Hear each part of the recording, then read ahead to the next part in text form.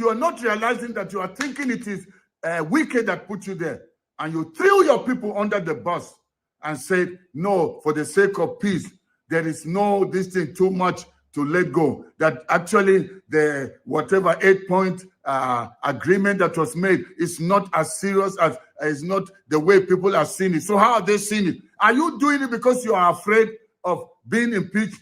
One thing you do not know, the moment you allow them and those 25 people return, because I understand there were 27 and 2 others withdrew again, and now it's 25 people that are the legislators that are there, or let me say people that are in the House of Assembly, and they return, and they all come back as APC, except if you are going to decamp to APC. And if you decamp, you know that's not constitutional.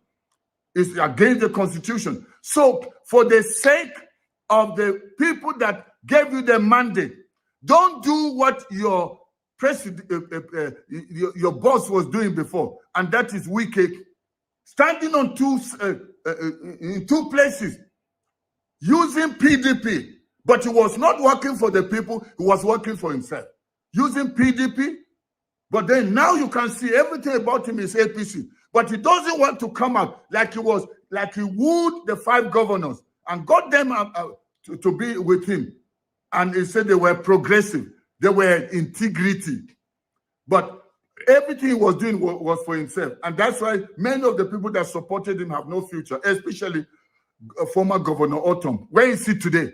Because he was following Wike, not knowing Wike is an opportunist. Wike will never do anything for anybody, thinking about somebody's interest. Even if it appears as if he's doing something for good for you, there is something he's going to benefit. And that's what he was doing. He said, surprises are coming. And he knew, he waited to strike at the correct time. And I don't know how PDP was so weak, they could not expel him earlier. And they thought that if we expel him, maybe we'll lose. Didn't you still lose at the end? And Tinubu is not there for the people. He's there for himself. Wike is not there for the people. He's there for himself. And Fubara, don't join them and think only about yourself. See how people put their life on harm's way to come and support you, to stand with you. And today, you are not supporting them. You're not standing to say, no matter what, I'm now the one that is the chief executive in my state. And Tinubu can do nothing, according to our constitution, and Wike can do nothing. And there you are now playing into their own net. Shame on you. I just pray that you retrieve your steps back. Well, Nigerians, what next? What next? Only we can save our nation. I want to hear your view. What do you think Nigerians should do? Should we wait for 4 years? If 8 months is already so messed up, things are so messed up in 8 months. So how would the next 3 years and maybe 3 months be? Or the next, not just 3 years, but we'll add another 4 years. How will it be? 7 years and 2 months under somebody like Tinubu. Forget it. You're wasting your time. He has no plan for Nigerian safety, no plan for the economy, no plans for you, no plan for anyone. The only thing he has in his heart is himself and no one else.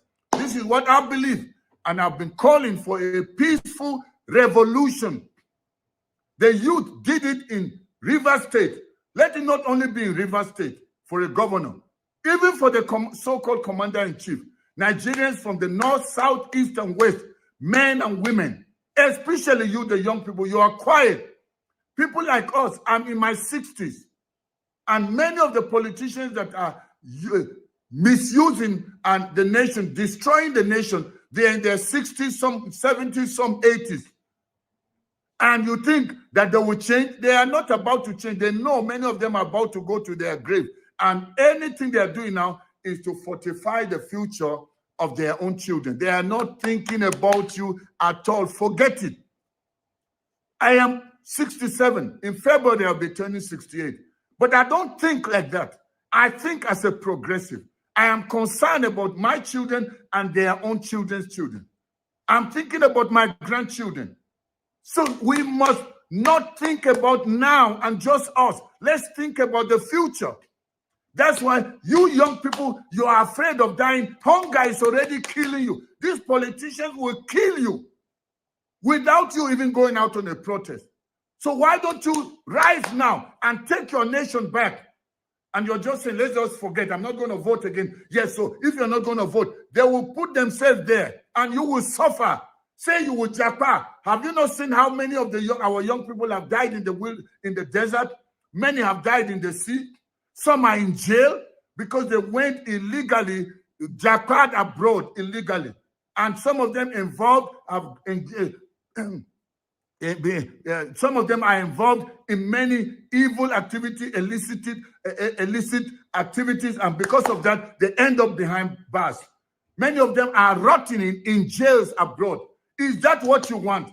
God has given you your own nation with so many natural resources, blessed with so many treasures, but few people are destroying it, and you are watching and saying, those people will come after me. They're already coming after you.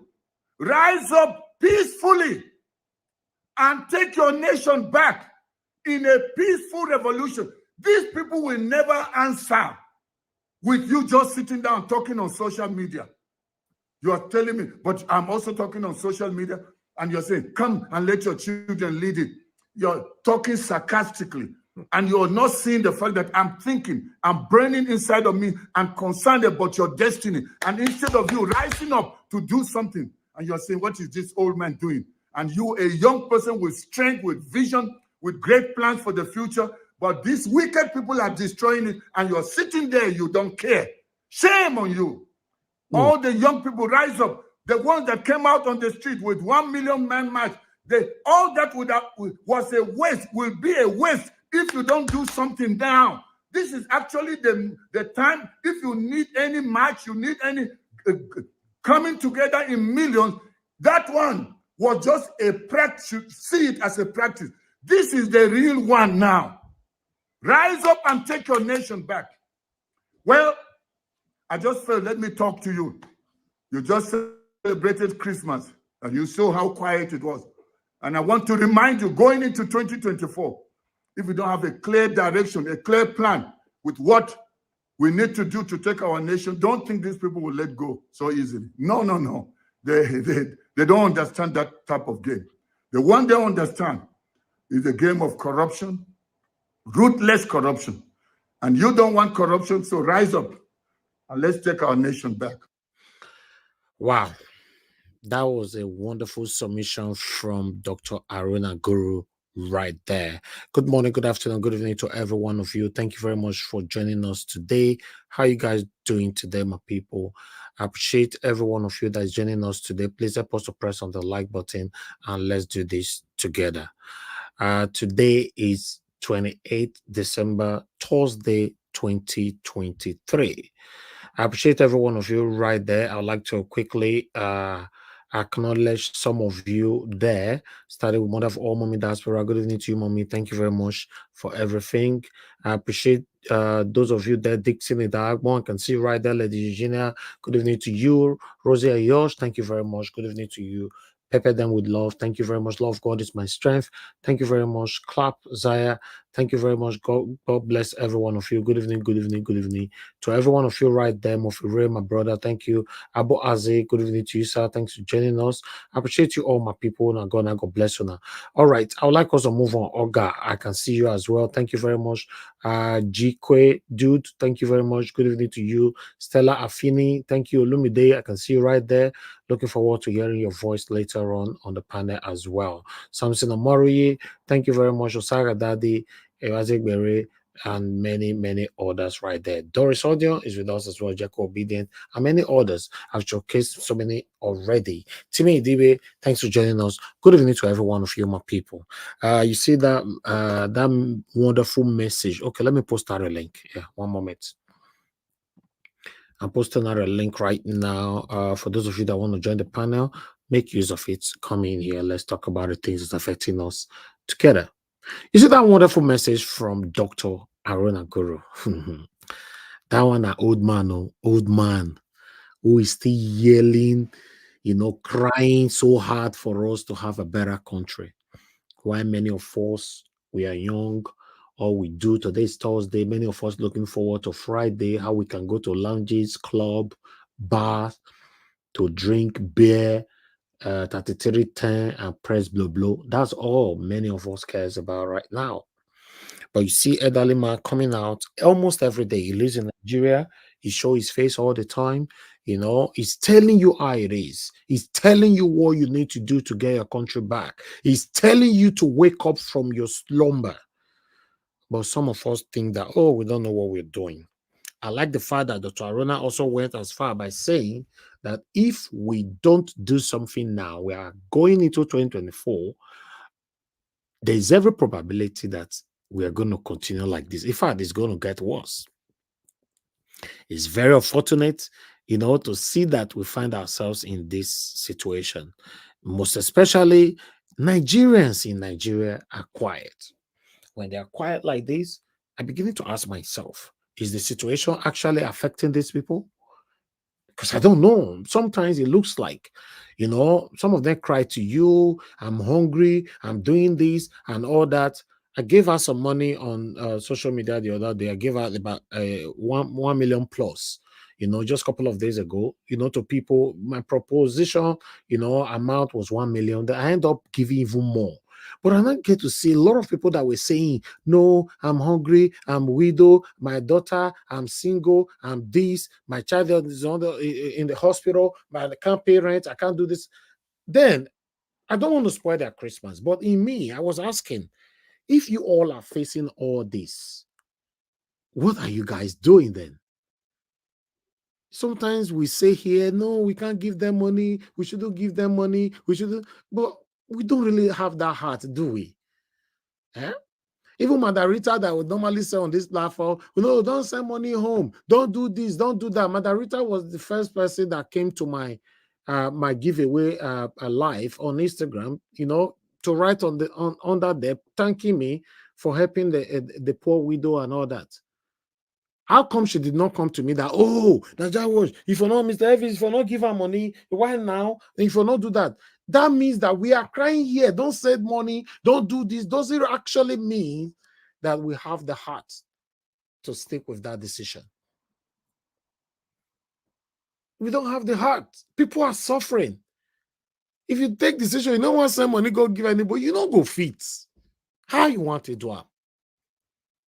But the question I'm asking right now, are you guys happy with the way you are suffering over there? Me, I'm not suffering. In case you're not aware, I'm not bragging, but I'm telling you, I'm not suffering.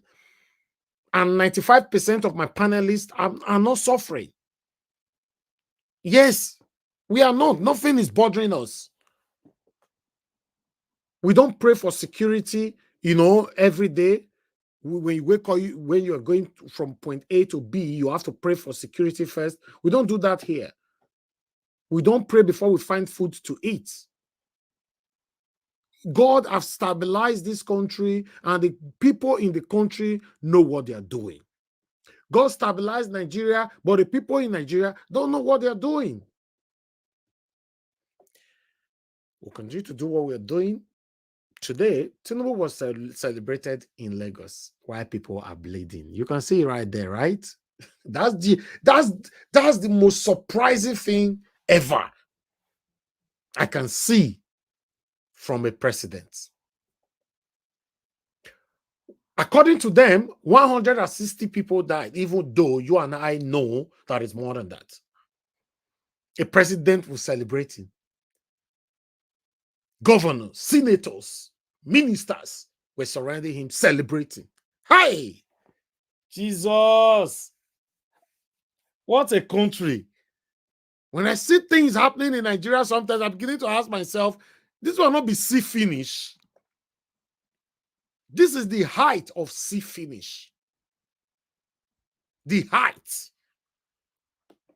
Like, no mind them. Maybe they talk there. Now social media, they know to talk. Fear let them come out. They come out, blah, blah, blah. They don't see us finish. I don't know. To be honest, I don't know. If Nigeria was a country that works, Tinubu supposed to be going across every communities in Plateau at this moment. Tinubu supposed to still be speaking about it at this moment. Tinubu supposed to have arrested so many people at this moment. But today, what did they tell us the other day that we are going to, they are carrying out investigation. Now that investigation, you carry. That's it. That girl with a stone to death for not that time. What did they call her? I don't forget her name again. That's what they said they want investigator. Now we all this so. Deborah. Yes, thank you, my brother. Deborah. Investigation. Also remember, say the bomb where they go say they drop mistakenly. They also tell you and I say they want to investigate them. Now we still there. So remember, I told you here that after 1 week, nobody will talk about that anymore. Tell me any media we still talk about that thing for the past 1 week. Tell me, say for their headline or on their highlights. You still hear say they drop bomb for so place. I want to do. No, Nigerians are very quick to move on. We are very quick to move on. Even this Plateau own, it's still the last now. In the next 3 days, they don't quench. Move on to the other one. But remember, Dr. Aruna talking just now. Say, people don't want to come out because they don't want to die, or people don't want to do anything because they don't want to die, but you are still dying. You see the funny part of it? In fact, you are even dying more.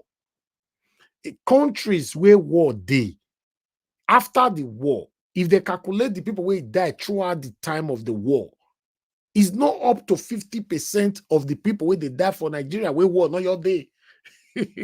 Are you getting it? You're in big trouble. Thank you very much, my people. I appreciate you all. Let's take this last one before we move on. Watch Tinubu here.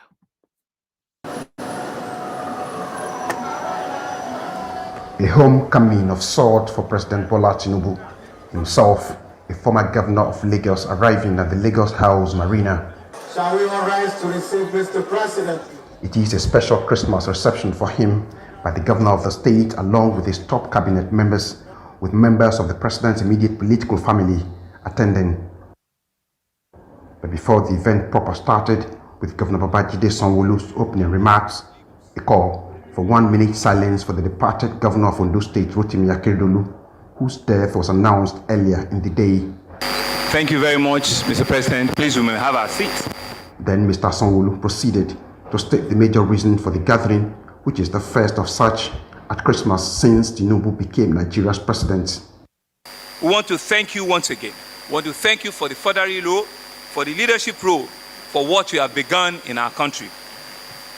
We know that we're going through a difficult time, and we've said so is not peculiar to our country. There's been global challenges everywhere.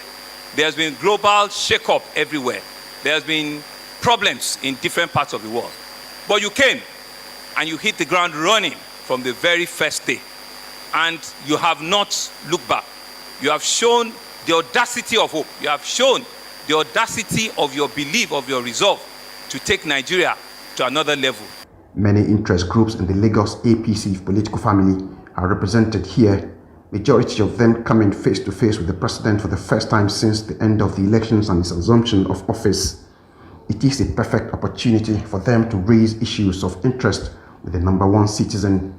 Under your leadership, we expect Nigeria to attain an enviable status amongst emerging economies. Under your leadership, we hope the 20 local governments and 37 local LCDAs will be enlisted in the Constitution. Under your leadership, we expect the role of traditional rulers will be recognized in the Constitution with statutory function. Mr. President, sir, the future of the world, not only Nigeria, is the local authority. And I know that you are a Democrat. You started it. Mr. President, sir, you will agree with me that the aggregate of development that you have in a local government will make a state to be beautiful. There's no security challenge that occurs in anywhere in the world or in Nigeria that does not emanate from the grassroots. So we need community policing to tackle and solve the problem of security challenge. The president's response to most of the demands came in the form of appeal for understanding of the enormity of the current situation in Nigeria and the need for all to work together in the effort to safely navigate the hardship. A lot of changes that will transform this economy. Financial re-engineering of our country is ongoing. We are determined to take Nigeria through the tunnel of hope, stability, and successful economic prosperity. We are doing that. Nigeria is in good hands. We are working hard. And I'm sure the result will manifest itself for the goodness of our country. We recognize the hardship that people are going through. The president has promised, and they are happy, but as he departs, Mr. Tinubu knows too well that it will take beyond words of mouth to convince not only these members of his immediate political family, but the entire Nigerians that indeed the good times are imminent when the entire nation will begin to believe again. Well, let's begin what's trending. Nigerians have been reacting to Vice President Kashim Shettima's visit to Plateau State to condole the victims of the recent killings in 17 communities by terrorists. The Vice President, who was representing President Bola Ahmed Tinubu, was at Bokos, Bakin, Ladi, and parts of Mangu local government areas where the terrorists killed over 100 people and displaced many residents. Shettima assured the victims that the killings in the state must stop, adding that Tinubu will not relent in ensuring that the affected communities get justice and residents are safe. Well, Dr. Bati Rufai ayoed this visit as, it came at the right time. I applaud the Vice President for going out there at the time that he did. But of course, a lot of Nigerians are asking, why is it that this is the same rhetoric that we get? Every time we see these things happen, the government officials go out there. But I want to insist that this is a new administration, and I'm hoping that it's going to be different. One of the comments that we got online was the fact that President Bola Ahmed Tinubu has not visited. He is the head of the family at this point. When your child dies, you go and condole with the family and bury your children properly, correct? Everywhere, across the world, if an incident like this occurs, the first person that you'll see out there is the president. Rufai, I know you did make that comment, and yes. I would like to align with you because we want this not to be the same type of situation that we've been hearing for years. And also the fact that the governor of Plateau State, which I'll take as well, he did attend that jollificating visit, like you mentioned yesterday, with President Bola Ahmed Tinubu. He actually attended the party at the same time. It is not the right optics that we see here. I mean, that is the picture that was circulating, and he did come under fire. Let me take a DEC tweet before I come to you, Rufai. DEC wrote, #Plateau Massacre. The governors did not find it fit or right to visit Bokos in Plateau State, where over 120 people were killed and families thrown into grieving, but found it good to converge in Lagos and visit Bola Ahmed Tinubu. You see how upset people are. So, you see, and I made an explanation earlier on, and I say, you see, it comes from a place of mental, hitherto torture. A lot of Nigerians have been tortured mentally without knowing. We come from a long line at first of colonialists. No, let me even chat historiography. We come from a long line of culture where leaders are not to be challenged. In Yoruba culture, what do we call a king? We say Kabiyosi. What it means is nobody dares ask you anything.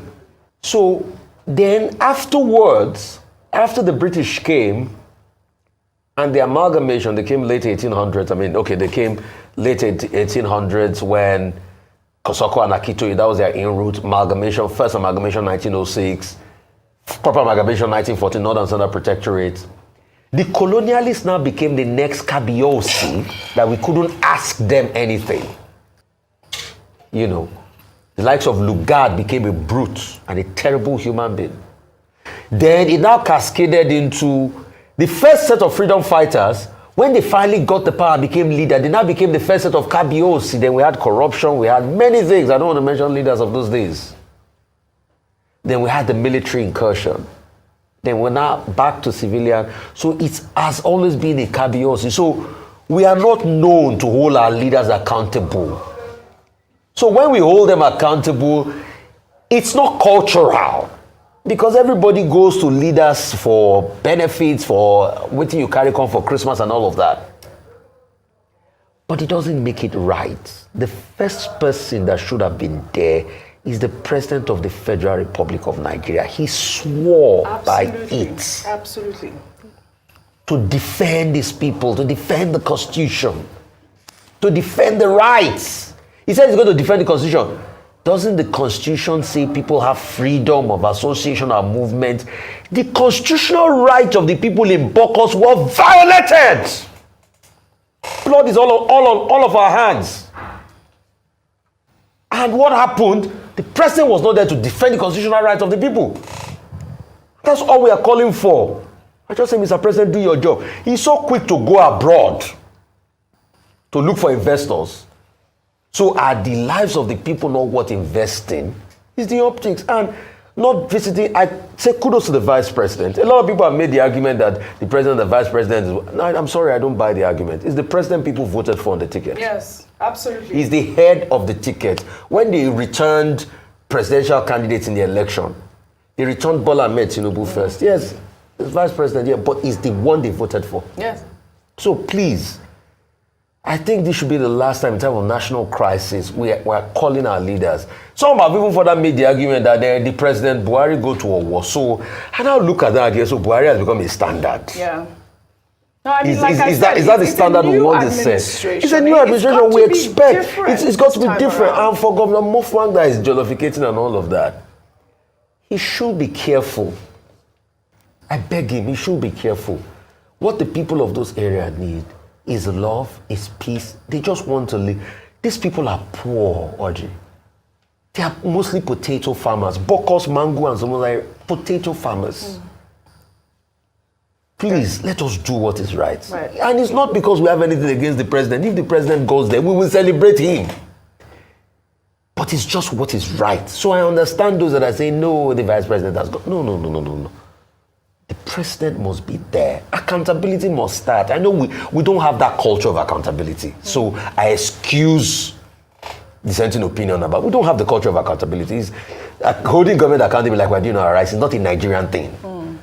But we need to start developing it. Yes, this is different at this point. Ayo. Yeah, I totally agree with your line of thought, both Rufai and Oji, and the fact that I believe that the president missed a fine moment to demonstrate very strong leadership abilities and leadership skills. When we have incidents like this in other parts of the world, the leader, there's nothing like Christmas. There's nothing like meetings, you suspend everything. And I think it also points to the fact that because of the number of violent attacks in that area and also in other parts of Nigeria, we've become quite desensitized to death tolls. So when we hear 150 people killed, only 150, last year, it's a competition of numbers. Because only earlier this year, in June of this year, the same Bokos local government area, Mangu local, yes, 150 people were killed over 3 weeks. That you brought that this point same up. year. I love it. A month afterwards, and by that time, President Tinubu had been sworn in, but let's excuse him. At that time, he had just come into office, so he was just, putting things together. 6 months, 7 months down the line, the same thing happened, despite the promises that were made in July to the governor of the state when the IG of police visited him alongside the commanding officer of Operation Safe Haven from the military. They said they were going to put out, equip the officers, ensure we will not have a repeat of this. What do we have 5 months after that visit? Another attack, and now possibly the numbers will top those numbers. But guess what? Business as usual, governors are still going to meet. It shows that we've become desensitized over the years to death tolls. A small incident, and let me use that word very lightly, happens in other parts of the world. You see Nigerians shouting, I stand with Israel, I stand with Palestine. We are talking about the problems that plague other people. When 7 people are killed by a deranged person in the US, we are talking, it makes headlines on international media. Nigeria follows suit. When 150 people die in our own country, initially we're like, okay, 2 days later, 3 days later, we're not even talking about the fact that VP went to visit. He went 3 days later, so he had spent Christmas with his family, he had gone to Lagos to see the president, and then he went to see the people of Bokos who did not have Christmas. I think this is a big issue, and I'm glad that we're saying it's not business as usual. The previous administration must never be a standard of leadership. That was horrible, it was terrible, it was criticized, and we are hoping for better. And we're saying this now because next time, we want the president to see Nigerians speak out about this so that he will take responsibility. So, I mean, it happened. But next time, when things happen, he must be at the forefront of showing empathy. He must really, it's not just about statements. He must see the people, visit them, let them see a leader, a true leader in our president. Absolutely. Dr. Bati, you did make the point earlier. I have a slightly different opinion. Let me just say what I was going to say. I said you made the point. I did hear you earlier saying that, the president did send a representative and he sent a vice president was representing the president. I mean, only last month, or is it this month, in Kaduna State, there was that mishap that happened, the bombing. Guess who went there? The vice president. It was the vice president who represented the president. So at this point, we are calling and encouraging the president to visit people, victims in this type of situation. Dr. Bati. See, I worked in the presidency, so I'm not doing armchair commentary. I have an idea. Now, as citizens, you can be concerned and say, if a man quarrels with his wife, the president, because he's the leader of the country, should show up there to separate them. If there is fire in a market, the president should be the one to carry fire extinguisher and all that. It's fine, because Nigerians will say, oh, we want our president to be in the front. But in the governance process, it doesn't always work like that. Dr. Abati, we are not talking about fire in the market or a man fighting with his wife here. We are talking about 160 according to the agreement, the number, the statistic that the same satanic government submitted. 160 people lost their lives. So why are you comparing?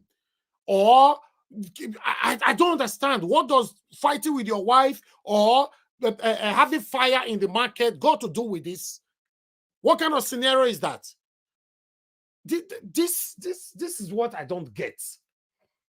This is what I don't understand. 160 people died. Abati is comparing it with Elvis.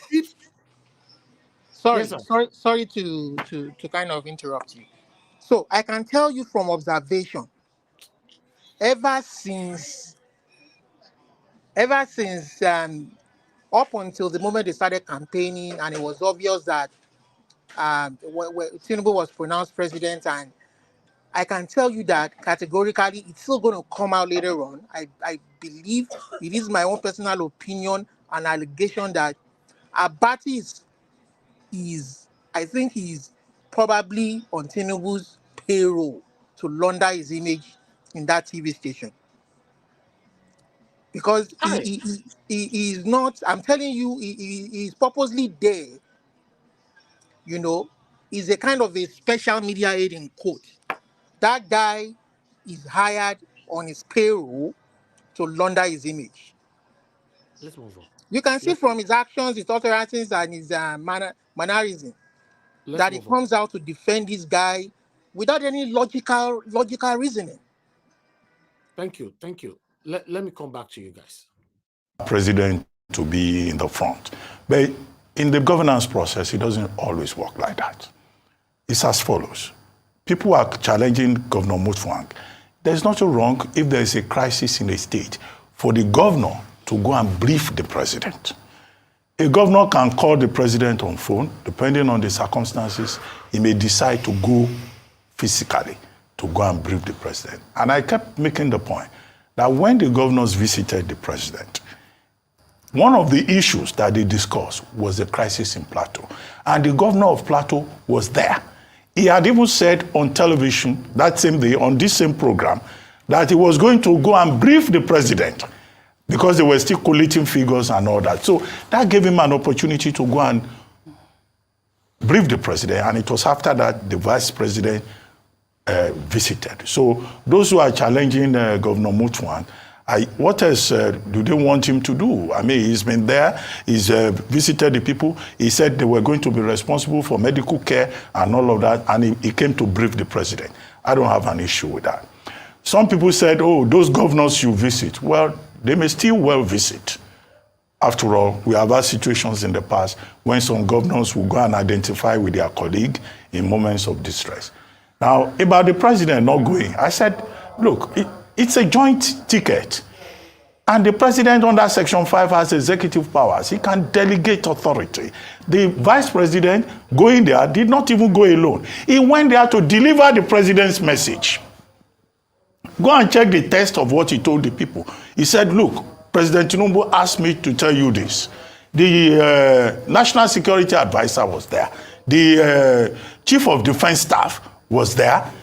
Two former governors of the state, Darie and Lalong, were there. The governor himself was there to identify with the people, to visit the communities. But if people are angry, yes, the only justifiable part of it is that we have been on this matter for decades, since 2009. Yes. People keep getting killed. The only thing we hear is we mourn, we bemoan. We lament. There will be access to justice. Or the president sends his condolences. Or the president sends his condolences. We don't want to hear that anymore. This is what we have been worrying about. So our concern should not just be about the physical presence of the president. After his visit to Lagos, he can still go there. It doesn't matter. But what matters to someone like me is what difference will it make beyond optics?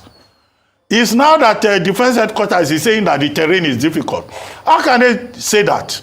Terrain is difficult. So what is the job of Operation Safe Haven there? They said they received 30 distress calls, but they could not move because the terrain is difficult. Which terrain is difficult? And how were those people able to access the terrain? The police. How were they able to access the terrain? The terrorists could access the terrain. But the police cannot. The military, the Nigerian military could not access the terrain. Now the police has just woken up. A DIG has been dispatched to the place. Messing after this. Come on. And they are saying, we will investigate, and after about 150 people have died. So what we want is for the state, Kwa State, to be responsible, to be responsive, to protect the people. It's not about, individuals going for photo opportunities, and posing for cameras and, just displaying empathy. If that empathy does not translate into concrete action, then we're missing the point. Yeah, I don't know how terrorists can access the terrain. Well, in the meantime, stand-up comedian Seyi Law, who visited Nigerian army troops on Christmas Day, in a post on X, said the budget for the Nigerian military is actually meager compared to what is truly needed to fight insurgency. The comedian further disclosed that his time spent in the capital of Borno has exposed him to a lot of knowledge on the catastrophe of the prolonged insurgency battle in the northern Nigeria.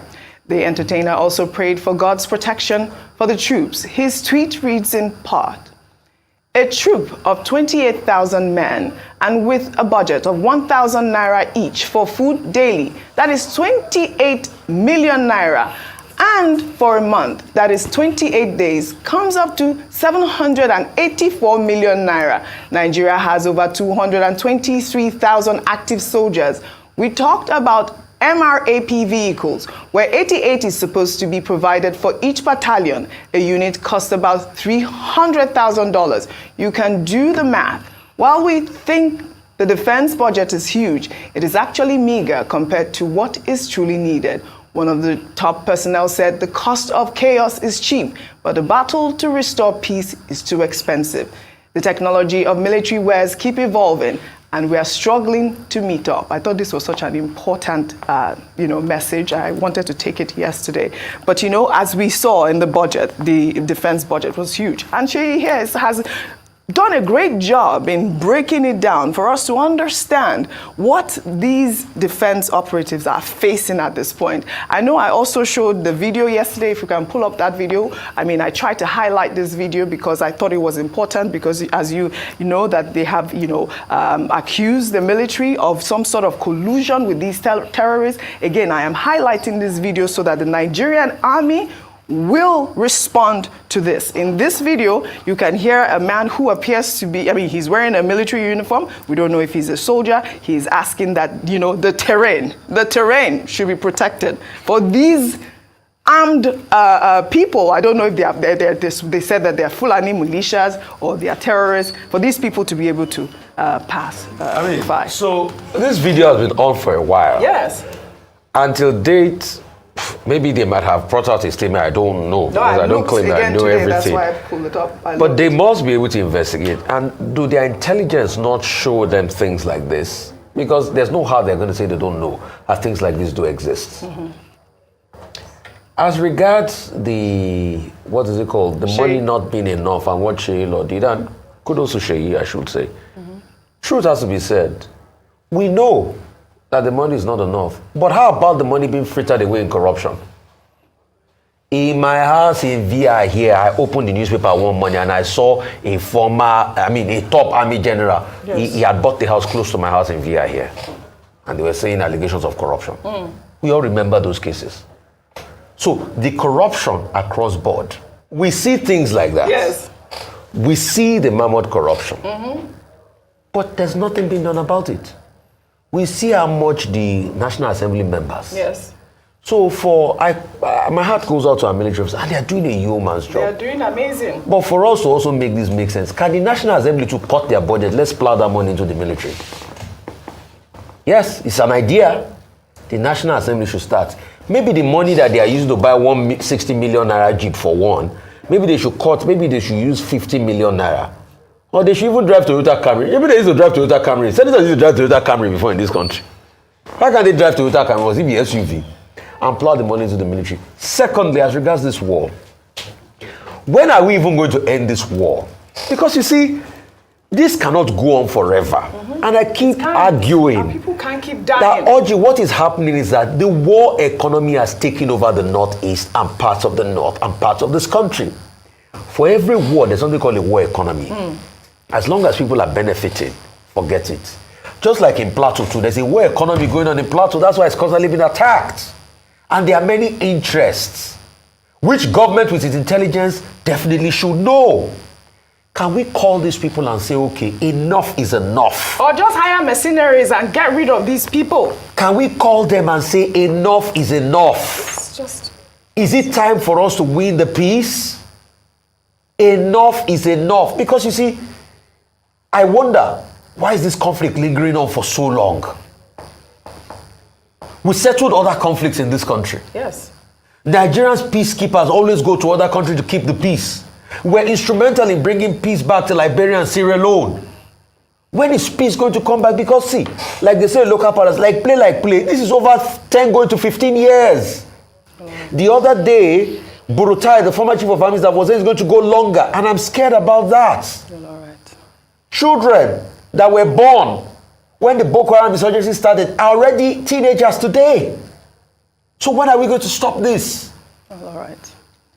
Again, may the souls of those who have passed rest in peace. Dr. Bati, we don't have much time. Quickly. No. Sheyi Law, yes, I think it's good that he went to see the troops. That's how he chose to spend his Christmas holiday.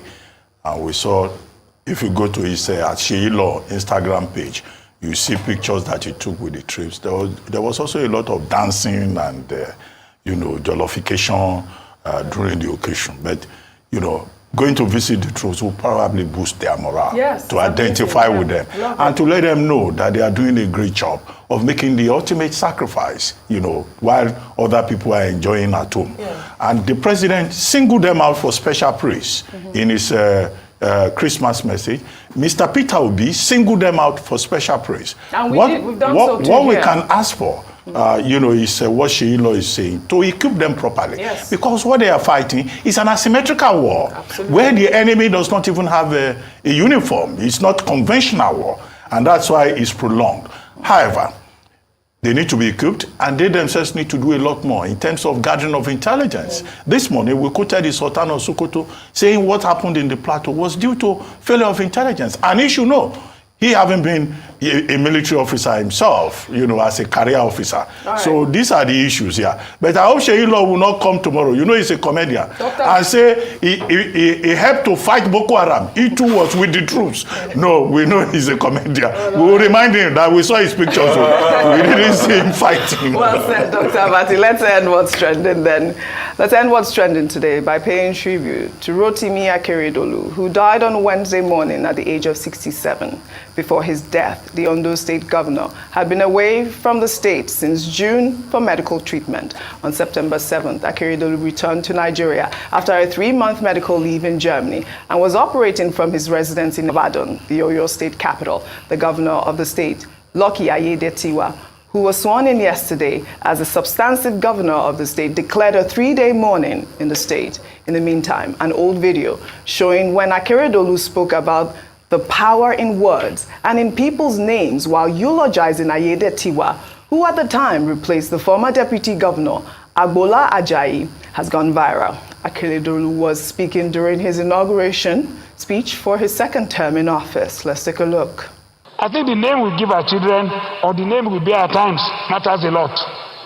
So I want to congratulate this man. When they gave you Lucky, they knew you would be lucky. Now you are lucky. When you are given Rotimi to be a deputy governor, deputy governor, and even your parents' name spoke volume. Ayedatiwa, Ayedatiwa. You have been loyal. You have been consistent. You are worthy of this position. And I want to thank you for being considered to complete this journey with us. I have maximum 4 years. Maybe you can proceed from there. It is for me now to come down and for you to grow. I must come down for him to go, and I've done my own little bit. So I congratulate you, congratulate your wife, congratulate your children. Powerful speech there. May his soul rest in peace. Almost speaking prophetically there. Absolutely. Lucky Orimisan Ayedatiwa, your name has spoken for you, even though it might not be in circumstances that people wanted. However, the governor described you as loyal and consistent. I hope that this vote of confidence invested in you by Governor Akeredolu, you will live up to it in your tenure as governor. This is the thing about naming and naming systems in Africa. Affricans give their children names that have meaning. Right. You won't see an African family calling child wood, stone, or bricklayer. Well, right. You know, because the names carry meaning. Absolutely. The functionality of names.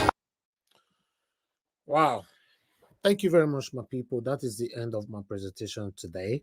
We've presented so many things today already. Maybe if we have enough time later on, we might highlight more things later on. But I would like us to start talking right now. That statement from the late Governor Akeredolu was strong. You know, although I'm one of the people that believes so much on what we say with our tongue, though. I believe so much on it. You know, my parents always let me know that I must speak positively over everything, no matter how bad it is. You know, the only reason why you see that when it comes to Nigeria issue is not working. That's why. Yeah, but when it comes to, yes, in the main thing that you know that is working, you know, just stay positive. You know, it said that we come down for him to grow. I will leave for him to go. These words are strong, man. But I don't know what others can say about it. But meanwhile, good morning, good afternoon, good evening to every one of you. It's good to be back here again. Appreciate every one of you. We already have a couple of people already on the panel with us. We have Give Us a Mandate. Olumide is with us as well. Tunaja is with us. Black Panther is with us. And Mr. Ferreira is with us as well. My people, help us to press on the like button, help us to share, press on the $sign, encourage what we do here as well. We're going to start talking right now, but I would like to take some calls. In case you want to call in now, please, this is the best time for you to call in, so that I want to take just 4 calls before I go back to the panel. Okay, we already have Madam Origin with us on the phone. Madam Origin, thank you very much, Madam, for joining us today. Good evening to you. Please talk to us. Hello, everyone, my people. Before I start anything, I just give this note of warning to Niger and Mr. Ferreira. Me and I no put this place down, no. What is this?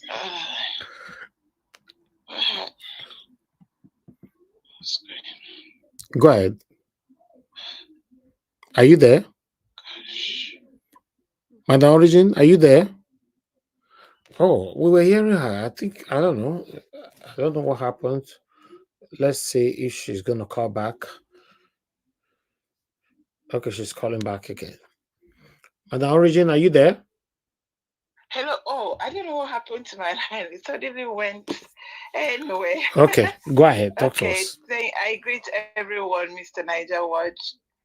God bless you. God bless you. God bless you. Thank you, ma'am. I just want to go straight to the point, because there is no way this place is not going to be set on fire so long as Niger and Mr. Ferreira are there. But I'll just go to say a few words, which I have almost taken as a duty. I have this to tell my people, the ones I come here for every day, and that is the Niger youth, the few, the brave, the strong, the ones that are going to move this nation out of where it is. You all are somewhere, you're going to do it.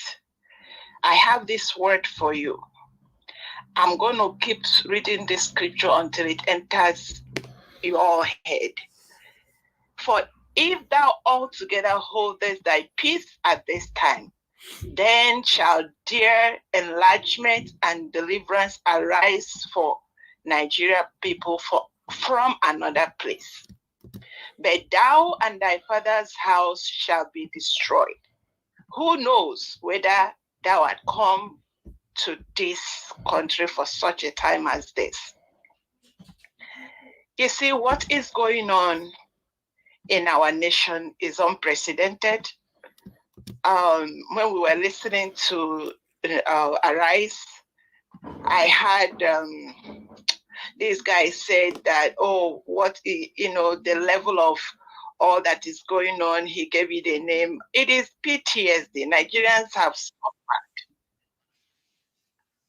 Nigerian youth, Niger youth, listen to me. You see, Nnamdi Azikiwe was almost about the oldest when he took up office. The heads of state, Babangida was between 42 and 44 years old. Sani Abacha was 50 years old. This guy from Plateau, he's still very much alive now. Gowon was about 40 years old. He was even a bachelor then. And these guys, and so on, when you continue to count them, I keep researching. I told myself I must spend time and know what is going on. We are receiving 1,000 calls every day from this evil that has behoved us as a people. But if we do not understand and know how to fight, we will be fighting the wind. Nobody fights the wind and wins. You go to the source, you go to the heart of the matter. And one of our Thank you. mantra here is the devil is in the detail. I tell you, youth, you have to wake up. You have to take up the mantle. And I tell you again, it is not about, there is nothing. We do not need these people. We do not need these politicians.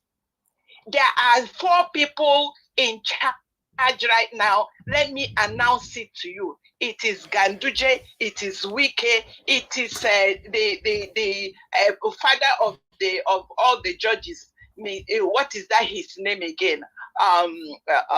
What's that one that writes all the scripts for them that they said they were giving judgment? It's not Ariwala. Fashola. Fashola. Fashola, yes. Fashola. Fashola. These are the people that are manipulating. Right now, as I'm speaking to you, Ganduje is on the governors. We are talking about this Plateau state. This Plateau state man all that is like his hands are tied. Ganduje is on the governors. Fashola and Olanipekun is on this, forcing them to what their agenda is that I do not know. Nigeria youth, there is no government. What we have is a criminal organization. If you don't rise up and take up, did I mention Wike? Yeah. Tinubu, Wike, Ganduje, Olanipekun, Fashola, there is even no APC as we are speaking. All right. Thank you, ma'am. There is no governance. God bless you all. Thank you very much, Madam Origin. God bless you. All right. Thank you very much. I have Tune on the backstage. Tune, please turn on your camera. Then I'll let you in. Got people impersonating these days. Tune, if you can hear me, please do that. I know you're on the backstage. But meanwhile,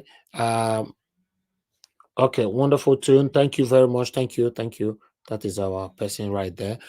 Thank you very much. Love of God is my strength. Thanks for calling in. Good evening to you, madam. Please talk to us. Thank you. I can do my own beat too before you go on the panel. Okay, go ahead, man. Thank you. Thank you, man. Thank you. I will be quick anyway. I'll be quick. Good evening, everyone on the panel and comment section. Good evening. Good evening, Mommy Diaspora. I'm praying my love from here to you, and I hope you catch it. Thank you. Now, good. I just saw the videos that you showed today. First of all, I want to talk about Aruno, Dr. Aruno Goro. You know, this man is an elderly man, and he's coming out, getting involved in politics when he's supposed to be relaxing, enjoying with his family. I'm very sure he's comfortable. I'm looking at him, you will know that he's comfortable. And he's talking to our youth for them to rise up and do something so that we can take our country back. And if you remember, I always say, I'm not looking forward to 2027. What I'm looking forward to, I'm looking forward for all of us to do something, for something to happen so that we can take our country back. I don't know the thing. I don't know how. I don't know what's going to happen. But I'm looking forward to a time that Nigeria will get to a place and they will say, oh, it is enough. We are tired now. We are ready to take our country back. Because if we are waiting for these people, the way they carry themselves all over the place, enjoying, even showing it to our face, they are doing party, they are showing it in our face. Enjoying, they are showing it in our face.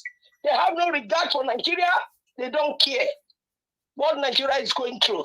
So what I'm saying now is that Nigeria should arise. They should think. It's not that we are here. We cannot swear and say, okay, we too, we are tired. We should leave them. Like what you said when you started. We are all right. Today, if you see my food, my fridge is full of food. Oh, I don't even know what want to eat.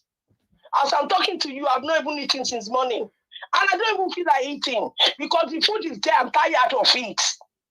So, but we are talking just because of, for me to go back home and do something, set up all the thing I bought. I want to start up my business. I can't go where the country is shaking. I was thinking Obi was going to win So that after a time, I'll carry myself and go and do what I want to do. But now I am stuck. Even the people you give money to do something for you, they will dupe you. So Nigeria is a mess. Nigeria is a mess. We don't know what to do. That apart, now let me talk about Sheyi Lord. Yes, Sheyi Lord went to visit our troop, our military, where they are suffering on Christmas Day. Yes, it's good. I'm not saying it's not good, but that is for me. That is the showman thing. He's doing propaganda for himself, to sell himself. He's not doing it for Nigerians, and he's not doing it for me. Because when we needed him to use his platform for the right person to come in as a president, he used his platform to promote wrong ideas, to promote somebody that is not worthy to be a president. So for now, him going to visit, whether the troop in the bush, in anywhere, to me, it does not even move me. Now I come to Akeredolu. Yesterday, I saw on the TV, I saw Ondo people celebrating that this man has gone. I don't know why. I don't know about this man. I don't want to see anything. But why I will say, Akeredolu is not the first person that Peme.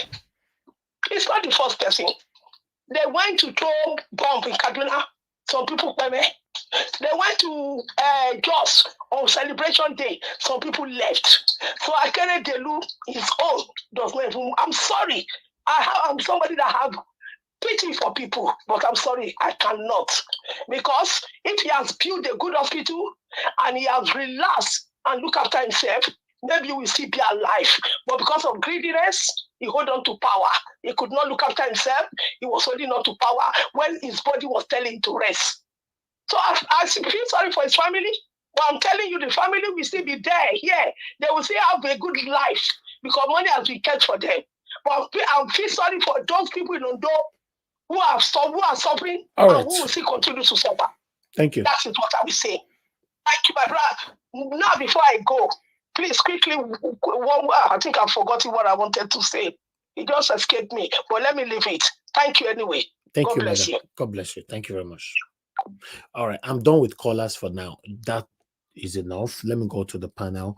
We have a couple of people already with us. Good morning, good afternoon, good evening to you all right there that just coming in right now. Please do your part. Press on that like button because our voices needs to go far. That's what it's all about. Please press it, press it, press it. God bless every one of you. Let me come to the first person on the panel today. You know, I would not have a new person, so I would have prioritized the person.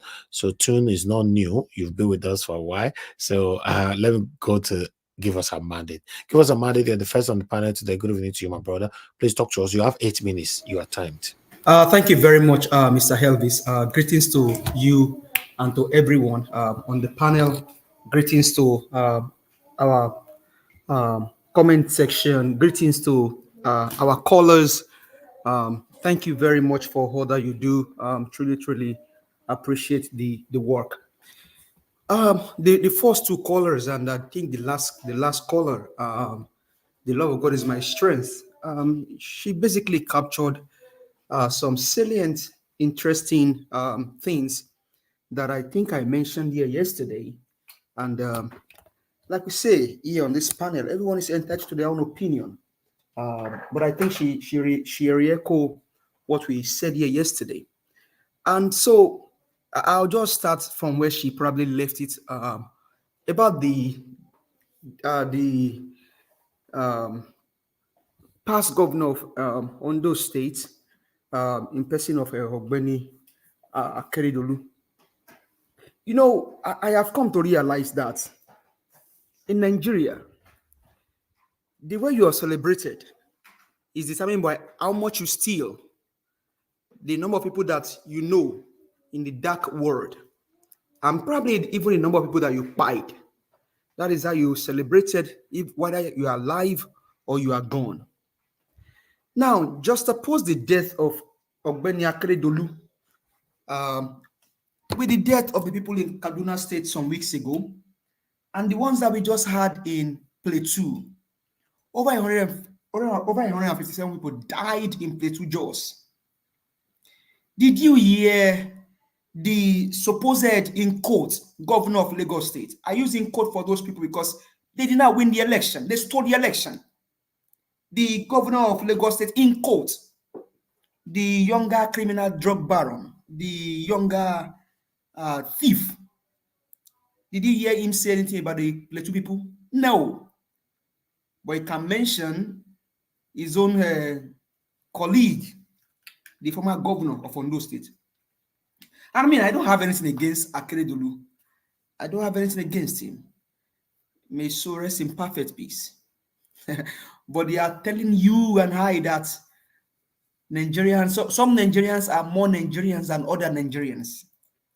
And that's why the president, in quotes, mind that word, the president, in quotes, selected by Mahmoud Yaku, their president, not my own president, despite the killings in Plateau State. You know what it means, Mr. Elvis, to take the stock of 157 people. 157 people can fill a theater hall of a lecture theater in a university. 157 people. Now, that's the number of people that we pied in one day. And these guys still went on ahead to celebrate. What were they celebrating? I don't know, maybe Christmas, or they are celebrating evil. Because even the person they think they are celebrating came to die for humanity. He went to fight against death. He overcame death and gave humanity life. In your country, 157 people were pied in one day, and you still went on celebrating. They even celebrated the criminal drug baron. Come on. They celebrate a criminal drug baron because of what? He knows how to loot. He knows how to stay in power in Lagos State for the past 24 years. And he knows how to steal it, grab it, and run with it. That was what they celebrated about him in Lagos State. That you know what? Ogbeni, ìwọ ló mọ̀ ṣe jù. Ìwọ nìkan ló jẹ́ governor, ó tún jẹ́ president. Látọdún gbọ́ràn, ó ti jẹ́ governor, ó ti wà lórí oyè. Ìwọ nìkan ló ní ẹgbà ẹjẹ́ àgbà bóbó pa bóbó bù lẹ́sẹ̀. Ọ̀gbẹ́ni, ó yẹ ká di ọládé. Ọmọ gidi ni ọ́, ọmọ àlè tó ń fún ọmọ gidi. Celebrating a criminal drug baron because he knows how to snatch it, how to run with it, and he's still running. His marathon, his race has no end. He told he's going to hit the ground running. He's still running.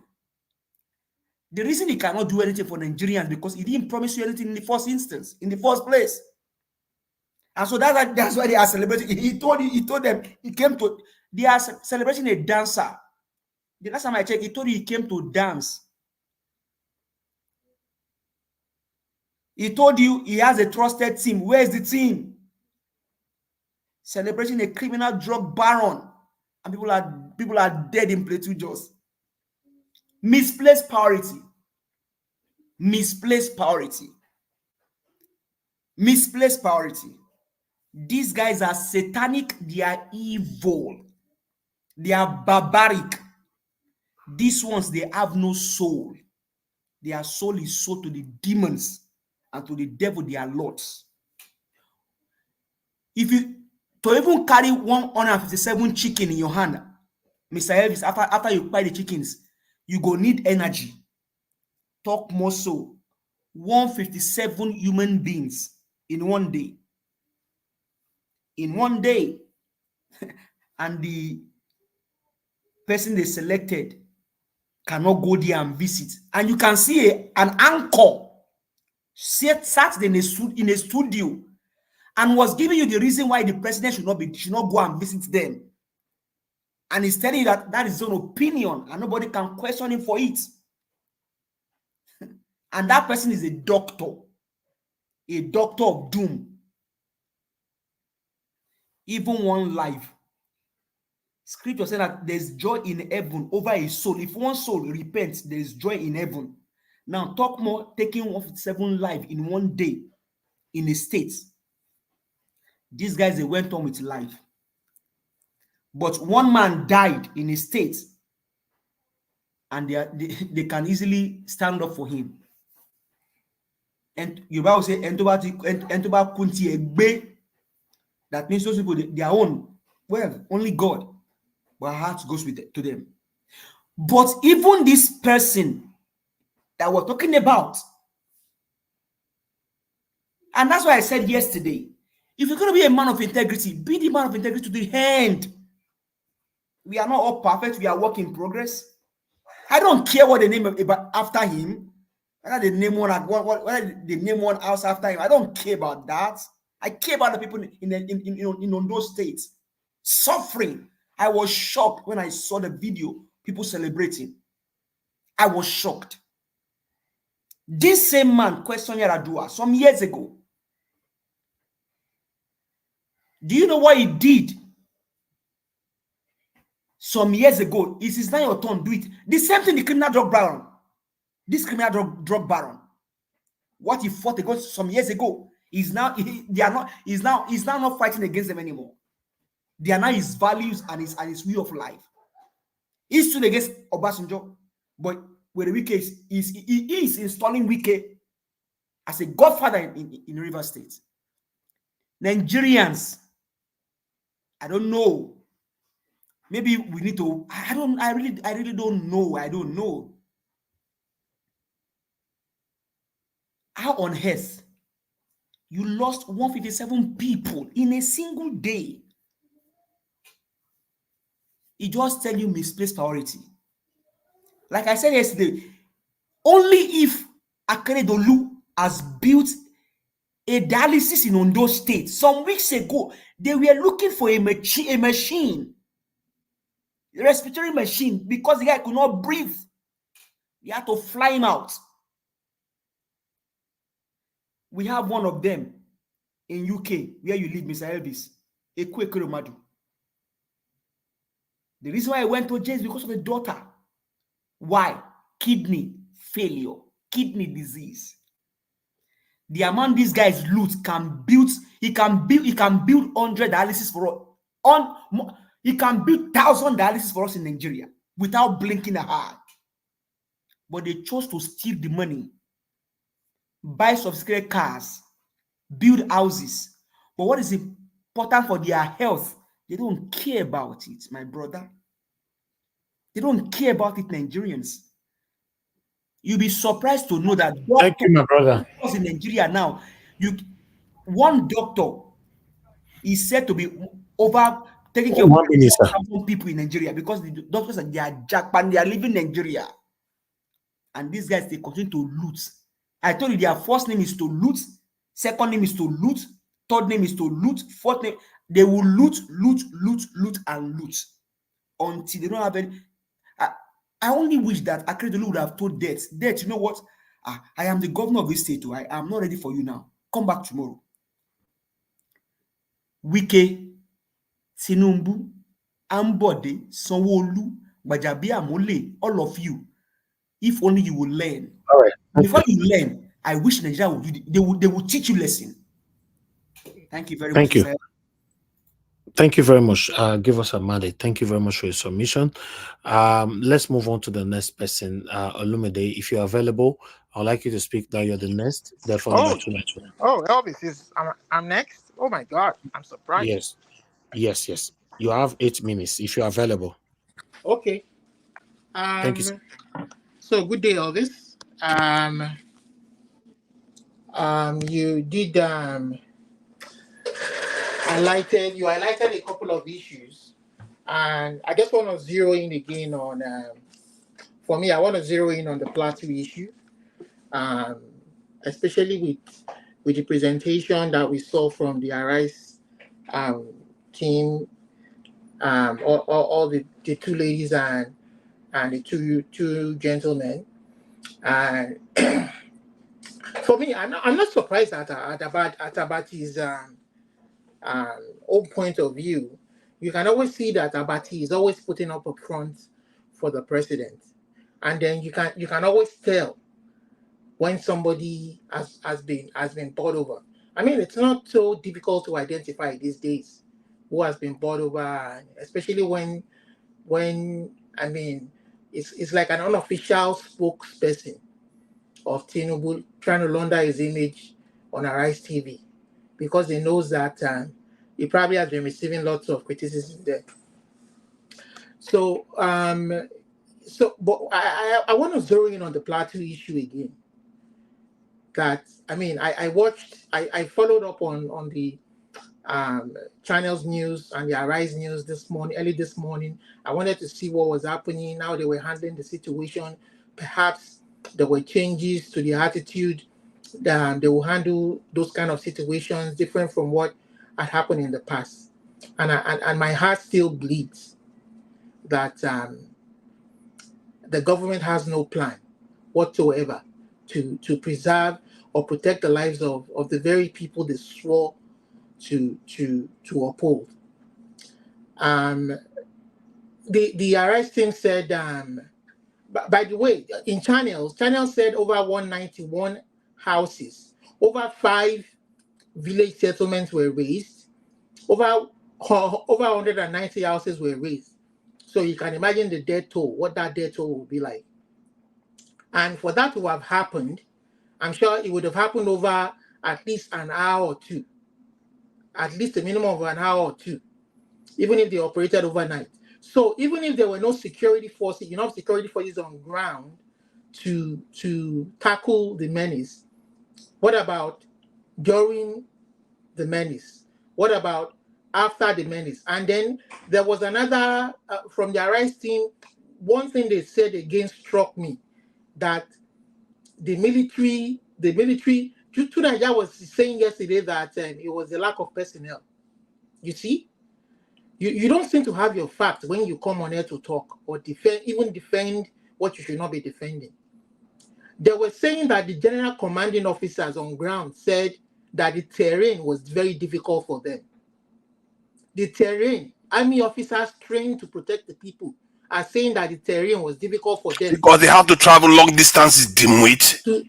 Let me finish, you will talk now. They have to travel long distances. And these same bandits who are supposed to be unprofessional and untrained killers, and were able to make that travel. No deterrent more than our own Nigerian soldiers. Isn't that a shame? You are putting up another excuse when you said yesterday was the numbers. And now the officers on ground are saying that it's the terrain. That is what we call incompetence.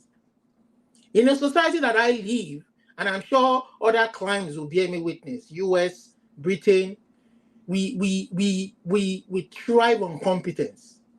Not necessarily your school grades. Competence. Competence means somebody who is able Then to why do is it the they job. have more numbers than us then? Let me finish. Answer that simple question. Let me finish, sir. So we thrive on competence. Competence means no matter where you are from, regardless of your ethnicity, you are handed the job because they believe you have the knowledge and the skill to complete that job and complete that task. That is why they are hired as Nigerian soldiers, so to protect our territorial integrity. And then you are saying that you are telling your commander-in-chief, the president, that the terrain. So who's going to man the terrain? Who? To Nigeria, answer me. Who's going to man the terrain? You have to have outposts for military outposts everywhere. You have to have a grid that's large enough. Is outposts as the same? It's the same, because if you have to travel long distances to the Nigeria, where let there's him finish action, his own you could talk get now. ambushed, and it has Nobody happened before. Okay, that's fine. I'm sure my other panelists. No, that's fine. Black Panther is Olumide that asked question. All his I'm learning something from is, Olumide now. So I'm sure my other panelists will wait. Some of all these traitors or our people, they don't want us to be saying anything. They don't want us to reveal the simple truth. Olumide, please, can you excuse me for 1 minute? Okay. Mr. Naija Wash. Yes. I think we should have a decorum here. And I think also we should also respect ourselves very well here, so that people can listen carefully and not to say, why can't Naija Wash control the temperament of some of our He's not people here. Black Panther. I did ask him a question, and I was exactly. So I would just give me an answer in about one sentence. sentence. I wasn't hoping that they would take over me, but just give me an answer in about one sentence. But you so ask him to speak. I didn't find his answer satisfactory. All your 8 minutes, you ask him to speak. That's it. So I'm asking, begin to come off now. So that's fine. I mean, so our soldiers are not competent. There are many factors affecting them. We know they are not well equipped anyway, and they are also not competent. So what they are telling their commander-in-chief is that, "Okay, we know if we do this job. I beg, sorry, this terrain, we know sabi this terrain." Can you imagine? That is their attitude. So these people have no help. They are helpless. They have to resort to self-defense. The governor has to do the needful. All this kotowing and going to Lagos to say, yes, sir, yes, sir, yes, sir, I beg, sir. You are just, the VP went there and said, "Oh, the least you can do for these people is to bring these perpetrators to book." How many has the Nigerian forces arrested? How many hours or how many days after the incident now? Have they pursued anybody? Have they arrested anybody? Even our Amotekun, when I remember those days when they were in our bushes, they will pursue, even when this enemy had superior fire hands, more than the Amotekun. Amotekun will pursue them, catch one or two, hand them over to Nigerian police before they eventually release them. We know all these games. But let the Fulani know, Shakpe, if they think they will take over anybody's land, indigenous people's land in this Nigeria, in this modern day and age, they are fooling themselves. People of indigenous community of North, Hausa people and any other tribes, Birom, the whatever, the Gwaris, or please, you have to rise up. They are not your masters. These people are not your masters. They are human beings like every one of us. There's no human being superior than anybody. If the white man can say that that we have equal opportunity as them, and we are in their country and we are treated as equal, how much more in our own home country? And then some visitors from immigrants from God knows where will come and say it is their God-given area and land and resources. God punish all of you there. You have to rise up, people. There's no place for anybody to come and take over anybody's land and lord themselves over anybody. North, south, west, east, anywhere. We have to rise up. And I'm sorry for you, Tinubu. You don't want to defend your people. You want to watch and pretend that nothing happened, just like your predecessor did. You will see. You will see what will come to you. Jagaban, you will see what will come to you. Ẹ máa ṣe lọ. Ẹ kàn kówó jẹ ni, ẹ kàn fẹ́ máa gbé mi, kẹ́ máa kólá, kẹ́ máa pọ́nlá. Nǹkan tẹ́ fẹ́ máa ṣe nìyẹn. Ṣé bó ṣe ń tòlú lẹ̀ ń tòlú yẹn? Èmi mọ̀ pé àwọn ọmọlábẹ́ yín máa gbọ́, máa wà ní abẹ́ fọ́nrán yìí, wọ́n máa gbọ́ gbogbo, kọ́ máa jíṣẹ́ fún yín. Kọ́ máa jíṣẹ́ fún yín. Kò sẹ́ni wálé ayé yìí tí ò ní dáhùn fún gbogbo iṣẹ́ ọwọ́ ẹ̀. Tí ò ní dáhùn fún gbogbo. People of Plateau, Benue, Middle Belt, you guys have to rise up. When the Igbo governors refuse to stand up and defend the people, they swore to protect. ESN stood up. Kanu stood up. Kanu is a hero. Kanu single-handedly, with the help of the diaspora, Igbo and other well-meaning Igbo people, raised the ESN and chased the enemy out of the eastern land. But maybe in the southwest, we had a little bit of a bit of more sensible people than the Igbo governors. The southwest governors stood up. They lawfully created Amotekun to defend the Yoruba people. Middle Belt, you have to speak up for yourself. There is nothing like one knot. There's nothing like one knot. There's nothing like Hausa Fulani. There's nothing like that. It is that you are Hausa, you are Birom, you are Gwari, whatever other ethnic group exists in there, the indigenous people, the Fulanis are foreign to us. And if they want to be part of Nigeria, they have to behave like well-mannered people, civilized people. We are not saying they shouldn't come and aspire to be what they want to be, but they have to do it and play it fairly. They don't want to come and lord themselves over us. This is not era of slave trade. We are not slaves to anybody. Nobody is slave to anybody. We are all co-equal partners in this nation called Nigeria. And I don't freaking care. I mean, I don't freaking care what. Nobody's going to use religion or Quran or anything or jihad or anything to come and say they want to take over anything. It's not going to happen in this modern day and age. It's never going to happen. People should be free to aspire and live their lives. Nigerian government, please protect the people. These people are helpless. They are depending and open on you. They don't have any way to buy hands. Not to talk of superior AK-47 that cost almost over $1,000. And you will know that this thing is either state financed, maybe from a foreign country, or maybe people within government giving them information. Our forces have been infiltrated. Our communication sector has been infiltrated. They monitor calls. They are already in. Nigeria is not a safe country. It's a shithole country in all ramifications.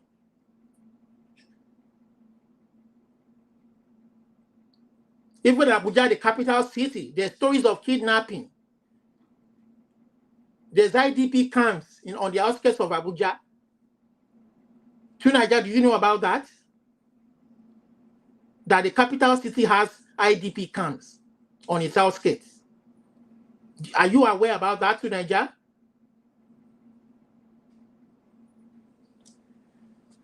Well. All right, your time is up, sir. Thank you very much. Thank you. God, God bless you. Thank you. All right, let me go to the next person to speak to us, which is Tunaja. Tunaja, you have 8 minutes. Good evening to you, sir. Please talk to us. Yeah, greetings, Nanja. Thank you for having me, and greetings to everyone on the panel, the chat, and to the viewers. I think I'm getting a little bit irritated by people that just keep making excuse for every solution that one proposes, even when it's so obvious. And I'm beginning to worry that some people that just talk here, they're just talking for the sake of it, or some of them are actually very malign. They're not even working for our elites. They're working for foreign interests. They're actually maligned actors within us. They are distracting us from what needs to be done. It's very simple. Our forces are too small, period. If you want to fix that country, you need to restore what we lost during the colonization wars. Our nation is not secure. Our people are not secure. The problem is deep, so deep. It's not just even about banditry. It's deeper than that. Look at Israel that is at war with a foreign killing more than 20,000 people. Do you know what Intel chip manufacturer wants to do? They want to invest 25 billion in Israel. Why? Why is it that everything we do, it seems to be worse than everybody else? Our military is too small. Look at this is Sri Lanka has a smaller military budget than us, but they have twice the size of our military. Sri Lanka is not very developed too, and Sri Lanka's air force is bigger than that of Nigeria, and Nigeria's population is 10 times bigger than that of Sri Lanka. Anybody that tells me any stupid explanation for why we are where we are, God help that person, because that person is lying and lying to our people. How can you have a nation 10 times with less population than Nigeria have twice the size of the military than Nigeria? A nation that spent even less for twice the size of military than Nigeria. So what is the excuse? Is it money now? There's no money issue anymore. Is it the population, or we don't have them? Yeah, we have them. And yet we leave our people defenseless. We are the least defended people on the planet. The black people are just lying there, living as if we are living in a garden. This world, there's no free lunch. Why is it that we are not recruiting into our military? We are going to create jobs. We are going to stimulate economy. I don't even know where the negative is. And yet, our people are not calling for this. So we will make excuses. Oh, constitution. It's the constitution that is false. It's corruption. Oh, no, it's not corruption. It's tribalism. No, you keep making excuses. There are so many thousands of systems out there. There is monarchy. There is socialism. There is communism. There is democracy. There is all kinds of systems, military. And every one of them that are not us do better than us. Why? Ask yourself. You can't do deductive reasoning. When you minus that one, okay, since it's the system of political system that we are running, that's the problem. Okay, so why is it that other people have similar crazy systems, but yet every single one of them still works? They have one thing we don't: security. That is the only one thing they all have, we don't. Anybody that wants to challenge me on that, they should challenge me on that. Even the best minds in statecraft have said it as much. When Machiavelli said it, some nimwits will come here and tell you that, oh no, it's nonsense he's saying. And yet, the policy that man has defined is what drives the West today. This man went on to say, the only job of a prince, which is a ruler, is to study war. When you have peace, is to prepare for the next war. And does that not look like how America operates right now? Does that not look like how Israel operates, where they talk about going to mow the lawn every now and then? They talk about mowing the lawn. Like, you know how you go and cut your grass now and again? In other words, you are always in the mood, ready to cut that grass. That is the policy these people are following every day. The people that have conquered our forefathers and still control our nations, that is the policy they follow. And when they tell our people this truth, some people say, oh, it's a lie. And I'm surprised, because today I was listening to Fela Kuti. He knows this too. Fela Kuti has been shouting this forever. Fela himself has been shouting this forever. Some of these people that come here and tell you that, no, it's going to take 50 years to solve the problem. It's going to take you, they are lying. Some of them are probably nefarious actors that are working for, wittingly or unwittingly, working for the colonial powers that want to keep us where we are. Any nation that wants to be free, you have to defend yourself. That starts from your security services. Once you start fixing that, you see that everything starts falling in place, because the bleeding of that nation, the vulnerability of that nation falls apart. Today, I was listening to a Fox News journalist. He was talking about how Iran is going to become nuclear very, very soon. That the problem that they are even worried about that, oh, maybe Iran will go inside their country, lace their chairs, their packed chairs with uranium and all the rest of it. I was like, the question you should ask is, why are they thinking like that? Why do they think Iran will go and lace their packed chairs with uranium and poison their citizens? Because that's what they do. They sabotage other people too. That is how they think. And this world, you don't understand. If you behave like an angel in this world, you are creating space for the devils. You have to be prepared to confront the devils in the dark. If you don't confront them, they are going to come and eat you. And that's what they've been doing to us forever. There are devils around the world that want to mess with us and take advantage of us. This world is not a free lunch. You have to fight for yourself. And our people are not defended. Our women are not defended. Our children are not defended. Our men and our own heritage is not defended. Everything we have is going to foreign people. Even our own people are happily going to them to serve them. They don't even understand anymore what it takes to be a people. They don't even understand it anymore. Some of our people, you have to convince them not to use dollars. You have to convince them to buy homemade products. Why do you have to convince people like that? It's because they are lost in the head. You don't have to. You can't tell Asians that it's a good idea to buy homemade products. You don't have to tell them. But our people, they will happily do that. Some of them will happily go and carry another human being's hair and put on their hair. And that sometimes the price that they pay for that human being's hair to put on their hair, do you know how many hours you can pay for free tuition or private tuition for children to learn and become more advanced? Something that other people are not doing. In other words, we are killing ourselves slowly. Our culture is killing us. And our ignorance, which some people sit here and perpetuate, is doing so much damage. I'm getting tired of hearing excuses after excuses. Some people will come and say, our problem, they will say, oh, it's the constitution, it's tribalism. No, focus on building your military. If you build that one first, you find that everything will start falling in place. It's just as simple. That's how other nations have done it. They will say, oh, we are suffering, that's why we cannot do it. China, when they were building their strong military and building a nuclear technology, guess what? They were living on rations. How many times have Nigerians lived on rations? Do you know what living on rations means? There is no food to go around in the whole nation. And they lost 50 million people during that time. And they built a strong military. Look at where they are now. And some people will tell us that, oh, no, it's because you are suffering. That is why. That is why you shouldn't have built a strong military. That is why you only blame the politicians, because the politicians are the only devils in the country. The politicians are traitors to our people. They've been traitors, and many of our people are traitors to their own people too. They simply refuse to see that defending yourself is a good thing. What kind of human beings do that? If you say it's not good for us to defend ourselves, are you waiting for people to come again and colonize us and kill us and take us as slaves, or make us tenants in our own continent? This is what they have done to America. There was a time Red Indians, they were 100% of that continent. Now they barely make up 1% of that continent. The same thing with Australia. These people have been known. There are people in this world that can destroy continents. If we take our position here for granted, then we are not listening to God at all. Because when God gives you heritage, you are meant to protect it. When he asked the children of Israel to go to Israel, he didn't hand it to them on a rose, tray. They had to defend it. This is what it takes to survive in this world. Even the Bible tells you, sell your gown and get a sword. Our people have to be defended.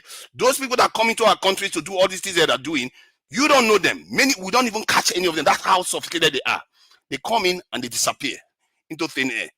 We should be demanding that our leaders recruit our people into the military.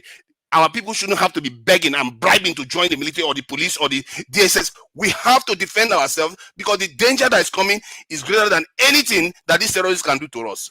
All right. Maybe they are even conditioning us. Maybe they are conditioning us right now, so that when they come back, we'll be so happy to welcome colonial powers to come and rule us. And some of all these people that are here talking, some of us will be so happy to welcome them to come and put us under slavery again. Okay. I say this is very simple. Please mute yourself now. Somebody unmuted themselves. Please mute yourself. 15 seconds. Let me just round up. The problem is simple. Don't believe any problem somebody tells you is going to take a year or two to solve. The problem can be solved now. Open recruitment into the military. Allow this NYSC students to go and serve in the military. Expand our security forces, and you will see that the nation will become secure and the economy will start progressing, and all of us will be able to return home and feel safe at home and invest in that country and build the country up. Thank you. Thank you. Thank you very much. I have somebody on the phone. Gija Breadman, thanks for calling in. Please talk to us.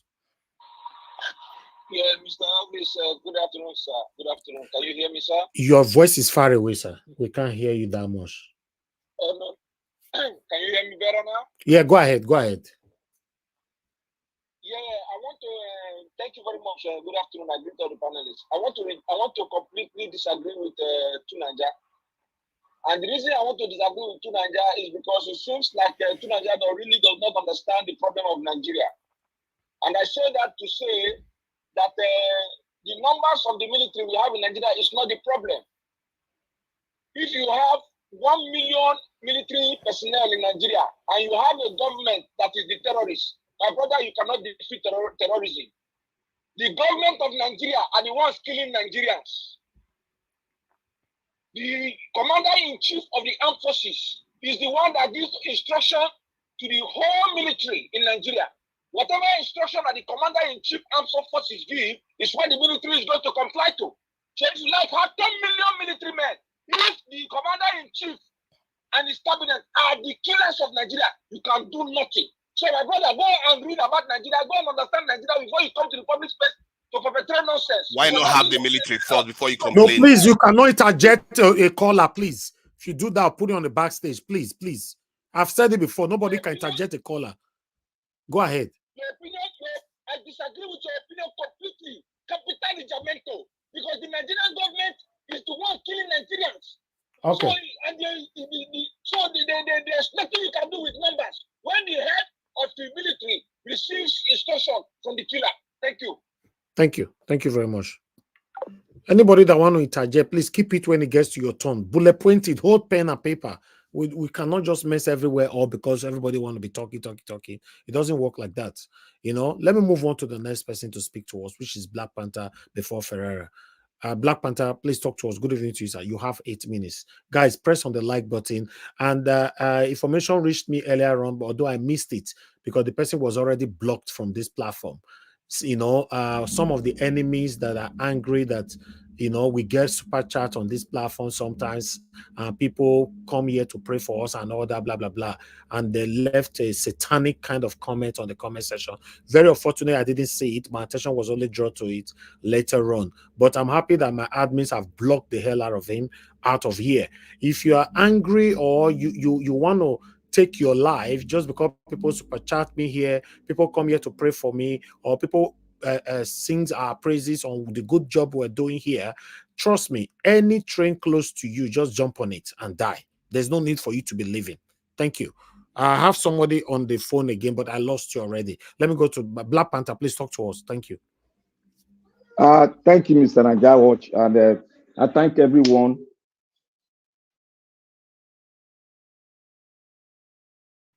Black Panther, what's happening now? We can't hear you anymore. I'm here. Thank you. Sorry about that. I want to thank everybody for speaking eloquently well, and then we respect in this Naija Watch. We respect everybody's opinion. Irrespective, you want to counter his opinion, that does not mean that we should go gaga with our words, because no man is an authority when it comes to how we're going to have a good country. It has to be the knowledge of people that comes together to make a great nation. That is what makes America the greatest nation on earth today, because they agree to come together. So, and when some of us speak something concerning America, you don't know America policies and you don't know anything about America. It's what you read out there, that is what you dish out. It's garbage in, garbage out. But when you go deep into the American history and know the policy they have, you know what they're after, and they are not following any Machiavelli principle. Sorry. Welcome to Machiavelli world. I want to say here, thank everyone, Mr. Naija, may God bless you. To all our viewers, God bless everyone. For everyone of us, please key into what we are saying here and make your decision. And what you need to do, send the message to everyone for them to come in, subscribe to Naija Watch. Mr. Ferreira, Mr. Tone, Mr. Ferreira, Olumide, give us our mandate. To Naija, you're welcome today. Thank you all for that, what you've done. Mr. Tone, this is my first time seeing you here. God bless you, sir. I'm so happy seeing you today. I want to say something here. I want to go deep into the Nigeria military as a whole. The Nigerian military was set up in 1956. And since then, Nigerian military has engaged in the Congo crisis, Nigeria civil war, Liberia civil war, Sierra Leone civil war, conflict in Niger Delta, Boko Haram insurgent, Northern Mali war, invasion of Gambia, insurgent in southeastern Nigeria, and also they are going along, fighting bandits and terrorism. I say, I just give it a rough scan.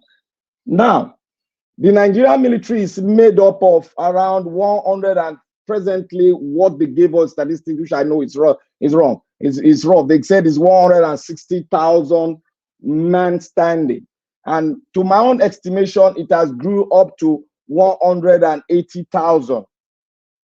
Not yet verified. You can verify on your own, but my own estimate with my statistic knowledge, it has grew up to, I put it up to 180 men standing.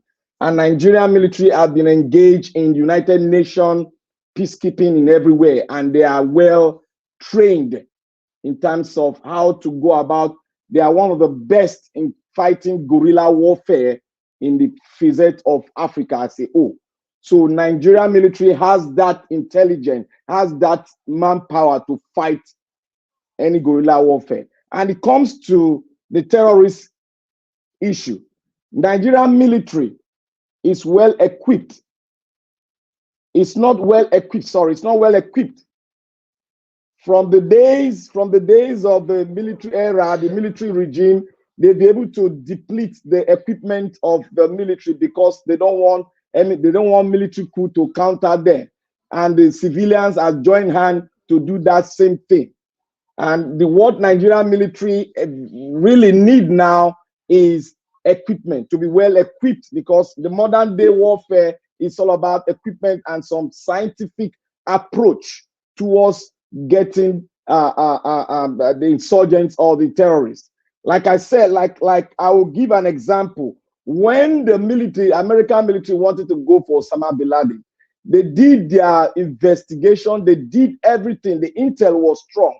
And when they finally went in, the commander-in-chief gave an order for them to go in, and they went in with just 3 squadrons made up of 12 each. They went in there, they took him down, and they took his body and did what the commander-in-chief asked them to do. And that is what Nigeria military should do. They should be able to govern, they should be able to bring intel into this and make it have a very good approach towards this insurgent. And I want to say something here. You see, we have to understand the Nigerian military very well. Like the other man that went there, the commander that went there, I gave us some information. But one thing I know is that he just went there for something else. You know what they do? They do appraisal on themselves and PRO, and they get more hands and political influence on some other thing. But we got some information from him. The military general said one thing. He said the Nigerian army. He didn't even say about manpower. Now, if you look at what he said there, he was focusing on equipment. For you to fight an insurgent, you don't need a bogus military. Because what you are fighting, they are not up to 20,000. Let me expand it. They are not up to 40,000. And they are not way more equipped than you. If you let us look at what you got now, they are not more equipped than you. What you need is just the Black intel. Panther, sorry to interrupt, just to help you. We call them special forces. Special forces, thank you. They are no more equipped than you. What happened when an American was caught up in this euphoria by the terrorists? What happened? An American government brought in a special squad that came in. They got that intel where they are. They went in, dislodged them, and took the American back without none of them were hurt. That is the kind of intel we need. But the question is, will Nigeria have the kind of intel? Because we have something that has happened in Sudan. That is what, because when they said some of us don't know what is happening in Nigeria, we think we know. I grew up in Nigeria. I was born in Nigeria. I stayed a lot of time in Nigeria before I came into where I am now. And I know much more about the security because I grew up in the security itself. So the Nigeria army, if you don't know how the formation is, you cannot holistically speak concerning it. You can only speak from the information you got. The Nigerian military has been lacking equipment for the past 30 years, 35 years. And that has been their problem. Even when they went to Liberian war, they lost a lot of men. But they covered it up because the men were really strong to deal with what was happening in Liberia. We got victory there because our men were trained in the guerrilla warfare, how to do guerrilla warfare, and that is how the military in Africa should be. But I want to take our mind to Sudan. What has happened in Sudan that led to the breakup of Sudan is exactly what is happening in Nigeria. When you say Nigerian military need to recruit a lot of men, recruitment is not it. I've heard that better from a lot of people, politicians. I've heard it, and I'm done with it. It is not the amount of men you have, but the amount of the men that are equipped, that are well equipped to go forth. Yes, our countrymen are behind us to go forth and do this thing for our country. That is what we need. And if you don't have a country, no man is ready to die, to go down for it. That is what you are having in the military now. The military are telling you, if you don't elect a good government, it is left for you because they are not ready to go and spill their red oil down there. That is it. Because the morale of the military is down. That is why they can come up to tell you, we don't know the terrain. That is absolutely a lie. But they are just telling you we can't go. Because something is hindering our going there. What has happened? A lot of fighting has been happening from what investigation, what are the intel they've gotten. You know that they come from this angle. Have you taken the war to them? Or you are sitting? You have 1 minute more, sir. This is what we should know. Have the Nigerian military taken the war to the insurgent or to the terrorists, or we are waiting for them to come to us? These are the fundamental questions. That is why they said there is an economy in this war. People are benefiting from this war, and you don't have to sit where you are to say, oh, this man does not know, this man is doing it. Look, if you don't have a good foundation of a nation, it will break. Sudan is an example. They didn't have a good foundation. One person is lording over one region. What happened? It breaks. So for us to avoid it, what is the fundamental things for us to do so that our military can be well equipped and we can grow it from there? If you don't have enough equipment for the military, they can do nothing. Because somebody has hijacked the military and have taken the military, and whenever I give them order, that is what they do. And whenever I tell them, the military has come to you and told you that whenever we are going for these people, they give us another to go back, that we should not attack. What has that information? How have you taken that information to bring it here to explain it to the people? You have not done it. You are coming here to say we need more people, but they are telling you that they are taking them back whenever they want to attack. And the question is, why are we waiting for them to attack when you have an insurgent? You make a diagram of it and you plan it and you go for the attack. That is what many countries are doing. That is what America did. That is what Israel is doing. That is what so many nations do. You don't sit down and wait for them to attack you, except if there's a red flag. And there is a red flag in this issue. And I submit myself to any military personnel that have heard me and he knows what I'm saying. There is a red flag. And that red flag, we must deal with it. And one other thing, we must deal with ourselves as a nation. We should not run from what is affecting us. We should not be shy in saying what is affecting us. We should be bold in saying it. In saying it, you are solving a problem. Thank you, Mr. Niger Watch. And I have a lot of things to show. By the time I start the second round, I will show you some diagrams so that you can understand it very well. All you said is not evidence-based at all. all. Right. Okay, Tunaja, thank you very much. Thank you. Elvis, you Daddy, please hold on, sir. Please, excuse me, please. Daddy, OG, thank you very much for the super chat. May God bless you.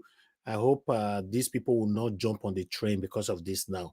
May God bless you. Thank you very much. May pocket never run dry. I appreciate you.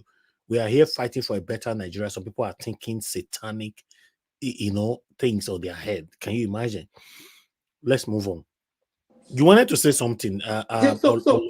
Yes, I wanted to say that the president and his minions, if they are listening to this broadcast, the commanding officers that said that the terrain is too difficult, that is why they couldn't stop that killing, they should be fired for incompetence or dereliction of duty.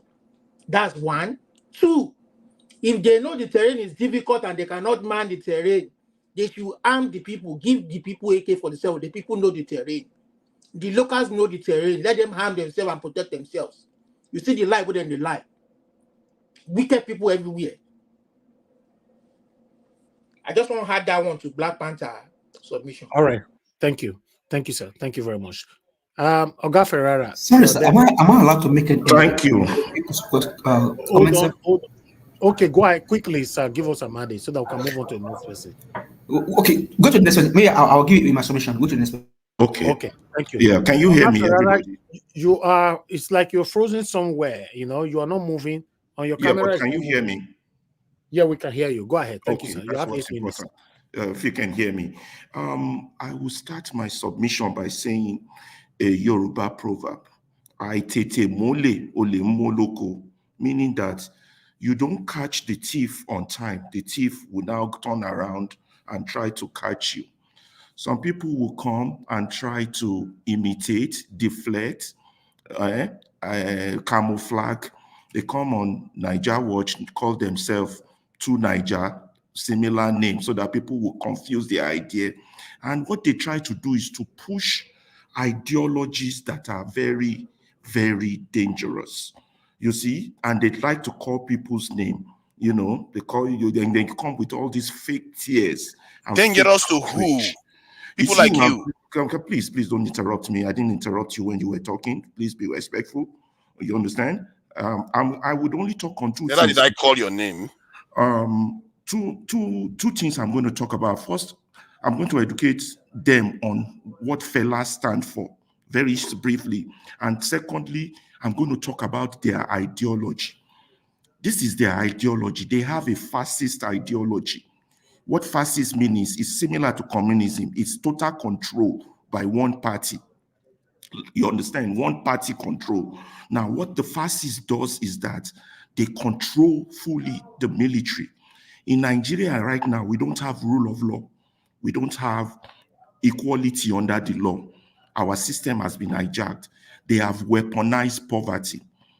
So what people like Niger come here to push is that not only have they weaponized poverty, let us now militarize poverty. Let us turn poverty into a military force so we can use it to crush all opposition, crush our enemy like they do in North Korea. Now, people like North Korea can do that because they are a homogeneous society. What do I mean by homogeneous? One race, one tribe, one language. But Nigeria 250, you have already weaponized poverty.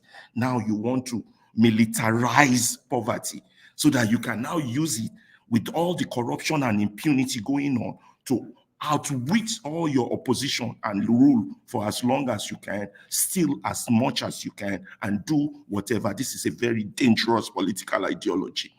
Now, this man who is pushing this dangerous ideology never one day condemn the looters and thieves that have destroyed our country or weakened our military. Our military is still strong. I asked him, has any of your family ever served in the Nigerian military? Here in the US, if you serve in the military, you know how they greet them? Thank you for your service. So Tone has served in Nigerian military. So Tone, I'm saying thank you for your service. Everybody help me ask Niger, has he ever served in Nigerian military? Has any member of his family ever served in the Nigerian military? Not only thank you for your service, sir. We even call them veteran. Yes. We have called them respect, sir. Yeah, we go to the store. We honor them. In my family, they have 2 million soldiers. Please don't interrupt me. Please don't interrupt me. Please don't. In my family, virtually it's a military family. I will tell you, I will be about the only one who didn't go into the military. My family is fully a military family. Do you understand that? So when I talk about the military, I know what I'm talking about. But what we would not allow, you have already hijacked our nation, is you have weaponized poverty. How do you know my military? My family is not part of military. Right? Can you please be quiet? We would not allow you to now come and militarize this poverty. Focus on those that are causing the problem.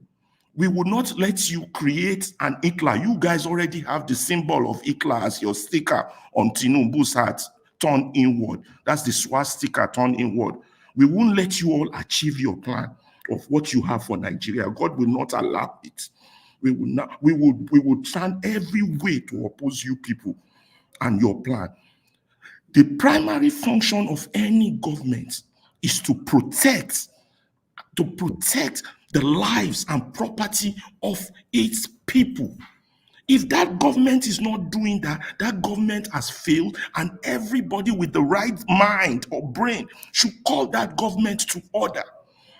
Don't come here and say militarize our already weaponized poverty. We would not do that. So now when you have a military of 100 million, you can use it for anything you want, even use it to smuggle your drug business. Now that has been dealt with. Let's move on to the next thing, the issue of Fela. And not just that, you heard him citing example, saying that in one country, 50 million people buy. So you want 50 million people to buy, join the military and just buy. Does that even make sense? Anyway, let's leave that. Let's go to Fela.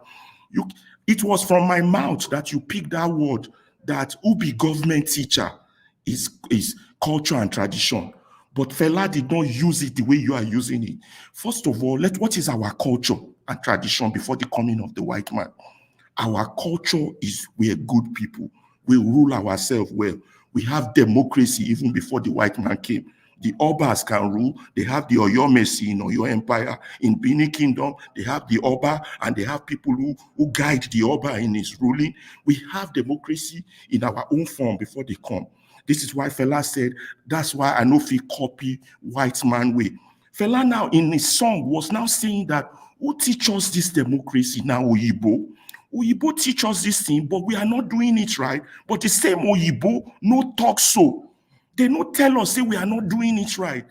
Now accept, then they accept them. They know Tinubu rigged. They know they rigged during the time of Shagari, but it's the same Oyibo that will give them seats at the United Nations. This is what Fela was saying.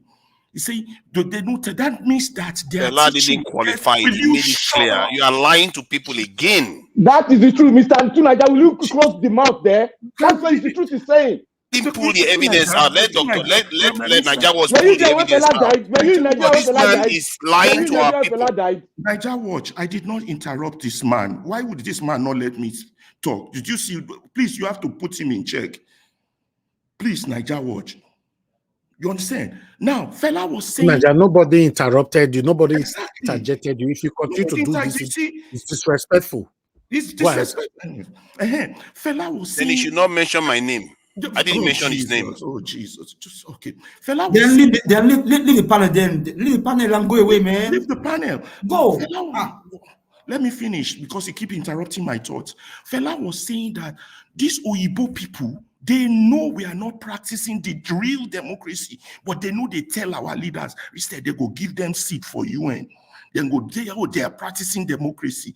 Why? Because they want to use these our leaders to steal our resources. That's why Fela was saying that means to say their teaching gets meaning, different kind of meaning, which is why he titled the song, Teacher, Don't Teach Me Nonsense. Now, to the part of, Fela, before he got to that part, he was explaining that when you are a child, the only thing you know about this world is what your parents teach you. When you are a student in secondary school, the only thing you know about this world is what your teacher teach you.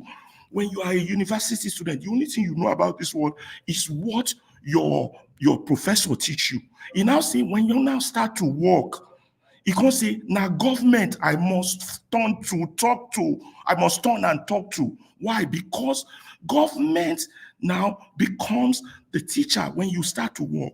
But since we have not learned the right things from the white man, we have only copied. He said the problems of this world, now we they carry problems of corruption, of mismanagement, now we they carry all over Africa. He said because that's what we are doing, we now turn what is alien to us. Because Fela said, African man know they carry shit. They can't teach us to carry shit. You understand that that's not our culture. We now you have 1 minute left. Yeah, we now imbibe that negative culture as our culture in governance. And that is what we now pass on to our people. So it's not saying that our real African culture is corruption, unless forefather is trying to tell us now that the African culture is corruption, which is what is being passed on in governance. So if he doesn't understand Fela, he should keep Fela out of his mouth. Fela and Machiavelli don't did the same category at all, because Machiavelli is a serial killer, he's a warlord, he's a white supremacist. So why in the world would I want to follow a white supremacist? Do you understand? I think I have made my submission. Thank you all very much for listening. Can I say something, Naija Watch? Tunaja, you hear me? All right. Can I say something? Lapata, go ahead. You have 1 minute. Mr. Ferrara, God will bless you. That is why at the beginning I said I stayed almost all my life in Nigeria. And I am more or less a student of Fela words. Thank you for interpreting it the way it is. And when people begin to hear from his son is not even Fela itself. If you got to go deep into it. Thank you, Mr. Ferrara, and God bless you. All right, thank you. Let me move on to the next person, which is Tune. Tune, thank you very much for your patience with us. Good evening to you. Please talk to us. You have 8 minutes. Yeah, the name is Tone, Tone. Okay, thank you. Right. Yeah. Yeah. Good evening, everybody. I've been listening to everybody with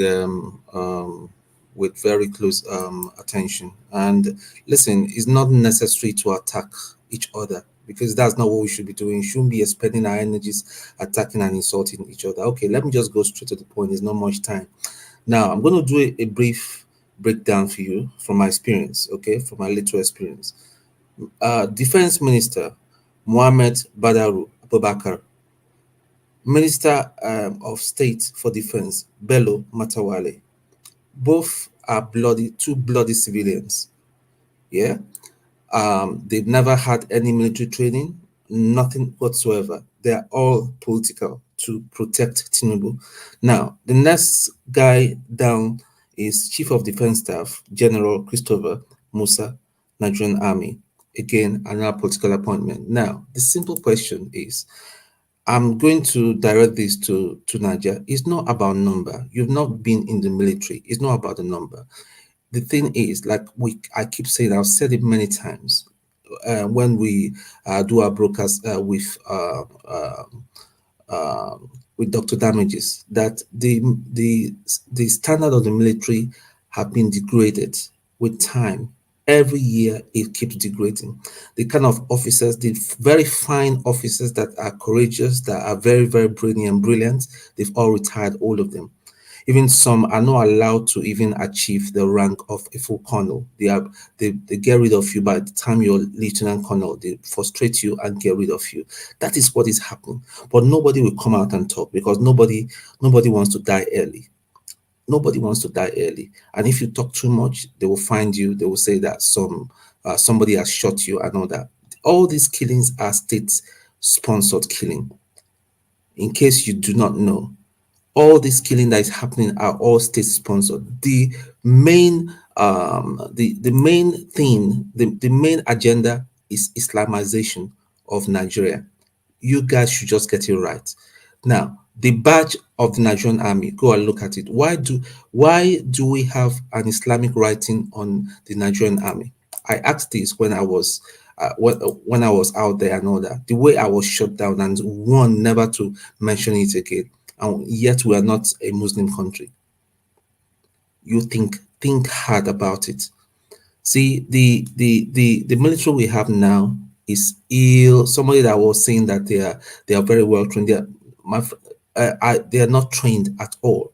You not compare the standard of the military that went to Liberia for ECOMOG and people that are there now. The standard had fallen. So you're saying that you're going to okay, if we go by to Nigeria's suggestion that we should recruit more people in the army right now, where is the money to pay them? The existing people, do you know how much they pay them in comparison with the other military in the world? Right now, we have active personnel of 230,000, reserve personnel 0. You know why? Because they are not fit. Out of that 230,000, how many of them are fit? You see the problem? You see how the problem is trickling down? So most of the people that are in core positions now are all political appointment. They are not meant to, they didn't get there by merit. They are not meant to be there. And yet you cannot fight a ragtag a group. I won't call them army. Calling them army is glorifying them. It's a ragtag group and all that move from place to place and all that. And they're not moving in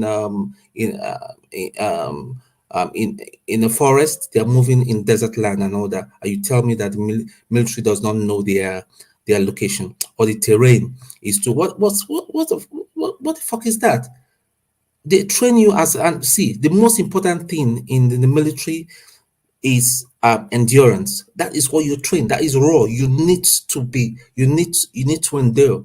And you tell me, and somebody will come out, an officer will come out, a senior military officer will come out and tell me that terrain is something that it's a kind of an obstacle for them. Now, people, we shouldn't forget, it just happened.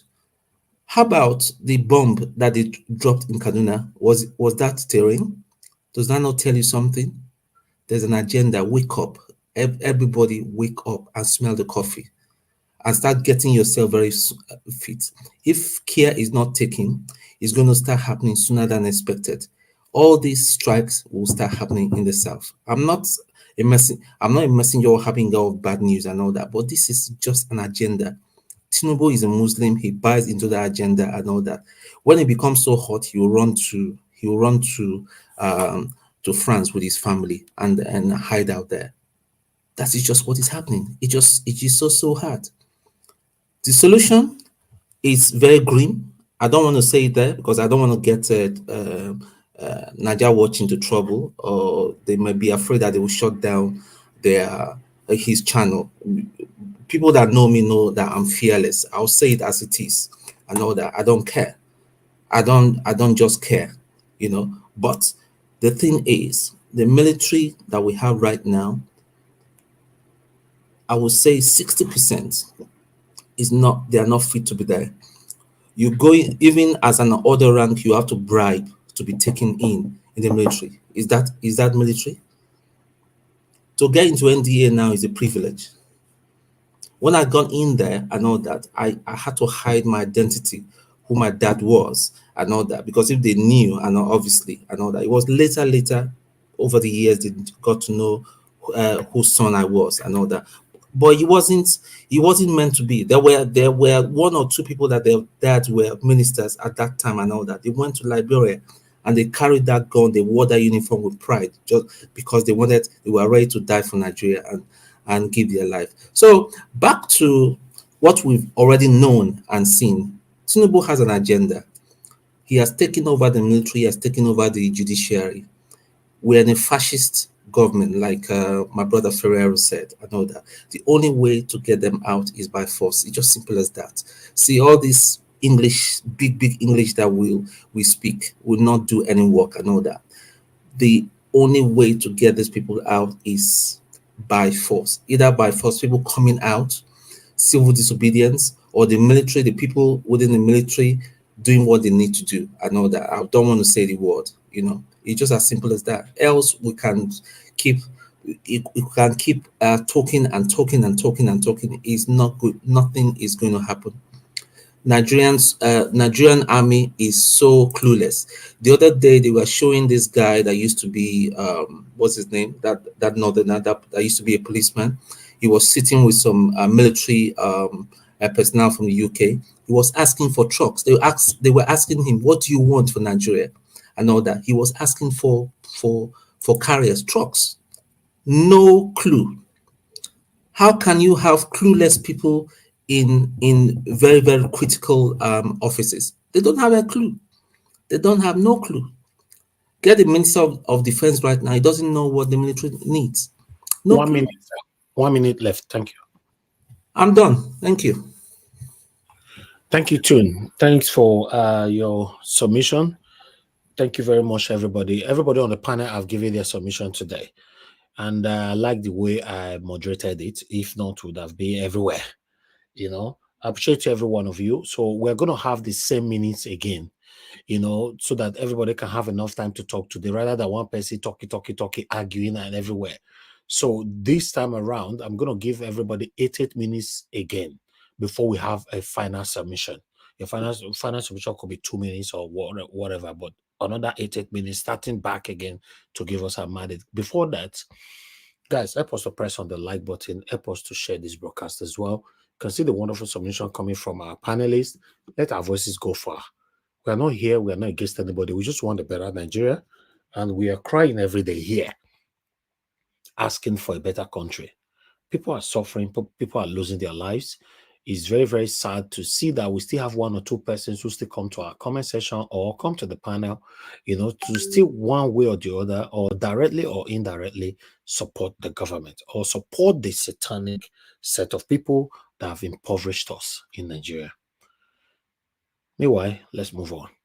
Give us a mandate, please. You have 8 minutes again, sir. Please talk to us. Thank you.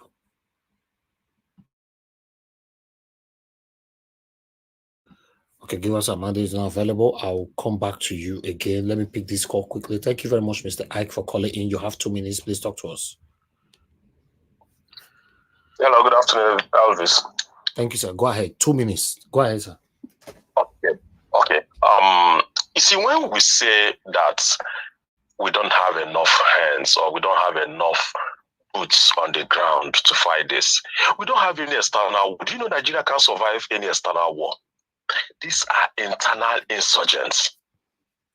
And then we can't. The only thing is that the military is not motivated. It's not all about number. It's not motivated. And that's why somebody will tell you terrain. Can you imagine Israel, IDF, telling you that they cannot fight Hamas because they have tunnels and they can't go there? Is tunnels no worse than having the Plateau environment? So if Plateau is a terrain we cannot walk in or we cannot fight, then how about tunnels? How about tunnels in Hamas? That Hamas have everywhere. So the thing is, the military is not motivated at all, and we cannot move forward with this kind of morale that our military have. They will just put their hands in the air. The ones that have already left the country, that did a wall, are helping their friends in the military to come out too. That's what's going on, and they're not ready to strike. They are not ready because this military, the senior officers, have never seen reward in a government like what is going on in this civilian government. They are paying the senior military officers that they will never want to rock the boat. That's what is going on. The junior officers are suffering, but the senior officers are enjoying. And that's why the junior officers are trying to leave the country and go save their life outside the country. That's what's going on. Thank you. Thank you, Mr. Ike. Thanks for calling in. All right. Okay. Give us a Monday is not available. I'll go to Mr. Olumide. Olumide, are you there? Are you available? Okay, you are not there as well. Yes. All right. Thank you. You have 8 minutes. Please talk to us. 8 minutes, sir. Go ahead. Thank you. Yeah, I will try and exhaust the 8 minutes. I'm not sure I'm able to, but I will see if I can.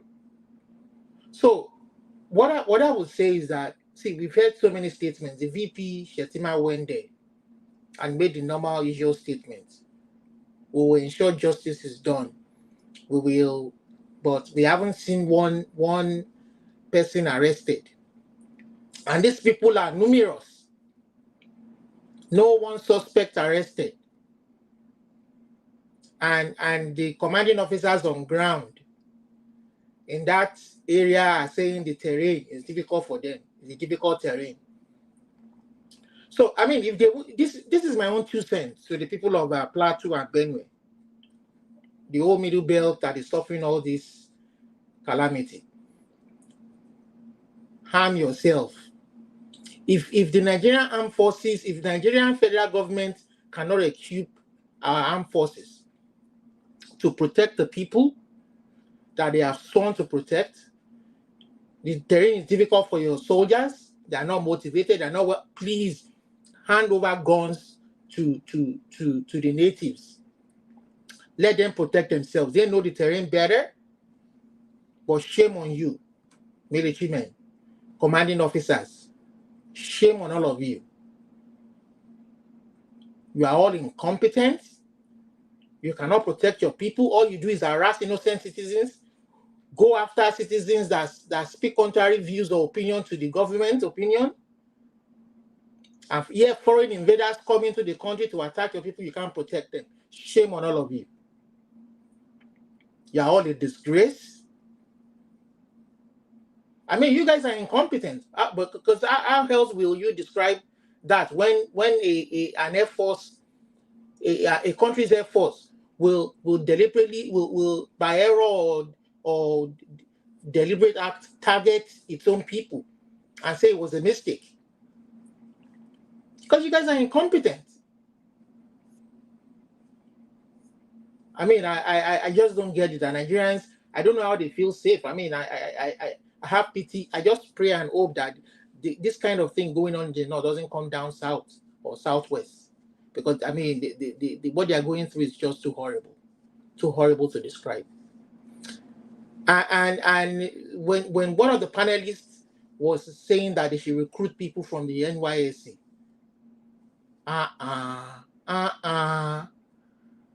is that what you guys want to do again? You want to straight from university, you want to recruit people into the army to go and face their debts. So not even NYSC anymore, just recruit them into the army. What kind of a wicked suggestion is that? That's a wicked and evil suggestion. Recruit people to exactly what the man was saying during his campaign. We recruit 10 million people into the army, recruit 5 million people. Now we know where that is coming from.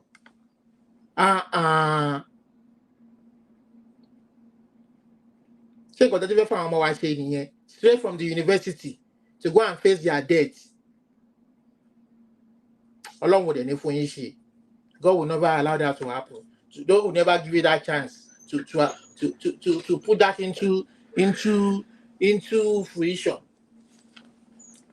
So people of Plateau, please protect. I was watching Channel TV today and I saw the women crying. I saw they were very hopeless. These are people that the governors are not even using their resources. They're not using the monies they get to develop these areas. They're living in huts and mods, and all they do is go to their farms to fend for themselves, their livelihood, and the least they could ask for from their government is protection. That's all. They don't have lights, they don't have good roads, they don't have and all they're asking for is just to protect their lives so that they can go to their farm and fend for themselves. They don't enjoy the presence of government, of a working government. And all of a sudden they so many people just have to die just like that without no accountability. I don't know what else to say. For me, it's just a disgrace. All right, thank you, Mr. Olumide. Your minutes was about rounding up anyway. Thank you. Thank you very much for your time. God bless you, sir. Thank you. I'll move on to the next person, which is Tunaja. Tunaja, please, you have 8 minutes. Thank you, Niger Watch. Today has really forced me to evaluate where our people are. And I tell you this, maybe I'm just being flippant, but I can tell you that there are very, very few Nigerians that are capable of rescuing us from where we are. There are very, very few. And many of us like to point fingers. Some of us actually serve, they don't even only serve the government that is in office, they serve the people the government serves. They serve them very well. They do everything they want. And which one is worse? Both of them, I say, plague on both of their houses. Nobody's speaking for our people here. They pretend as if they are, but they are not. Some of them would rather go in the line of tribalism, religious division, and all the rest. While the other parts of the world are forming NATOs and signing defense pacts after defense pacts. They are forming big. Some of them even, one of them say, if some people attack us from our side, we are not going to be able to survive it too. This is where we are. I feel sorry for our children. I feel sorry for our future. Because our people have surrendered. We are like a dying breed. We don't belong in the world. Because he came here, said it. He said it in passing that we cannot withstand people from outside. So you can't withstand people from outside. The only problem you have is inside. And when they tell you to do what others people did, you refuse to listen. And I can read this now. From people that actually collect information about military strength in any nation. They have all the military data for all the countries in the world. And they said this is how they evaluate the power of a military. They said factors to consider when evaluating a country's military strength. There are several crucial factors to consider when analyzing the strength of a nation's military. The capability and availability of equipment, that's one of them. The quality of training each soldier receives is vital, very good. The commander's ability to consistently devise effective tactical strategies can be pivotal, which is very, very important. But one of the most fundamental measures of a country's military strength is the number of soldiers it can deploy. But yet our people refuse to listen. Our people simply refuse. Okay, they are wrong. I think the experts are wrong that collect all this information. They are all wrong. But yet, Sri Lanka, with a population of about 21 million, has almost 400,000 soldiers, twice that of Nigeria's. Why? Are they stupid? Oh no, they are. Okay. Singapore, that is doing so well right now that the economy just makes Nigeria economy look like a backwater economy. I guess how many soldiers they have? And their population is just about 6 million. They have more soldiers than us. The soldiers that are into their military, their population that are into the military is more than 10% of their population involved in their military. Do you know how many percent of Nigeria population is involved in the military? Barely 0.1%. That is where we are. That is, and you wonder why your nation is insecure. America, with all its advanced technology, space missiles, everything, they've got 2 million soldiers. And our people will be happy to go and serve in their military, but they will say for their own country, their own home, their forefathers' heritage that has taken billions of people, millions of people to lead to their own creation today, they say leave it undefended. Leave it undefended. Let's talk about tribalism. Let's talk about religious division. Let's talk about Fulani. Let's talk about everything else other than just getting your youth, the young people. This is what they are created for. This is what they are there for, to defend their territory, their heritage, into defending their territory. They are doing the job. This is not rocket science. Our Nigerian military, 80% of them are defending critical assets. They are basically, you know what they are doing? Currently, what they are doing in Nigeria is keep Nigeria strong enough not to collapse, and definitely weak enough never to grow. And that's the dance they've been dancing with us. They will never do anything until the people's eyes wake up to this truth. We will never develop. If you don't fix that your security problem, you will never develop. Anybody that knows anything about nationhood knows that you have to be able to defend yourself. You can't leave even your own body. Any living entity that values their life have to have a strategy for survival. This is not Nigerian law. This is not US law. This is universal law. If you want to survive in this world and you are a living entity, you have to have a strategy to survive. Do we have any other than to lie down and die and make excuses for why we are not doing anything? If we don't do what needs to be done, don't worry about, because you see, the funny thing is that all I'm asking for doesn't require constitution. It doesn't require anything. Just get the people into the military and they will form outposts all over the country that whenever there is an issue, police will arrive. That's the security forces will arrive. Here in the UK, if there's an emergency, if you call the security forces, they will be there within 10 minutes. But our own fellow Nigerians will say, no, let's keep them 20 miles away. And then when they cannot get there, let's curse them and say they are stupid. Oh my God. You people don't feel sorry. How many of you have died in the military? Our military, they are being ambushed and killed every day. They are doing a thankless job and a hopeless job. And they become stressed and they turn on the citizens. That is not how a nation should be. And that is how any self-respecting nation should be. So who do you blame for that to Nigeria? If our the leaders and the people, I blame all of them. You can't blame the people. Why must you blame people for the way the satanic government are treating them? Because if I come into your house and I try to sabotage your house, you will stop me, won't you? You don't say because can I interject him? Can I interject him? You won't say. You won't say. Yes. Let me say this. Let me say this. When the people hands over the sovereignty to someone to lead, and you come back to blame the person, that means there is a defect in your educational whatever you are doing. There is a defect in it. So when you come here to say such things, it's an aberration to every one of us here. Okay, because good. we submit our sovereignty to people to lead us, and the people are misleading us. You are telling us to blame the people. See, let me tell you.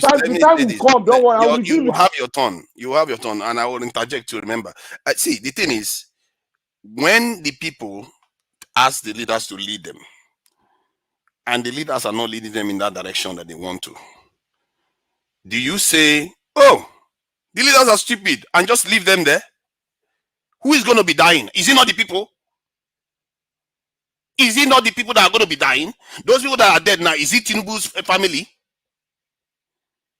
You don't let them remain there and keep doing the same thing. You demand. You say, no, this is not what I elected you to go and do. I elected you to go and secure us. You actually, see, Tinubu actually promised to do it. He was not elected. Point of correction, he wasn't elected. Thank you. Elected or rigged this way, whatever way. If he gets there, you are supposed to demand that he makes the change that he promised that he was going to do. He was at Chatham House saying that he was going to increase the size of the military, the security forces and everything, because they know. It's not because they don't know. They know what is causing the problems. But they refuse. If you just go to look at Niger, had about 20,000 soldiers. Niger bordering Algeria or Egypt, while Egypt has 1.3 million and Algeria has almost 700,000. What is wrong with our people? Why are people not asking these critical questions? My God, why are we not asking? What is wrong with us? Why are we not asking that something is wrong with the way our nation is structured and the way it's run? That our young people are on the street, no jobs. And yet we are losing $50 billion every year from insecurity problems alone. $50 billion. If people are talking about whether we don't have money to pay for security forces, we do. Egypt is not made of gold. We have more resources than Egypt. How is it that Egypt is able to raise 1.3 million? Do you know how many Israelis are in their military? Almost every grown person has to have military training in Israel. Are you telling me? And some people actually think we don't have competitors. We don't have enemies.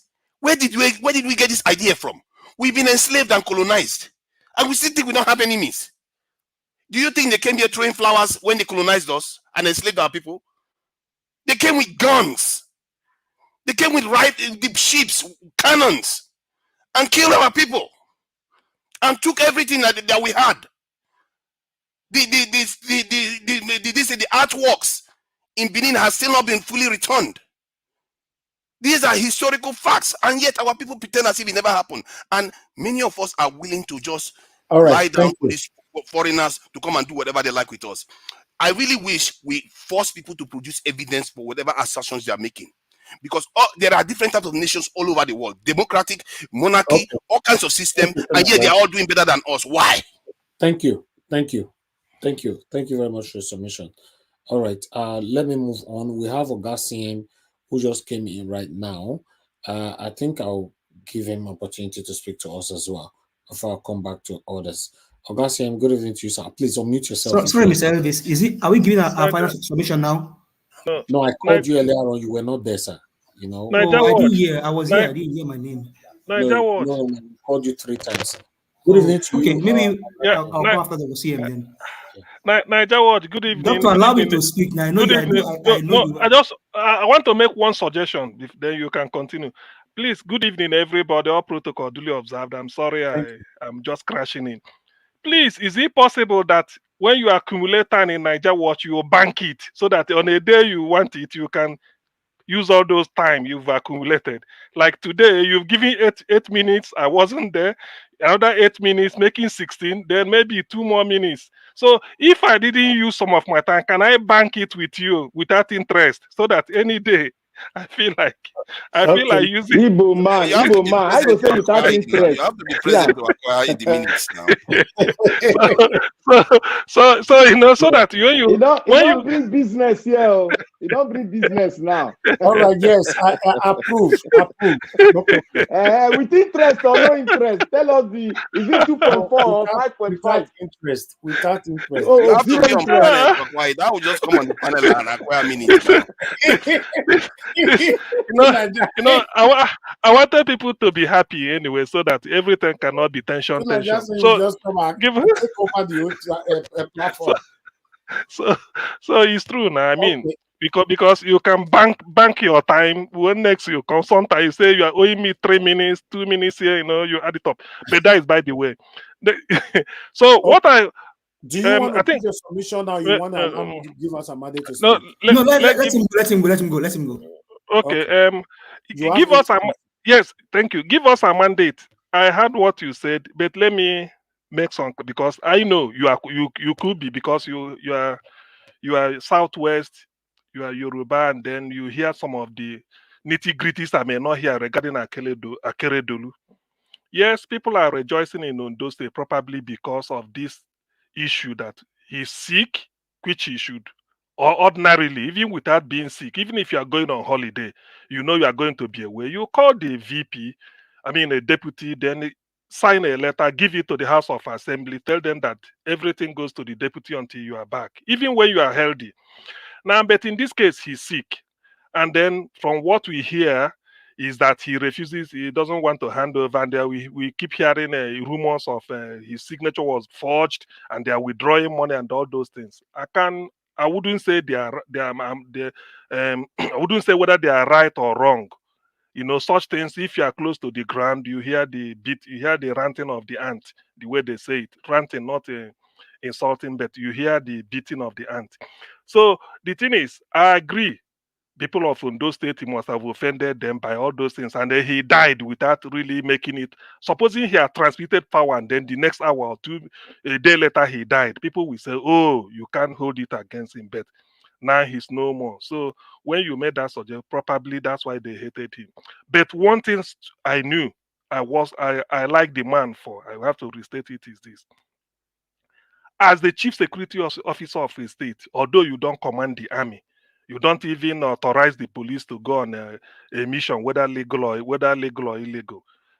I had Akeredolu say it on national TV that the Agbekoya, the farmers of Ondo State, came to him to say we can't go to the farm because of the invasion of Fulani headsmen, slaughtering them, preventing them from going. The man said, as the chief security officer of the state, I take it upon myself to move with them, with Amoteku to the farm. I have to protect them. The day I failed to protect them, I resigned. That particular sentence, I believe people, when they are talking about it, let them remember it. That's why that thing it struck me, because I said, this type of person. So if he's the president, when they hear that something happened and the people cry out, he will say, look, because that is you are there not really to give them bread and butter or distribute rice.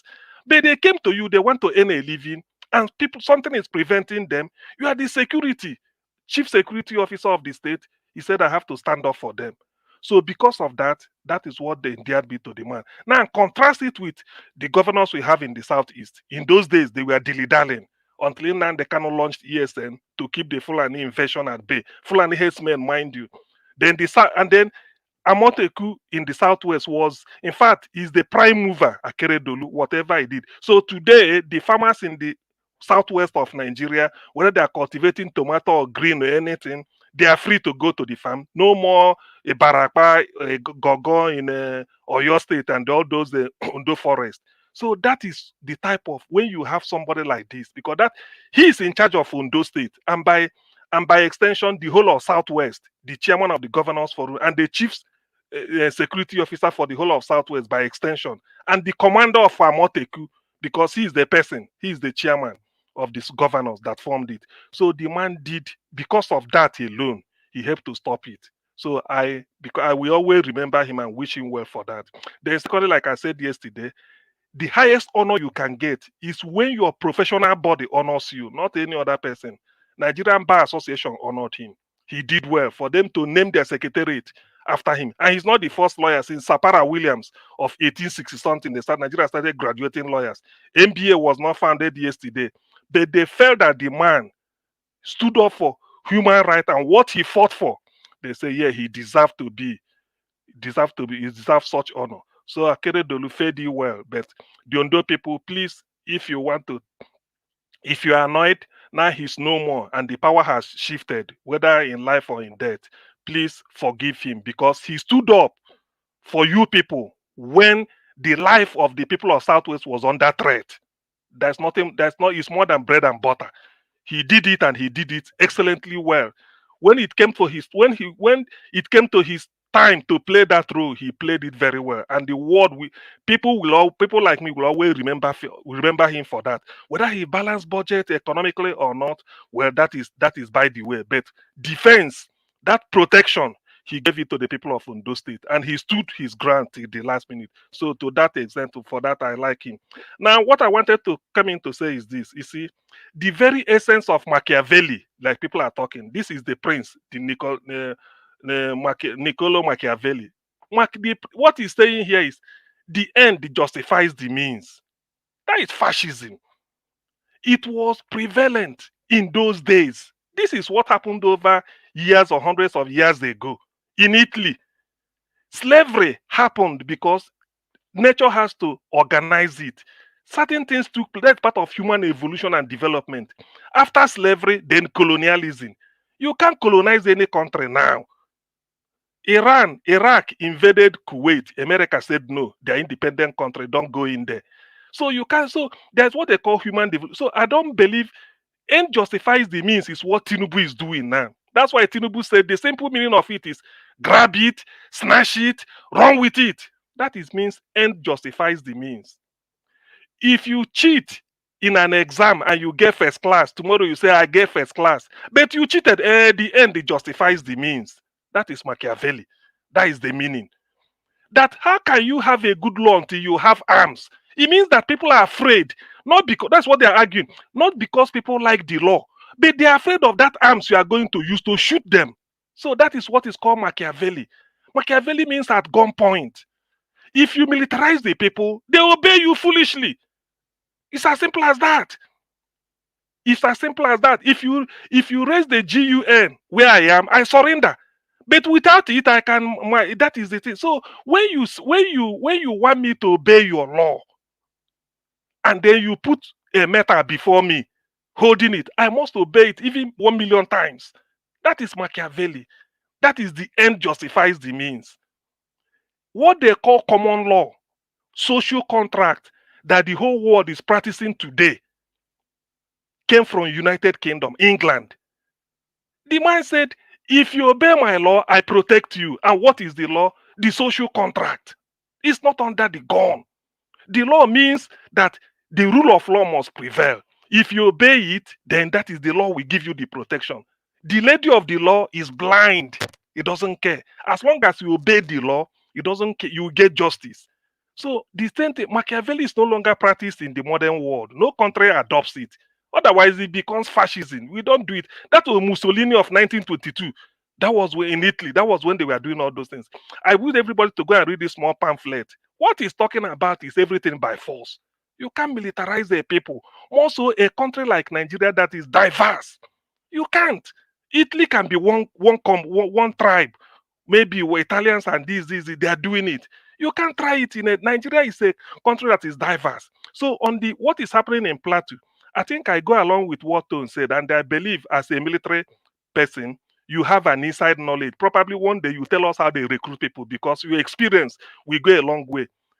The best way to fight war of attrition, in which you don't see the person, according to Abacha, who is who came up through the infantry, is intelligence.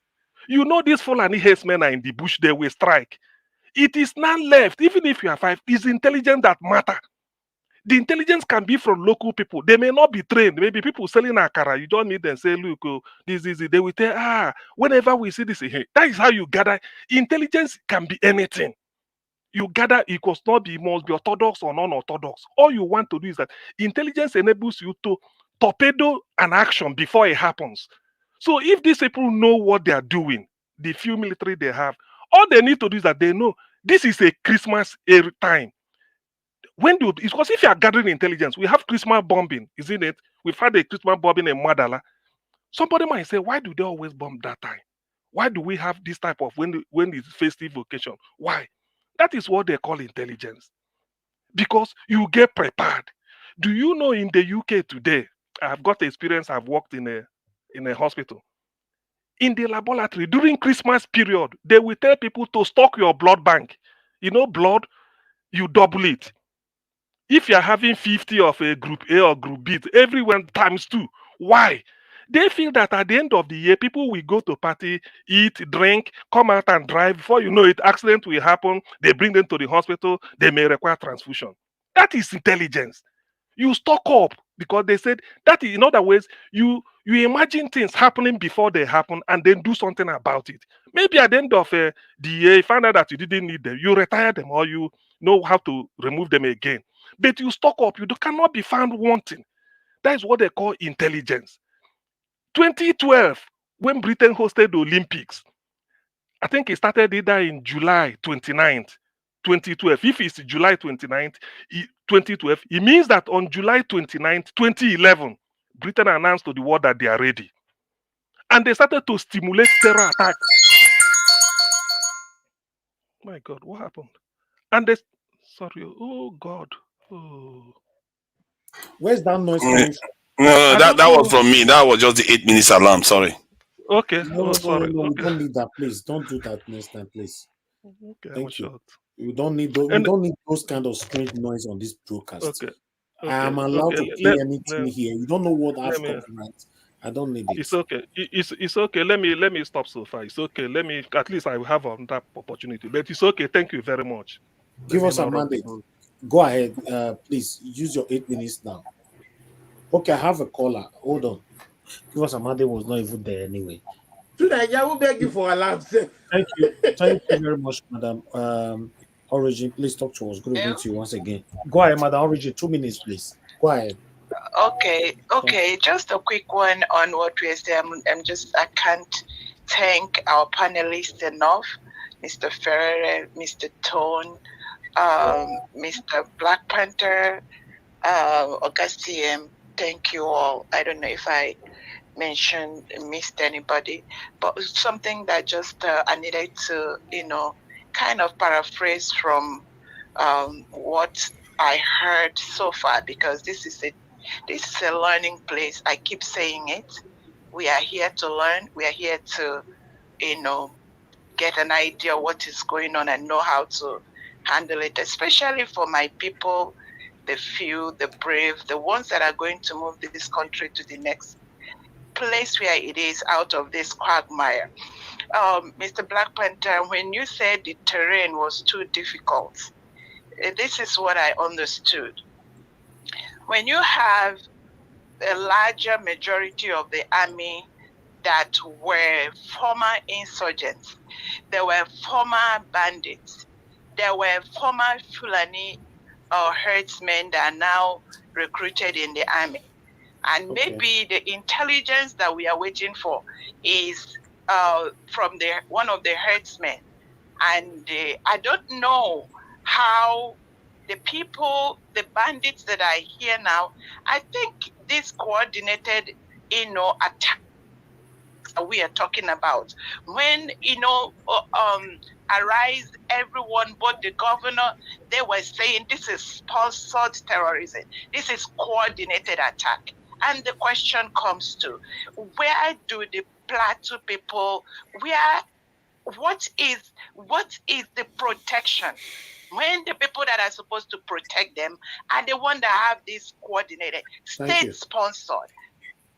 And someone, let me say this quickly, sorry, sir, just, I always obey. When someone came and was very frantic, like, angry with people like Nnamdi Kanu, all the people that are trying to protect their territory because they are not protected. Someone comes and calls them out and use all kind of language to confuse us. Today, I tell that someone, our eyes are clear. Go and tell those that sent you that Nigeria is not what it was. People are getting sense, and we'll continue to educate our people because when they are educated and they know the truth, they will be better equipped to fight their battle. Thank you, Mr. Niger Watch. God bless you so good. Thank you, ma. Thank you very much. Thank you. All right. Let me come in now to okay, let me go to Niger. Please give us your final your 8 minutes. Sorry. Thank you. Yeah, thank you. Yeah. He has spoken. No. He has spoken twice. Absolutely. No, he has spoken before now. Has he done his 8 minutes? Yes. Yes. Oh, Niger, I didn't know. Okay, it's all right. It's all right. He won't be here Thank spending you. propaganda. They already started crying. All these people. You cannot say you have done your own. It's very simple. Because he wants to. He said we are crying, but you were able to time me 8 minutes to stop me. Start to ring alarm. Were you told to do that? Is he not a Niger word that's supposed to time? It's fine. No, listen. Hey, hold on. You took it upon yourself yourself to make sure you time me, but you now want to cheat to go another 8 minutes, making it 3 times. That is the thing now. Hey, you should have said no. You've spoken twice, not your turn. That's what you should have done. I didn't know actually. If you no, listen. If you listen. Excuse me. It's not a laughing matter. If you have the good sense, if you have the 1 moment, please. If you have the good sense to know exactly when to time me for 8 minutes, you should have had the good sense to say no. I've spoken twice. It's another person. But Tunaja cannot do that now. Okay, I'll do that. I'll do it first. Let me finish. Just 1 minute. Let me finish. You see? Okay, so he is the moderator. It's my turn now. Okay, everybody, stop. No. Hold on, please. He is the moderator to tell you when to speak, but he is not the but you are the moderator to ring the bell for me. Yeah, and it's up to you to carry on, or it's up to him to carry on. So no, I'm asking you. He is the moderator. Listen, don't play your dog. You see, you know now, you know me. He is the moderator to tell you. I don't know what are you talking about? You should have started it now. You are trying to bring all the. You are bringing. It's okay. Move on. But you should have known that it is not your turn. You should have known that it's not your turn. You see. Listen now. When you want to time me, excuse me. No. Listen. Forget about your behavior. You know, I know you. I know you inside out. It is fairness for you to time me, but it is not fairness for you to say no. I've taken my turn. Let another person go. No, it's fair. What sort of wrong rubbish is that? It is fair. Who do you want to fool? Please. It's okay, please. You stop me.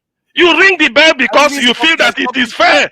You rang the bell because it's 8 minutes, even when you were not told. Then when it is now your turn to say, no, I shouldn't be speaking. It's only fair. Then you accepted it. He's crying now when he accepted it in good faith. I'm cracking. I didn't accept anything. Give us our money. Don't break there. Don't mind now. No, I think after the same, it should be me now. Don't break. I think it's I will soon leave very soon. Give us a man who didn't have his 8 minutes. All right, Tunaja, Give us okay let me speak because I will leave very soon, please. Give us I don't talk again. Calling you don't answer. I don't understand. You just come from nowhere. I think it's me. We called you again twice. You did not answer. No, I saw the CM speaking now. No. Mr. CM finished since, and I called you. Elvis, if someone has missed his turn, he should go back to the queue, at the back of the queue. Okay, no worries. Let me speak. I'm about to leave. I will I'm join the you guys one later. speaking now. Mr. Ferreira, you're spoken. It's my turn. You're too confused. No, I beg, please, hold on. Go ahead, Mr. Ferrara. Thank you. No, it's my turn. Ferrara has spoken. I'm leaving soon. That's why I beg your permission. I beg. Okay, it's only 2 I have to minutes, go so- to the car. Yeah, I have to go to the car, and I can't be on here while on the car. 5 minutes, sir. Thank you. Yeah, 5 minutes. I'll take it. Thank you very much, everybody. Again, they told us during the Bala Blow, we would put 10 million people into the military. What would they eat? Agbado, corn, beans, agbado. And their agent is here now pushing their agenda. They have already weaponized poverty. We will not allow them to we will not allow them to militarize that poverty. We want to dismantle it.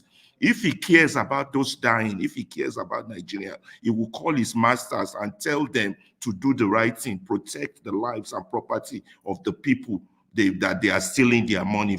You understand? This is the right thing to do, not come out here and push Machiavelli, who is a supremacist and a serial killer, to come and be there as an ideology for all of us to follow. Absolutely not. We will dismantle this poverty. They have weaponized it. What we will not allow them is turn us into a North Korea, because that's what they want to do now. They want to use this insecurity excuse, which they created. And their agents here are not telling their masters that they created it. If they can do that, Nigeria will move forward. With people like this, it will be tough for us to move forward, though, because they keep obstructing progress. They keep obstructing people who want to make Nigeria a better place. While their brothers and sisters are dying, they will be the ones to start using words and this and that, trying to be crafty. They cheat in everything they do. Everything they do, from stealing it, stashing it, grabbing it, there's no rule of law. They just want to continue with that impunity as long as they are in that power. They want to hold on to it like their master Hitler said for 1,000 years. You know, these people are dangerous. We should, our eyes don't open. Go back, go tell your master, say we know na plan, and we dey here, they fight them. We go fight them, and God go give us. Nigeria will be in our lifetime. Nigeria will be a better place in our lifetime by God's grace. All these devils and satanic people that are sucking the blood out of our people. God will help us fight them. Not God, we will fight them ourselves. God would also help us and give us strength to overcome them with all their propaganda and lies. They want to use any medium. They move from medium to medium, pushing unnecessary agenda, diverting, doing this, doing that. Very dangerous people, more dangerous than the guys that killed the Black Panther guy in the US. Very dangerous, more dangerous than Littlefinger in Game of Thrones. Come here pushing BS ideas. No, thank you. What we need to do is that. Give me 20 seconds. Let me round up. 1 minute. Let me round up. What we need to do is hold the government accountable. We tell them they're not doing their job. They either resign or leave the governance. These people dying is their primary function, not buying themselves cars and all this nonsense. You know, talking about large population of military. Nobody uses large population of military anymore. People use technology now. They use drones. They use robots. They use AI. America has 2 million. The world is moving forward. Nobody is going to the back days of your Machiavelli. Nobody wants to go to the 16th century. Go sit down. America has Nobody's 2 million. going back. Machiavelli. The world is moving forward. Nigeria too can move. We have engineers. We have doctors. We have professionals. We can build tools. We don't need to put men in boots to defend ourselves. Machiavelli. Go sit down with your Let's stop interjecting now. This is annoying. Let us stop interjecting. What's happening? It's That's annoying. what I'm saying. What's happening here? Please. So let's focus. We can use technology. We don't have to have a large All right, army thank you, to protect Oga. ourselves. Your 5 minutes is over, sir. Thank you. You know. Thank you, Mr. guys. Ferreira. Appreciate you. Thank you. Hello. Thank you very much, Mr. Chicha Breadman. Thanks for calling. Oga, please mute yourself, sir. Please. Go ahead. You have 1 minute. You've called in before. Go ahead, sir. Thank you very much. Thank you for taking my call. Mr. Elvis, thank you for what you're doing. I don't want anybody to take this platform for granted because I'm here and I'm not happy. I've been trying to call in since. There's somebody on this platform right now. He comes by the name of Tunanja. Other places in the name of Forefather. And in those other places, he tends to be the moderator of the show. He doesn't give you warning. When you speak, he puts you at the backstage. But this comes to another person's platform and recklessly continue to interrupt other people. To the extent that you ring the bell for someone to stop talking on a platform that's not your platform. Mr. Nanja, what I have a lot of respect for you. And I know that you don't tolerate nonsense. But this guy is becoming very, very, very disrespectful to this platform. I just want to point that out. Thank you. Thank you very much. Thank you. That one will never happen again because that's the first time I'm hearing that. Next time it happens, to Nigeria, you'll be removed because even with myself, I don't like it. I want it to be the last time. That was totally. Everything I do here, other people do it too. So no, other people ring bell here. No. Okay, that bell one you've said I should not do it again. So what are you talking about? Oh, that's fine. Yeah. All right. Let me call on the next person to speak to us. Give us a mandate. Are you ready now? Yes, sir. Yes, sir. I'm so sorry. Go ahead. Talk to us. You have 8 minutes. My little stuff. Sorry about that. Well, I think going by all that we said today, honestly, just by what Mr. Ferreira said, I don't know if Israel, if they had 2 million soldiers, and when Hamas they were trained those missiles, if those 2 million soldiers can go and intercept those missiles in the air, they basically employed technology to capture those missiles in the air. But Nigeria, what do? We have drone. Somebody was behind that drone and they were raining bomb on their own people. Our problem is not manpower in the military. Our problem is just technical know-how to respond to situations. The last time I checked, Plateau, where they buy 157, it wasn't another country that did that. It was people in your territory. And your armies are telling you that the terrain to go there is hard. So tell me, if you have 2 million soldiers, they will also tell you that they'll tell you that the terrain is hard.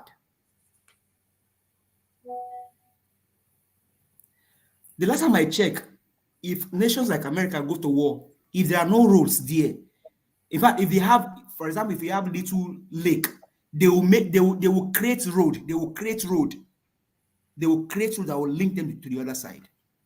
And your people, they are saying terrain.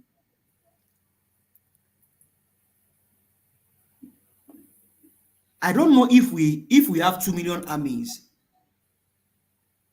If that's, I don't know what that will really do to what we are experiencing today when we are not telling ourselves the truth. This person in power has told you that his agenda is to come and dance, and he will dance until he goes back home.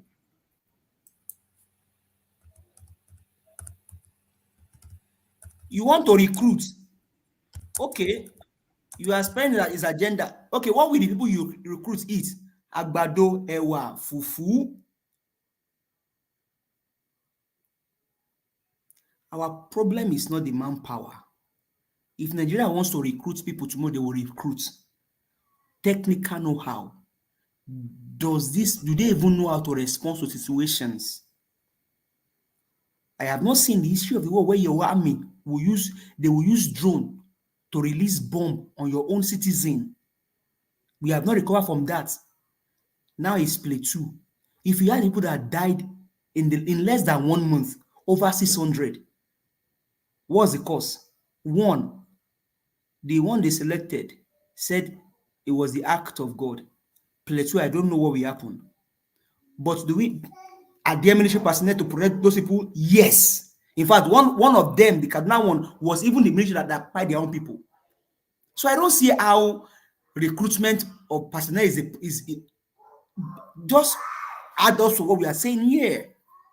The main problem is that, for me, I think for people of Plateau, they should just rise up and then protect themselves.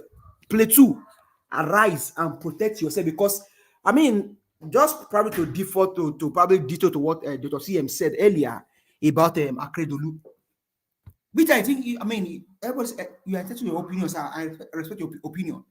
If the governor of Plateau can do that for his own people, knowing fully well now that the federal cannot protect you, mutumin Plateau dalla kudan tachi kutashi bari mu kar ku zauna kutashi. The next time they come, make it an eye for an eye and a teeth for teeth. They should not return back to their various homes.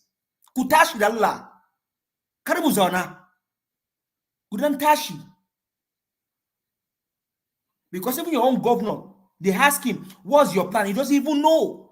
And people are saying that they wish they don't come back. You cannot, when it comes to security trade, you don't wish that your enemy does not come back. Your enemy wants to come back.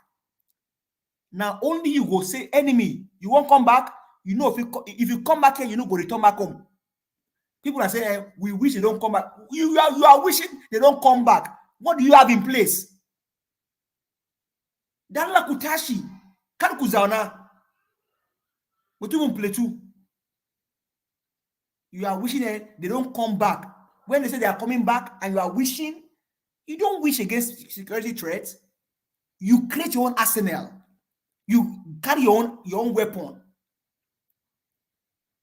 In this sugar, gidan ku kashe su. Buy them. Ku kashe su. Ku tashi lalla. Kar mu zauna. So for me, it's not about how deep. Is that loss of priority? You're saying terrain. Then why do you join the military in the first place? Terrain to protect your own people. The last time I checked, the US Army, they would rather choose to be pied than for their citizens to be pied. So dalala mutum Plateau dalala kutashi karkuzana. Ndezunzu angwaku kukashi su. Thank you.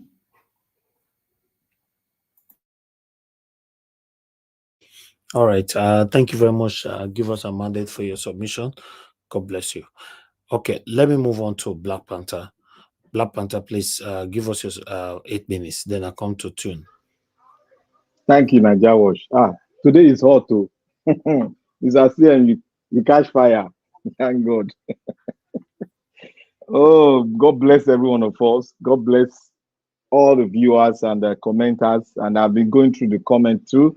And I want to answer one question by our mother that called in. Ma'am, what I did there was I'm not actually focusing on the terrain. I'm getting information from the statement made by that general. The information the general made, I concluded that he was basically talking about they are not well equipped. Because the terrain is not, it just made that terrain because they have been there for a very long time and they actually know the terrain of Jos. Now, do you know why I said they actually know the terrain of Jos? Nigeria have military formation,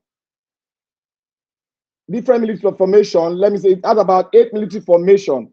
There are 2 in the southwest. There are 2 in the south-south. There are 4 in the north. And one HQ3 armored division is in Jos. Did you get that now? It is not about the terrain. They know the terrain. What they are lacking, apart from other factors you might ever think about, is exactly they want money. They want to steal more money. And they put that we don't have equipment. It's not actually terrain. Because they are based there according to the military formation. You can go and fact check me. They are right. The armor division, the HQ3 is right in Jos. Black Panther. So you can't tell me that HQ3 right in Jos does not know the terrain of Jos. So that word, I am not looking at the word terrain, but I'm looking at the word behind terrain, that is equipment. Black Panther. Sir? I think even Jos to Kaduna is not far from each other now. And when they were training in Kaduna, they would have entered Jos to go do some training in Jos too. They know the terrain of that place because they have the division is right there. So where you have a division, you have everything about that place, that area, topography of that area. You got that in your map. So, your Black GPS Panther, is there. Black Panther, sorry, can I just make a clarification? So the issue of the equipment was made by those officers when that comedian went to visit them. But the issue of the terrain was the Arise TV journalist. Elvis can replay that again when they were analyzing the Plateau issue this morning. There was the 2 ladies. They quoted. They said the commanding officer said the terrain was difficult. It's difficult for them. Yes, thank God you said you made one. You said the terrain is difficult for them. What that tells you, if you have to be a critical thinker and you have to stand and very wise in it. When he made mention of terrain, it is equipment that he needs. Because actually the terrain itself, you cannot say he doesn't know the terrain because right there, the HQ, the armored division is right in Jos. And when you have a division in a place, you know everything. The GPS of that place, you know, and you have practiced. enough in that terrain. So the terrain itself should be strike off. Two, I want to say one thing here. To Niger, you said one thing in your comment. You said the Machiavellian principle can be used because we cannot discard history. Look, when you're analyzing things from history, you say it, you pick the positive part. You see that principle of the Machiavellian was more or less the white supremacy. If you don't know, go deeper. It was more or less the white supremacy. And one other thing again, you said we can throw, you said at the long run we can throw away. It's okay. If you say that, can we bring back slavery?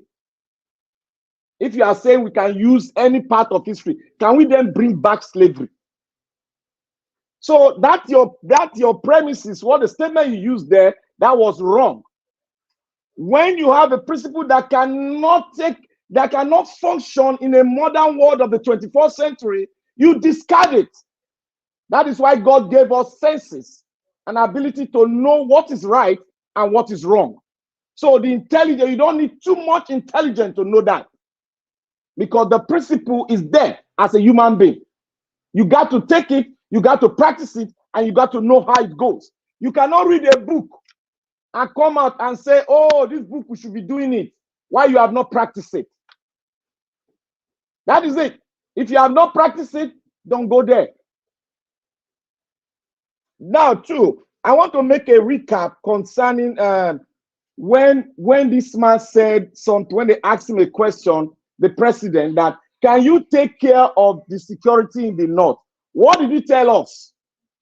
After making a statement that's going to form a formidable force of 105 million, whatever soldiers. He said, I don't have power over the security in the north.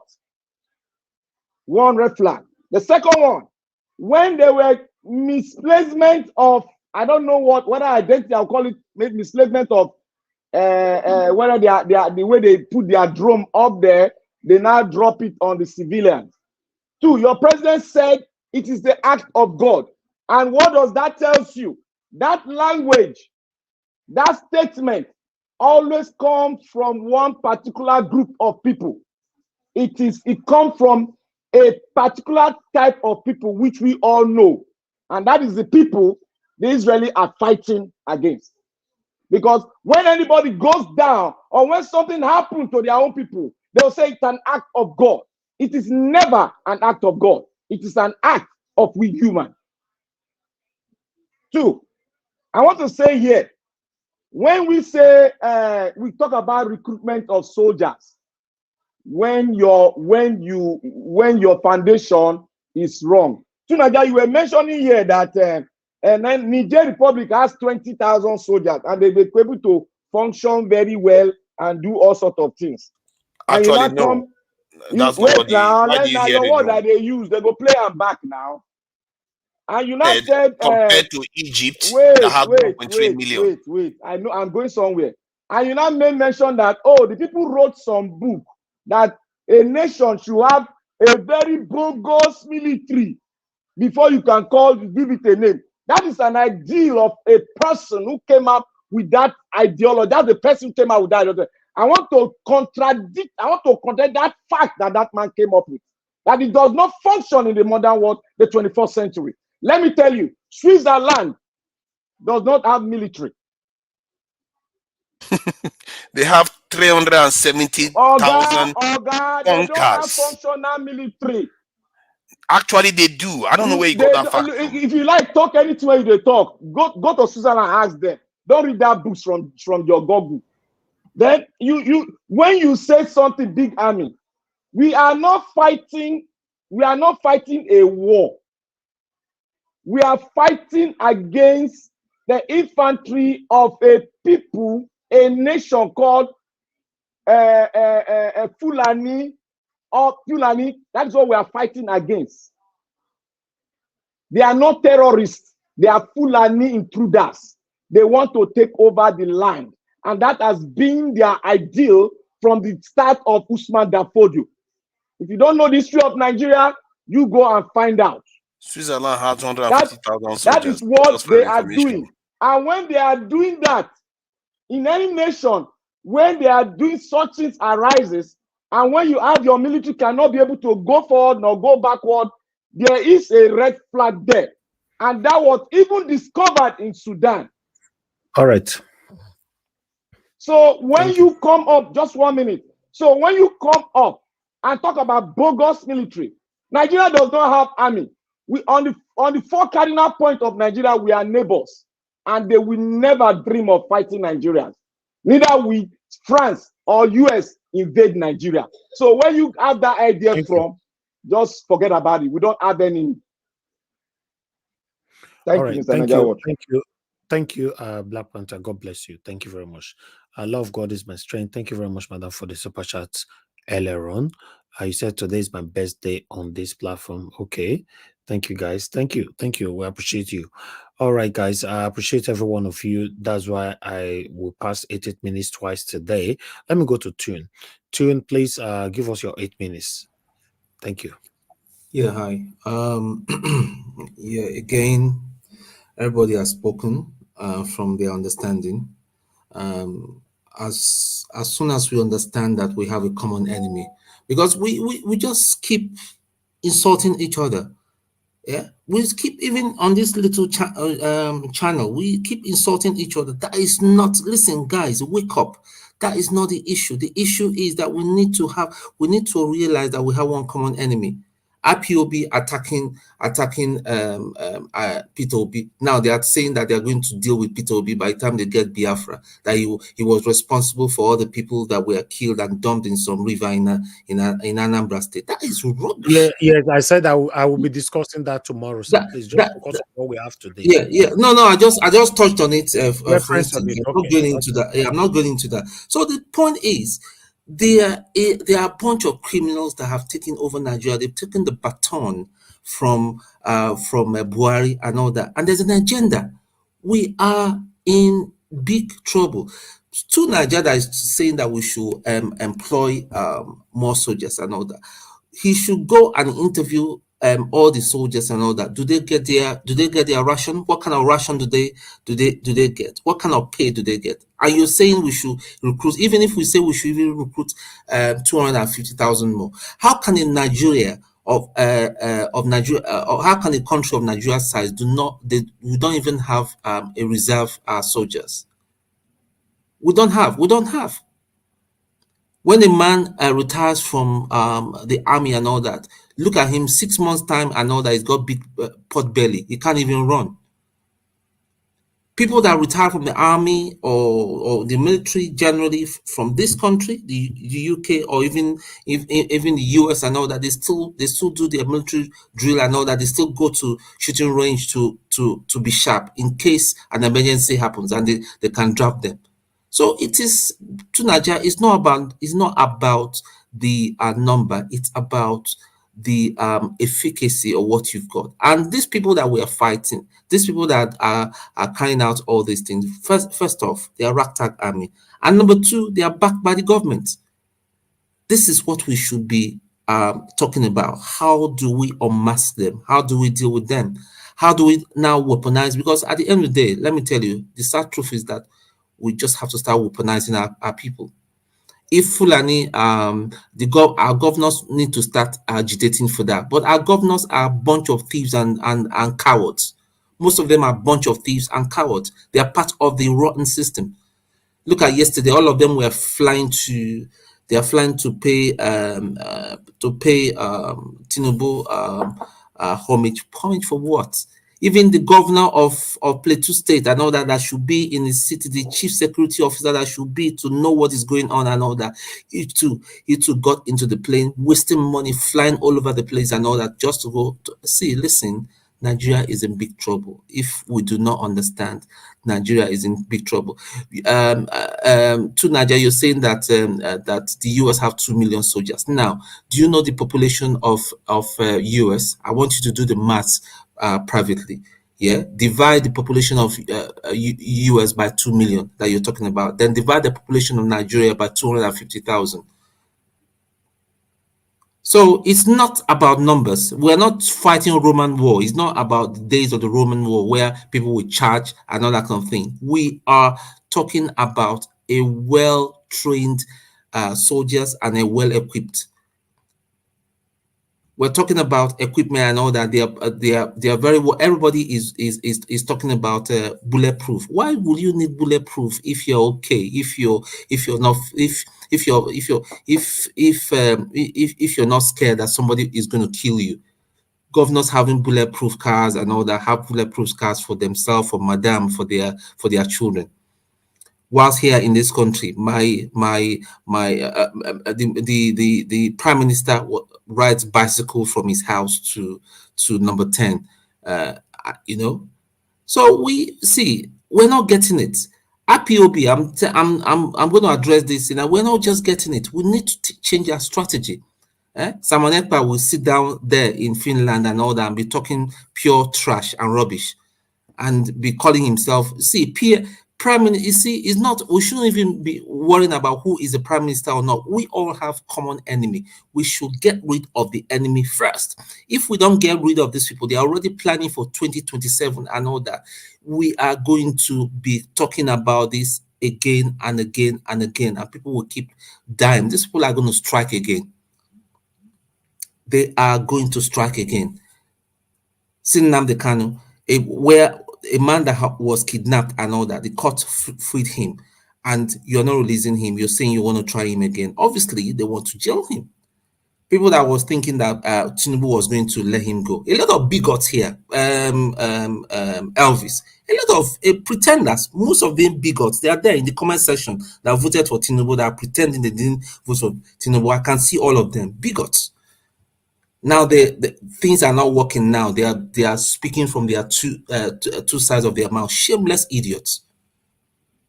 Thank you, my brother. I've got to go now. Thank you for your time. Thank you for having me. Thank you, Tune. Can I Thank you. interject?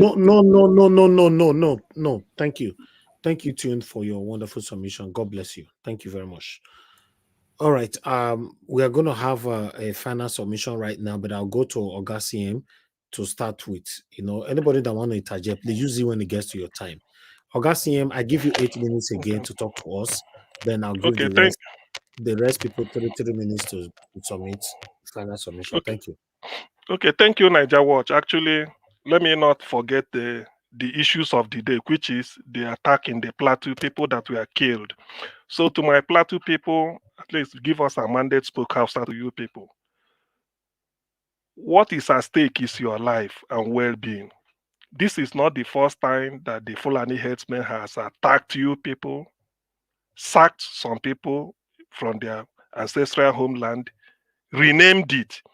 I think I listened to one interview or one in something on Arise. Somebody from the Plateau, he said 37. I was sleeping while listening. I could bet. He said 37 villages were sacked, and the names changed. So this is really not a tea party. The people of Plateau, you have two options, in my view. Whatever I'm saying here is just my own considered opinion. If what I'm saying makes sense to the people of Plateau, please adopt it. If not, you can discard it. But what matters is make sure you stay alive. Number one, do what the Southwest people did by forming Amoteku. But make sure, you must know that Amoteku succeeded in Southwest because the Yoruba community of the Southwest are monolinguistic or something. It's one language, one culture, one people, one civilization. So the man from Ondo, the man from Ekiti, the man from Oshun and the Ogun, they are one and the same people. They know what they are fighting for. I know Plateau is made up of different ethnic groups, not to talk of Taraba making the equivalent of Southwest would have been North Central. But somehow, this is about you. This is about your life. There is no formula. Anything you know that can keep you alive, please do it. Be alive. That is what matters. The enemy are coming to finish you off, take over your ancestral land. That is what they are doing. I'm not telling you what you don't know. You are in it. Those ones that were sacked, say 2-3 years ago, where are they? have they recovered their ancestral home? No. They've lost it and probably lost it forever. People in Benue State are in refugee camp. This is about life and death. So whatever you want to do, do. That of Amoteku example from the Southwest, you can borrow it. If you can't, however, the Southeast wanted something like that. The governors were dilly-dallying. They couldn't come up. They were just talking trash. Until Nnamdi Kanu rose up and said no over his dead body. They formed DSN, funded by people from the diaspora, and they stood. They withstand the Fulani onslaught. For those whose memory must have calcified, there's a place called Nimbo, Nimbo. It's a town in Ozowan, a local government of Enugu State. That was the first place that received the baptism of fire from this Fulani headsmen. The governor of Enugu State then, Ifeanyi Ugwuanyi, went there and was crying. People was calling him Mrs. Ugwuanyi, said he's a female governor. It happened that no anybody can come up and tell me if not. Nimbo, Uzuwani local government, it happened there. Those people that were slaughtered, none of them came back to life. Nobody, no single Fulani headsman was prosecuted. That is Enugu State. They came down to Anambra State, somewhere around Otuoche area, Anambra North area. They did it. That made Obiano, the then governor, to say anybody that is killed by a Fulani herdsman, we have to pay compensation of 500,000 naira to the family. What I'm saying is on record. People can phone in to tell me I'm lying or more or not. The people of Anambra State, where I came from, said, so does it mean one person who is worth 500,000? In fact, they backed at Obiano. I don't know how he managed to escape it. In Imo State of Okeze Bazo, around Lokpanta area, they operated there and was slaughtering people. Dave Omahe, the one that is now a commissioner minister for works, was the governor in Ebonyi State. He welcomed them and they started causing mayhem around that Izi area. These are facts. That is Ebonyi State. The same people. Then in Imo State of Rocha Sokorocha, the same thing happened. Now, so you now find out that no state in the southeast did not have the baptism of people. They are not from this. They are from far away. You don't know where they are from. They rear their cattle and come down. So please, that was why Nnamdi Kanu said over their dead body. And because of people who will like to falsify history, the day Nnamdi Kanu announced the formation of ESN, he made a press conference, he made a broadcast. He said, we are not driving the Fulani out of our territory because Ndi Igbo all over the north doing business, even with the Fulanis. We are driving the Fulani headsmen who, instead of coming to live in the city with people, do their business, sell their business, they go to the bush and be waleing people and then raping them. There's a difference. Because people like to, massage, lies and say what they want to say. That's what he said. He said, we have cities. You can buy land and build your house if you don't want to rent. After all, you come and sell your cattle. But to go and stay in the bush, nobody does that. Human beings don't live inside the bush. To the extent that if somebody now want to go hunting, instead of seeing an antelope you want to hunt, you are seeing a human being. You are dealing with him. And they kill you, they maim you. So that was the issue. So the people of Plateau State, the ball is in your court. If you want to save yourself, there's two examples you can copy. You may say that of ESN is to the extreme. Leave it. What of Amoteku? If you want to do it, what matters is save yourself, be alive. That is what matters. Nigerian Danjuma from the Middle Belt said the army is colluding with them. Of course, you people know. You people there, you know it more than I do. If Danjuma could say it, say, protect yourself. If you are waiting for them, you wait in vain. It's not my word. Danjuma said it. If I'm lying, let somebody come and correct me. He said it the day he was attending the convocation ceremony of Taraba State University. They gave him honorary doctorate degree. So there are evidence to show that, look, they want to wipe you out of existence. What do? You've been pushed to the wall. You can't be crying now. The rest of the world will cry with you. Thank you. But thank you. After that, what happens? Thank you very much. All right, guys. Everybody on the panel have given their 8 minutes twice. I appreciate you all, my people. Thank you very much for your time with us today. We are 4 hours here now. Thank you. So we're going to have our final submission now. This final submission, I'm only going to give for 4 minutes. For 4 minutes, if you want to use your own to interject on the previous submission, yeah, you can. You know, if you allow anybody to interject you while you're giving your 4 minutes, it will be counted as well. You know, I appreciate you all, my people. Let me go back to Give Us a Mandate. Give Us a Mandate. Are you there? Okay, Give Us a Mandate as usual. Let's move on to Mr. Olumude. Are you there? Yes, Elvis. Okay, thank you, sir. Give us your final submission, 4 minutes. So I want to round up by saying that the people of Plateau have to rise up. They can't allow this to happen to them again. I mean, if the federal governments have shown that they are either co-conspirators or they have people in the military and government that are giving these people a helping hand to letting them have their way. So the governor has to do the right thing by providing security and homegrown state security for his people, like the Southwest governors did, just like CM has said. And if the governor won't do that, they have to rise up and protect. They have a right to self-defense. Self-defense is even in their constitution. It is every human being's right that when you are attacked, you have a right to respond back. So they have to find a way to protect themselves, because this is just crazy. And then to Nigeria, so I don't know what kind of I don't know what you're studying or what you are reading or what reference you are quoting or following. See, if you follow military analysts, people who have served in the military or currently serving in military in most Western powerful nations, America, UK, even Ukraine is a testimony. So it's not about the numbers. It's about today, modern warfare is about deploying specialized forces who are well equipped and specialized in different areas to achieve the target objective. So I don't know where you're getting your numbers or anything from. You understand? Olumide is intelligence, mostly intelligence. That's all. Specialized forces. They specialized forces. I mean, they are well trained and they use a whole lot of resources, intelligence, equipment.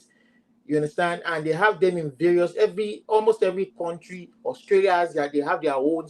They have their special forces. In US alone, they have about 6 up to 10 known special forces. You have the Rangers, you have the SEAL, you have the Black Green Berets, you have I mean, on and on and on and on. Special forces. That's modern warfare. Why do you think Russia is having a hard time with Ukraine? So me, I don't know where your numbers game are coming from. And again, so even if you want to play numbers game, all right, thank you. Is it with the ragtag army that Tone just described? Is it with this ragtag that Nigerian army they can't deploy people to go get rid of them? Where they know because there are people co-conspirators within the government, within high places, helping them of who have the same heritage as them. We know what Buhari did. He was thinking that Jonathan was not going to hand over, and he was ready to deploy his fellow countrymen from other neighboring countries to cause war in Nigeria. But Jonathan, all right, thank you. Behaved well as a gentleman, handed over, and these people thank now you, Mr. don't want to go Olumide. back. Thank you very much. Thank you for your time with us today. I appreciate you, sir. Thank you very much. Let me go on to Nigeria. To Nigeria, please. Your 4 minutes starts now. Thank you. Thank you, Nigeria Watch. Yeah, first of all, numbers do matter. The experts that know about it, that literally collate all the data of militaries around the world, they literally said one of the most fundamental is the numbers. The rest are just details. And besides, I don't know why we are so against defending ourselves. It's very simple logic. Before you start worrying about intelligence and all the rest, you need people. The examples that just happened recently is telling you that How can we not learn this? The people tell you, the soldiers that are around tell you that they cannot get there because it's far away.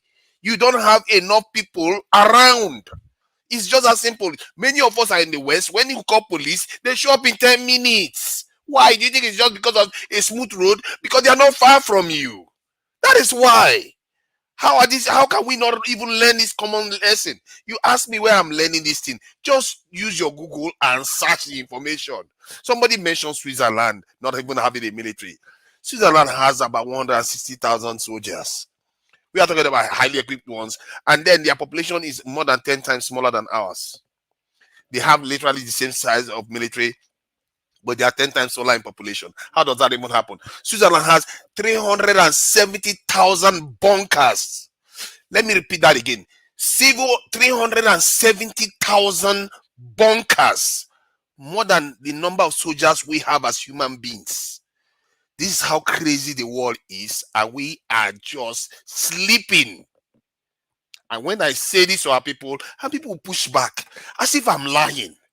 This is a fact of life in the world. Look at how Israel is fighting for its life. Russia, that is smaller than us in population, has well more than 2 million soldiers that they brought into their military. Ukraine, tiny, brought a lot of soldiers into their military. The first thing they did was, anyway, they started the war, send the women away, and the men have to join the military. Our people don't want to defend themselves. They are killing your people every day. What do you want? You want us to be recolonized? You want us to be exterminated like the Indians or the Aboriginals of Australia? This world doesn't owe us a living. You have to defend yourself. And I really feel bad when people die.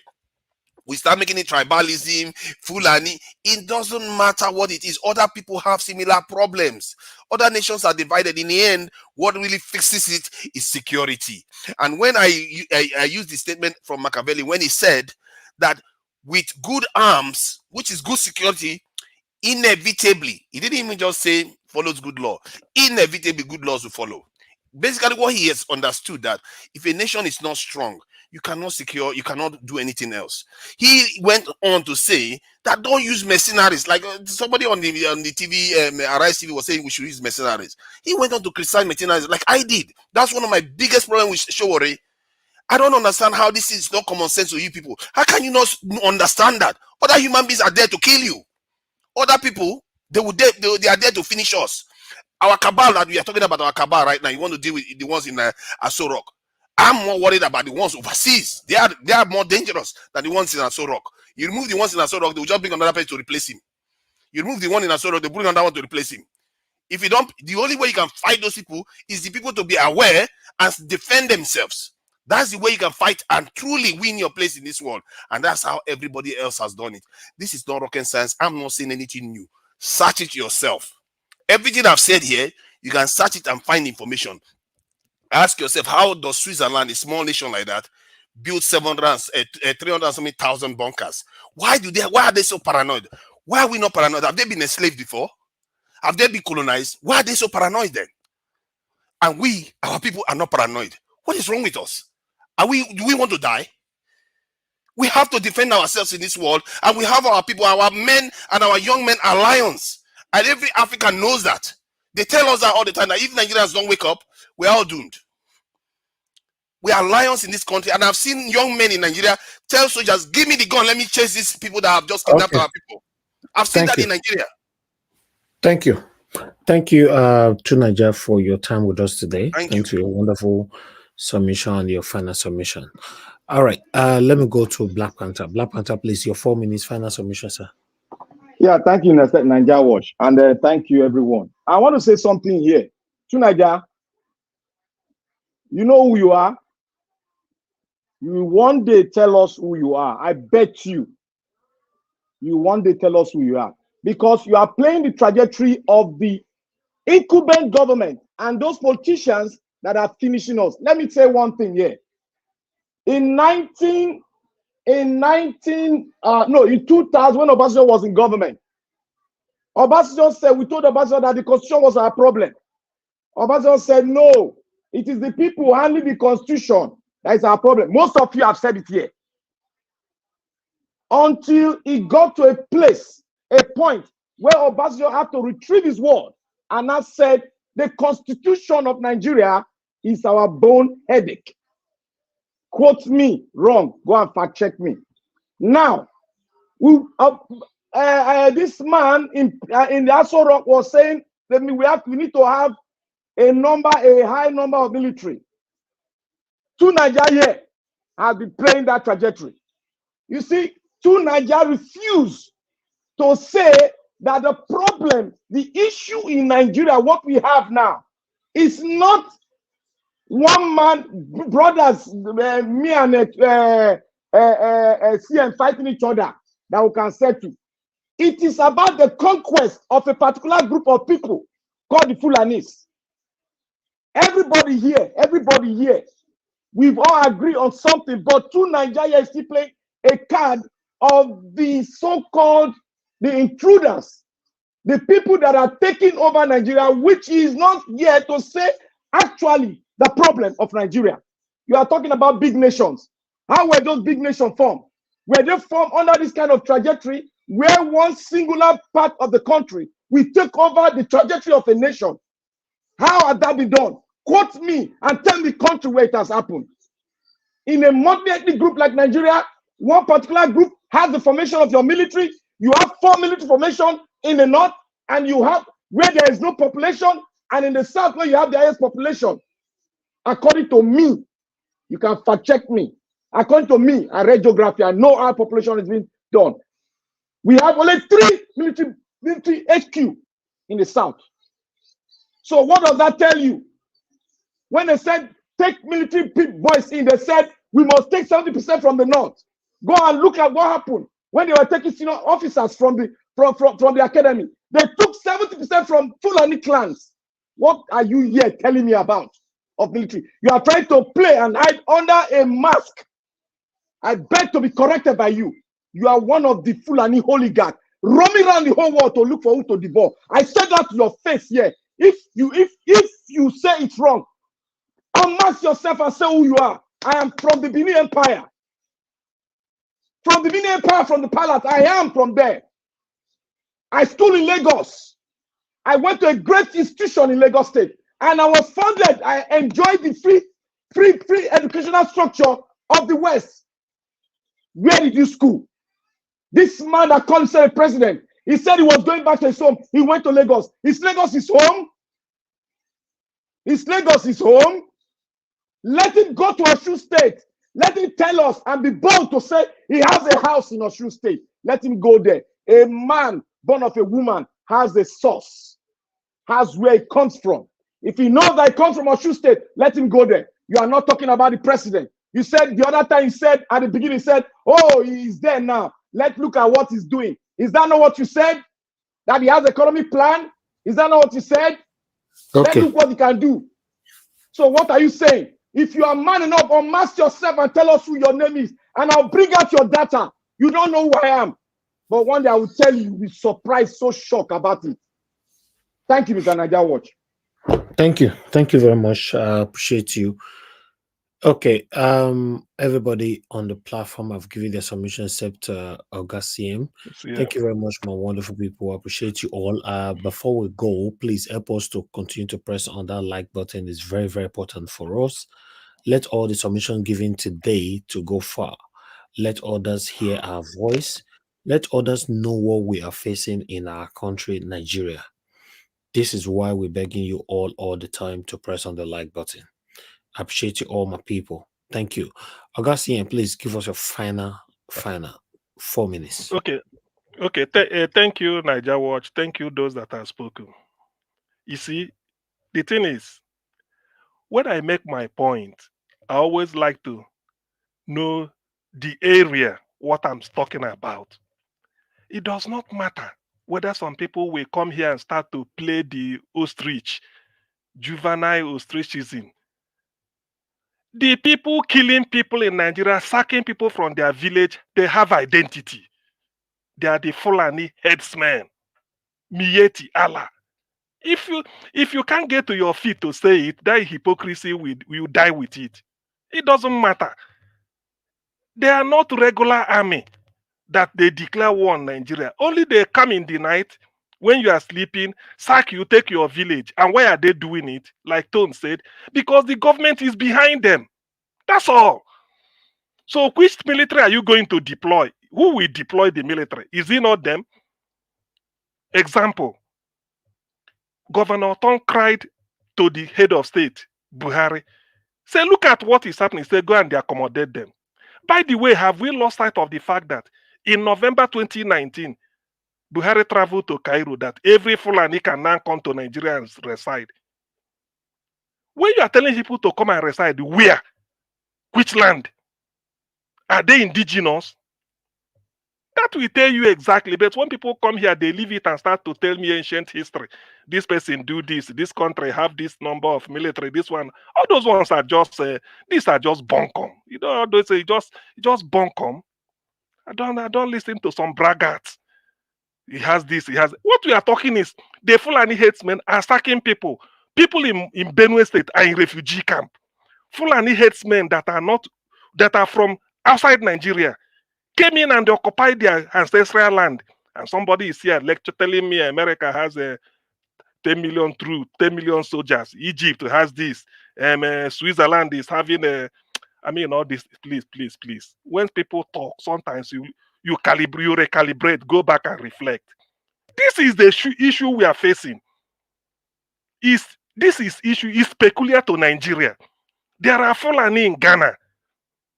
There are Fulanis in Ghana. There are Fulanis in Ivory Coast. This is a peculiar issue because they want to entrench them in Nigeria, and somebody is leaving it and then leave a ringworm and be procuring cure for malaria. What sort of physician are you? This is rubbish. People that are in the army has told you that the government is behind them, and we know. Danjuma said so. The Fulani controlling Nigeria said they own Nigeria. That's why they are bringing these people. Why did Buhari go to Cairo? Let somebody tell me it's a lie. To go and say that every Fulani should come and live in Nigeria. Where? You come and live? Did you buy the land? Nothing. You just come and sack people. And that is when this killing started. It came at the highest peak since 2019. We've been having it till today. Now they can't go to the southeast anymore. The southwest is no more it's not no-go area for them because of what they did. The people of Plateau, don't let anybody deceive you if you are listening to what we are saying. Forget about all these semantics. Everybody you talk and shout like a mad dog. This one happened. What don't we know? What do you know that everybody don't know? You know this, you did this, you did. Ordinary, tell us your ethnic group, you can't say. Yet you love Nigeria more than Lord Lugard. You love Nigeria more than Lord Lugard that invented the monster called Nigeria. Ali Ekine called Lord Lugard's Nigeria a monster in his book with a headline. And yes, somebody will come here and be talking and see if you are more Nigerian than Lord Lugard. Which part of that country do you even belong? Black Panther, try and unmask what you want to do because this is quite unbecoming. There are certain things where you hear it. Somebody will just be arguing for arguing's sake and talking, propounding one useless theory. This is the Machiavelli, the Prince. I've read this book at least 2-3 times. And I will start reading it again, maybe from tomorrow. There is nothing here. The end justifies the means. Is that what we are prescribing for Nigeria? Tinubu says snatch it. Just do anything. That is the meaning of ends. You use arms to get good law. Where? That was then. There's what they call rule of law. There's what they call UN convention that rules the world. Even if you are maltreating your people, the United Nations can come in and tell you shouldn't do it. That is the stage we are now. Or they wait for you. Either they take you, then you go to International Criminal Court for trial. Under Machiavelli, there was nothing like International Criminal Court. You do what you want. That was in the ancient time. And you are telling me good, it's just military. Some people can be so idiotic in their reasoning. No wonder you see them peddling from one platform to the other with sadistic gusto. Military, if you put this military, do this. It doesn't work that way. That's what they call evolution in human being. Developmental evolution. The world doesn't tolerate that anymore. No one country fights alone now.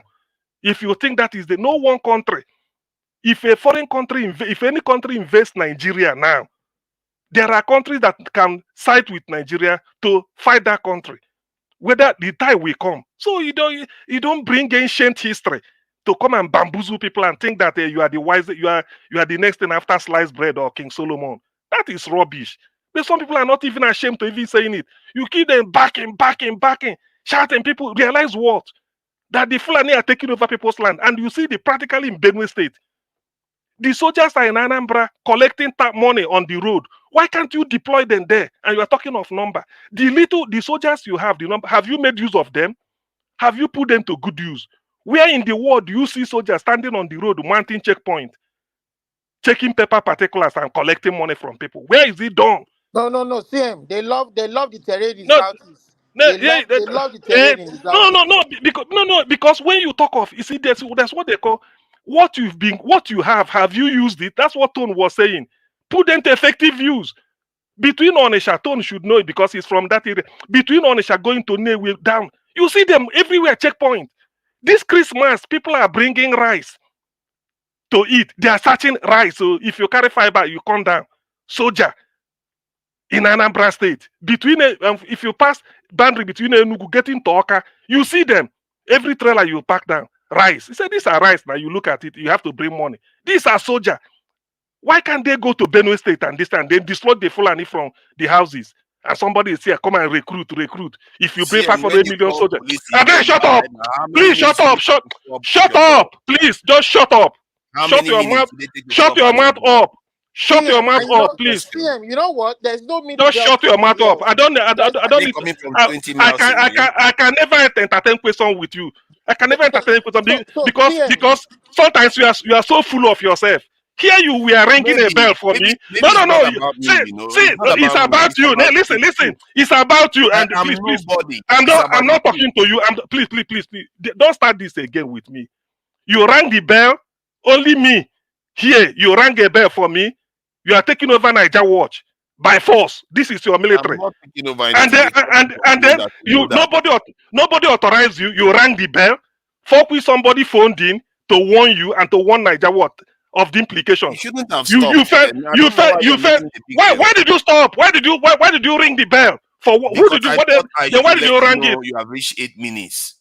Why? Who authorized you to tell me? Who authorized you to do that? I've accepted. Are you the person? Let's move on from that. Who authorized you? Who authorized you? When you make a call, must everything be by force? Focus on what you talk and finish. Let him shut up. Let him shut his mouth up. Must everything be by force? Cool down. Everything is soldier. You rang the bell. Are you ringing it for who? For your dead mom or for your CM, I'm sorry I rang the bell for you. Okay, please. Keep your apology to yourself. I don't need it. Fine. For God's sake, please. You call the police how long will the police take to show please keep your opinion to yourself. Let him talk now. Let him finish. What sort of imbecile is this? And he stays there opening his mouth, talking, trying to prove you rang it, and I shouldn't have stopped. Okay. Why did you ring it in the first place? Niger Watch, this is quite unbecoming. This is not where you control people and they use your sadistic gusto to dump them down. You don't try it here. You don't try it. Let me tell you, in the arena of insult, you belong to the kindergarten class. Just know it from today. Don't dare me. Don't you ever in your wildest dream dare me. Or else the gods are wise. Niger Watch, thank you very much. CM, thank you very much. That is nothing wrong when somebody venting sometimes. Yeah, it is allowed. Yes, even me, I like the fact that Tunaja apologized already, but Tunaja, although we've addressed that, even me myself, I don't like that in any way at all. Because I've never. Why is it that people can insult me and get away with it on this panel, but the moment you insulted me, one thing wrong, they come but you insulted me. But you insulted me. For God's sake, you didn't insult me. Because you belong to the Agbadoism. No, please. Nobody. You know what he pay me pass? Pay me pass now? Be say, you see this one Nigeria people. Now with the talk of Plateau people, whether they keep for and Middle Belt people, whether they keep. They go send a tribal. That one, no Plateau person they here now. Waiting tribalistic for that one. Until I they don't wipe know. these people come out. They wipe them come out for map. All right. It's very unfortunate we find ourselves here. To Nigeria, you're saying if they insult you and all that, they get away with it. What you Yeah, and did everybody, was, they call me all hold on. kinds of names. They call me devil and everything. No, yeah, maybe your submission, they are not happy with it. You know, Yeah, I but cannot you said that you should not be insulting people, but no, they do it to me all nobody the time. insults you. Calling What? you devil So is calling not somebody a Oh, devil is not dear. insult, eh?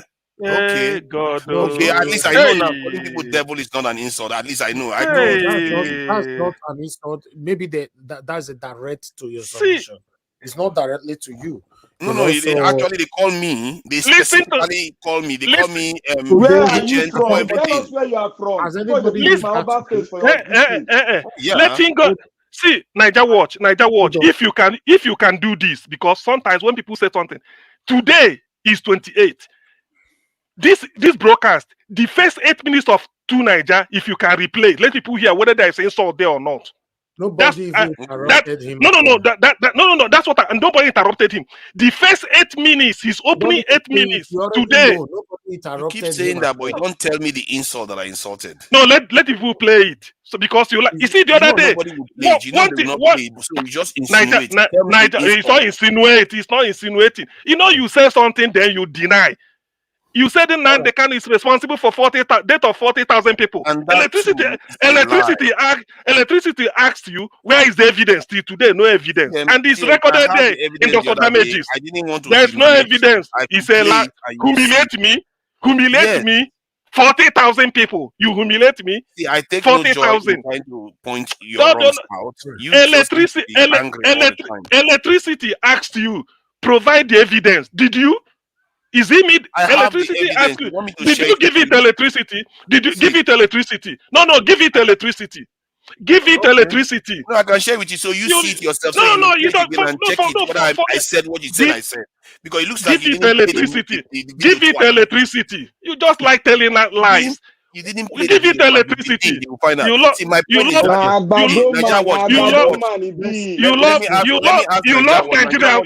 you love Nigeria more than Lord Lugard. I beg you. This is not about you and me. Nigeria Watch. Let him tell us. Let me speak to Nigeria Watch now. Can I just speak to Nigeria Watch now? Nigeria Watch is the UK. If they call police, ordinary disclaimer, you can do. Can I finish now? He knows how quickly the police will show up. It's not because the police are traveling from, they are very, very far and fast and they can come from far away. It's because the police is around. It's around. The police, they are not very far from your home. They are about 2 to 3 miles away from your home. That is what I'm saying we should have in Nigeria. To Nigeria, if I have to ask you, why are you hiding your identity where you come from? Yes, exactly. Because people are obsessed with the tribal politics and religious politics in Nigeria. Because if you look at what Kagame did, that's why he did away with it in his country. Because our people, they don't even seem to realize that calling themselves tribes is backward.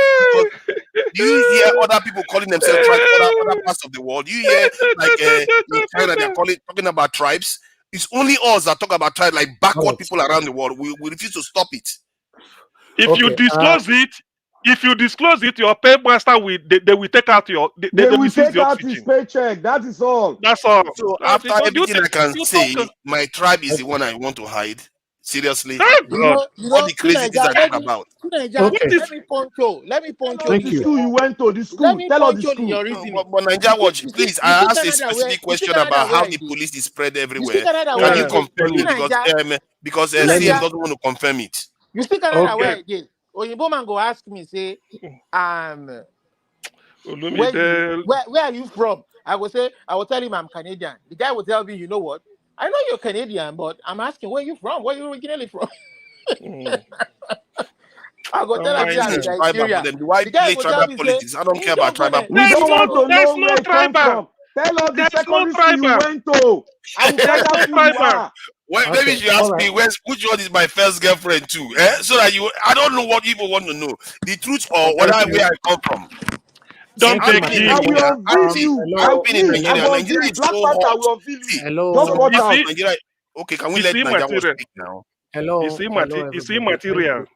Thank you. Nigeria, you're a very everybody. mysterious guy with very mysterious thoughts. Nigeria, please shine a light about how the police behave here in the UK. You know, thank you. Everybody know how police behave in the Western world. We don't need to be emphasizing. Is it not because they are everywhere? You know, yeah, but we can't compare UK with Nigeria. Yeah, but why are we not looking to do that for our own people? Who's going to do it? You or I? Or we are going to demand it now. We have to Don't mind demand it. it. Now he's the Mandela of Africa. Mandela, we are going to do it. I'm demanding it, and we have to demand it from our governors. Everybody, hold on. Now. Everybody can't be talking the same time now. Yeah. Demanding it from who? Local government, governors, and the federal government. Who is the local government? Who is the federal government? See, all of them. You have to demand it. If you don't demand it, if you don't remove them from office, Mr. Nagawa, can I ask you a question? To put those systems in place, we need to do whatever we need to do to put those systems in place. Mr. Nagawa, people are dying. People can I ask you a question? Election. I think Okay, Mr. Mr. Nagawa, I want to ask you a question. You see, we are all intellectuals here, and we are Nigerians. We are proud to be Nigeria because we came from somewhere. I came from Benin. Mr. Nagawa, where did you come from? That one a confusion. Where did you come from? Oh God. Why? See, look. Black Panther, you don't ask a question, you know the answer. Forget. He loved Nigeria more than Lord Lugard. That's all. It's as simple as that. Who are you deceiving? Who do you think you deceive? Go and take your paycheck. I'm not here. I'm not here from Nigeria. It's from Zimbabwe. I'm not here for Nigeria alone. I'm not here for politics. I'm here for our survival. See, your own politics is different from mine. Maybe that's why you don't understand me. Your politics is different from mine. Mine is not even politics. Mine is survival. If we survive, that's the one I care about. And for us to survive, we need to be able to compete in this world. The African man. But if somebody call out Fulani headsmen, it rankles you. Are they not the people doing it? Because they are the Fulani headsmen, not The Fulani. bigger threat to us. There's no bigger threat. You have to be alive to worry about Fulanis. Okay, and I fear we may not even be alive to worry about Fulanis at all. Which party is the just governor? Okay, I want to end the which party is the just governor? If you're not letting me end it, please. Let's go home, please. Can we do an extra session where we demand evidence? I don't. Okay, this is a suggestion. Let me just make this suggestion for next time. I think in Nigeria it's just a suggestion I'm asking for. That when we make our submissions, then we have maybe an hour later on where we provide our evidence for our submissions, because so that our people get quality information. That's my suggestion. Mr. Naja, can I counter that? Tunaja, let me give you one evidence. Tunaja is just a person being paid using Google to Google anything. What school did you go to? You see, he's scared of evidence. You see how they are scared of evidence. How can you be evidence? You are telling the truth. You shouldn't be worried about evidence. Tunaja, let me give you one evidence. In Benue State, when Otom was there, they say because they say that politics. Now politics is PDP. Now APC enter, they say they killed them. Is that politics? Thank you very much, my people. We've come to the end of this broadcast. Van Maxwell, I saw your comments on the comment section. You wanted me to post link. Like I said before, I'll put this again. If anybody wants to join the panel, at the beginning, we only post link twice now. Because if I post link at this kind of time, remember, it's not just for you. A lot of people will not come in. Then I might likely start another session. So I'm not ready for that. All right. So please, in case of next time, try to grab the link from the beginning. In case you want to come in anytime, use it to come in. Or look out for it when I post it the second time. But post a link at this time now, you're going to be, who is this now? Mute yourself. You are yawning, you unmute yourself. Sometimes I don't understand how people behave on this platform. Just mute yourself now. It's not funny. It's not funny, Olumide. I'll remove you now. I'm talking to you. You are laughing. Stay on the backstage. Is it funny? Are we in kindergarten here? If you want to, sometimes I don't understand where adults behave like kids. This is what they do in our rise all the time. One person will be giving submission, you'll be hearing another person coughing in the national broadcast. I don't understand. Most our own always be backward when it comes to Nigeria. Have you ever hear the BBC? They are talking, and you'll be hearing on the background people coughing and scratching their throats and everywhere. They're always doing that. Mostly it is Rufai that is always doing that. Rufai. I love him so much, but I don't know if you guys have noticed that. If not, pay attention from today on henceforth. You will know that when they have a guest. Maybe Ayo is asking somebody a question. Rufai, you'll be coughing inside this. It's somehow national TV on this platform, and I don't like it as well. If I call you, if you know you have noise on your background, don't unmute. You guys should know I don't like it. Some people will just unmute. You'll be hearing pot, cookie, domi, cookie, everything. You'll be hearing it on the broadcast. Eh? I don't understand. Yeah, but nevertheless, I appreciate every one of you. Thank you so much. And people, please, when people are giving their submission, all this unmuting, there's noise on your background, you just unmute and, disturb the person that is giving their submission. At the end of the day, they not get to forget, what they were about to say. It's also very bad. You see, some people will unmute. You just see a huge noise coming from their background. If you were watching us from TV, before you unmute yourself, you want to speak. In fact, go and put your TV in the kitchen. Thank you very much, ladies and gentlemen. We've come to the end of this broadcast. I appreciate every one of you.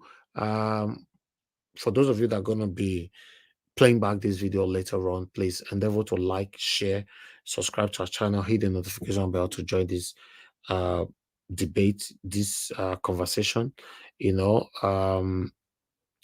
We are talking about what is affecting us in Nigeria.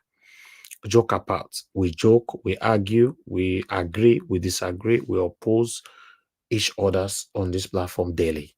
But one thing is sure, we are here for a common goal. We just want a better Nigeria. We are not fighting anybody. We are not even fighting ourselves. We arguing, we disagreeing with ourselves just because it is called panel. But the bottom line of this gathering is because we want a better Nigeria. And the unfortunate part of it is that we have some people who are fighting us back not to have the better Nigeria we all are craving for. That is the sad part of it. For me, I'm a very straightforward person. I've said it over and over again. Even though everybody knows that Tinubu is an illegitimate president. He ringed himself in to become a president by fire, by force. But regardless of that, if Tinubu start doing the right thing today, I will come to this platform and talk about it. I will not sit here for anybody to come and tell me, no, not talk about him, this is a blah, blah, blah. No, you cannot remove him and you are building hatred everywhere. No, I'm not part of the hatred. I just want a better Nigeria. So those of you that is clamoring for a separation, that's fine. Like I said, I'm not going to change your mission. I'm not part of it. Those of you that is also clamoring for a destruction, let's destroy Nigeria. I'm not part of it. And my platform is not part of it. I want a better Nigeria. That's why I supported Mr. Peter Obi. Unfortunately, they take him from her. They bully him, collect the power from her. They bully and bully and bully and they go bully and put for one corner.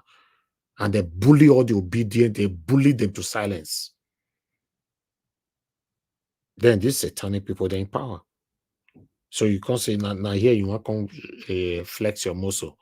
Then Nigeria was go beat them for you. When everybody is quiet, unfortunately, Peter Obi was bullied, in case you're not aware. Because maybe some of them don't want to use that word. I'm using it now. He was bullied from beginning to the end, till now, till tomorrow. And they are waiting for him to respond to one of the some of the bullies. Then they'll get him arrested. The people that are supposed to speak for Mr. Peter Obi, everybody's silence. Sometimes when I say that we have a long way to go in Nigeria, it looks like I'm just talking. Because some of you are just there. You want Peter Obi to, may go fight, may go do this one, may go do that one. The person that you said you were supporting was bullied throughout the campaign, after the campaign, till right this moment. Everybody's silent. Now IPOB, now they say the bullier now. IPOB that is threatening now in advance. This is the country we find ourselves. In case you're not aware, let me tell you what bullies means. A bully, when they see you, when they make attempt to bully you the first time and you did not react, you've activated them to continue to do it every day. That is what is happening to Mr. Peter Obi today. And that is what is happening to Nigerians as a whole today. The politicians, they've sized us. They've realized that we are nobody. I'm sorry to use that word. Yes, we. They realize that we're nobody, that they can do whatever they want to do and nothing will happen. That's why they're doing what they're doing today. Just imagine every crimes, every sins, every death, everything that's happening in Nigeria. All we are hearing is investigation and nobody goes in for it. We're in big trouble in Nigeria. We're in big trouble in Nigeria. That's what I was saying the other time, that those of us that have second address, you should be grateful to God. I'm not here to feel superior than anybody, but you just need to be grateful. You need to be grateful to God. That, okay. Because He's not working over there. And we don't even have hope now. That's it. We can't even see forward. We cannot visualize where we are going.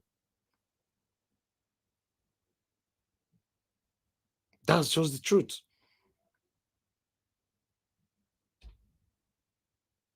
So it's crazy. I just hope we have a better Nigeria soon. But I don't know when. Simeon Kalu, he said, please leave Rufai of Arise alone.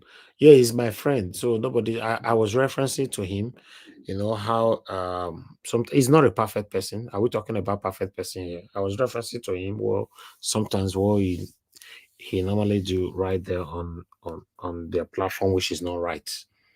Yeah, feedback makes you grow, in case you're not aware. If everybody leave you alone, you not become a better person. Always welcome feedback. Me myself here, welcome feedback every day. Yeah.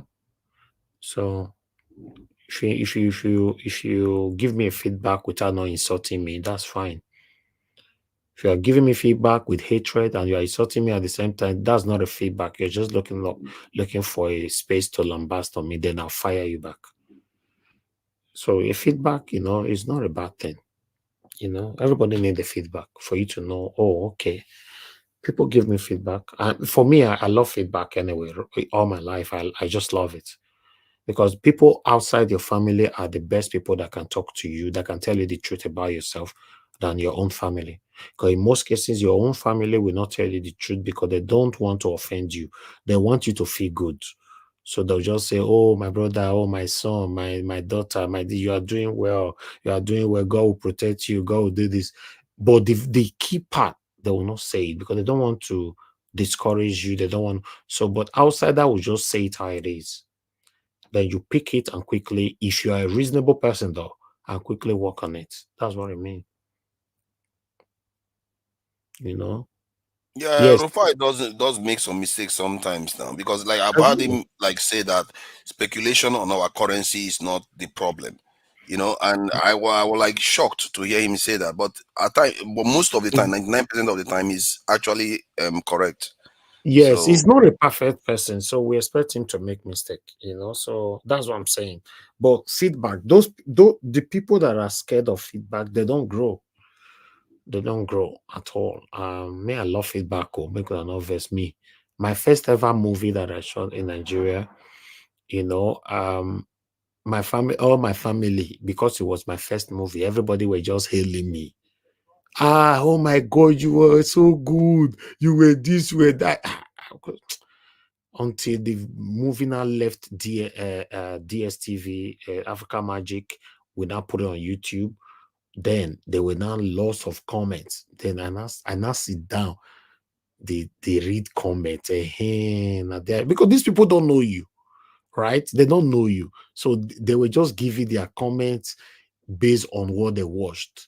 That's when we get to know in some social meanings, the audio went up and came down and all that. It was not straight, it was not that, and social area like this. We're jotting everything down to work on the second movie. So these things are very, very important. Some people will just take it as although we have some satanic people who come here to give useless feedback, like once idiot will come here today, can't give you yes feedback, say blah blah blah blah blah, because you are angry, most especially on Christmas Day, how people blessed me and showered me with so much kind words, money, love, everything. That idiot come to dinner, they say what we do here is to come here to make money. Can you just imagine? So I'm happy that my admin were so swift to handle this kind of people. And so listen, guys, one thing that you must understand is this: anything we do in life, always do the right thing. But if blessing comes through it, then be grateful to God. And we pray for blessings to come through the good thing that we're doing in life, right? Have you ever seen anybody praying that any good thing you are doing, you should be getting bad luck? Have you ever seen anybody praying like that? No. We pray for God to bless the hand of our work or the work of our hand. I don't know how they talk that one, So what are you talking about? So when anybody pray for me here, I don't know, say those things, they affect you. When people bless me, I don't know, say they affect you. Although I know, but I don't pay attention to you guys. So feedback is very good if it's not coming from your enemy. That's what I'm trying to say. If it's coming directly from a person who just, saw your wrongs organically, please take it. Don't argue too much. Although it's not a good thing to argue to win, always argue to learn. My people, we've come to the end of the broadcast. I appreciate every one of you. The people that came into the panel today, once again, we still have Give Us Our Mandate here with us, to Niger, Black Panther, Oga CM. Thank you very much. Oga Ferrara was here with us as well. Toon was here as well. Thank you very much. And I can't remember, a lot of people were here today. And I want to appreciate every one of you. Thank you. Okay, Olumide was also here. Thank you, my wonderful people. For those of you that called in, our love of God is my strength. Thank you very much. Gingerbread Man, thank you. Madam Origin, thank you. And I guess one other person called as well. Then, Can I just watch? Yes, sir. Where is Sister Rita? Yeah, she's fine. She's busy with something at the moment. She's very fine. Then on the comment section, I would like to appreciate Victory all the way, mother of all Mommy Diaspora. Thank you very much, Mommy. Thanks for all you do. Thank you, Stella Masemedo. Thank you. Madam Origin is also there. Thank you very much. I appreciate every one of you. Thank you, my people. Francis, thank you very much, and thanks for that, your comment. Yes, feedback is the greatest recourse to growth.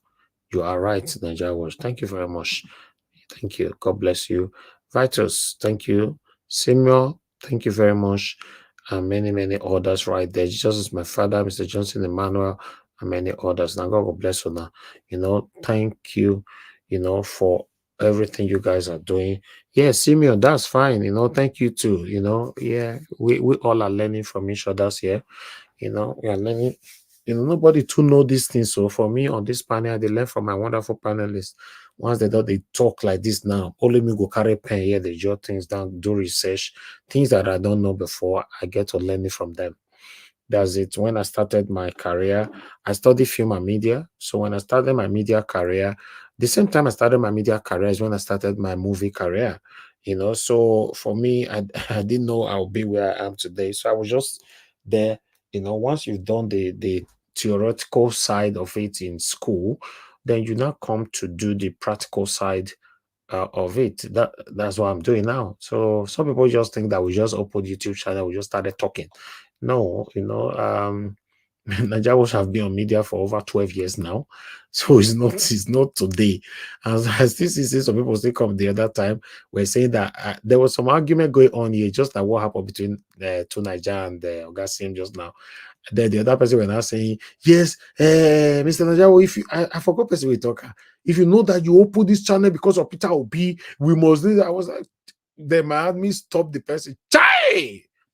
What are you there? Open channel because of Peter Obi, or we're using this channel to support Peter Obi. That's better. Not open the channel because of Peter Obi. The channel has been there. The channel have done lots of work in Nigeria before Mr. Peter Obi came into the light. But nevertheless, the channel will still help more people in the future. Who knows? It could be you. You never know. So it can be anybody. So we are here. If you're a good person, you can touch life positively. You want to use our channel, why not? We don't mind. But we don't just carry using our channel like that to promote satanism. I don't do that. That's why you see in Edo State right now, I'm not sure I'm going to support any candidate. I'm just going to be watching all of them. Whatever that's happening, I'll bring it here. I'll report it. I'll allow my panelists to eat it and eat it to the bone. That's it. I'm not here for anybody. Anybody that want to become a governor in Edo State, that's fine. Fight for yourself, but don't reach out. They already tried to reach out to me, but I'm not interested. But meanwhile, my people, thank you so much. Thank you. Man, may not come be like say I can't talk now. You can't say all this men will never still come out now. They can't jump inside from there. Can I say this? Can I say this? Going to another round 3. My people, now come. Now you dey enter another round now. Edo politics. You go see woto. No. I may not be today early, but when I love it, say I enter there. My people, like God bless you. Now, nobody's perfect. I'm not a perfect person. And I believe none of my panelists are perfect as well. So please, let's learn to manage ourselves.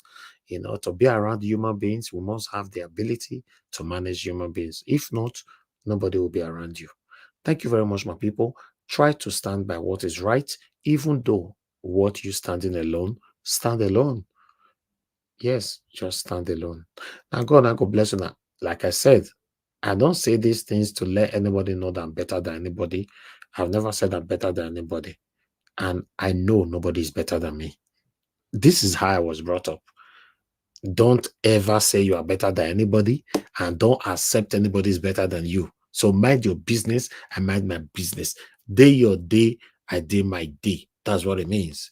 All right? You see that music when they sing for Wike for River State? Make it day. So you are better on your own and better on my own. But when you now start using your own life to know it, now intimidate me, or now using mine to intimidate you, that's where problems start to come in. My people, take care. And I'll see you guys again tomorrow by 6 p.m. Now God bless every one of you. Good night and bye for now. I know they do competition with anybody. If I offend you, forgive me. Show me love. Go there, biza.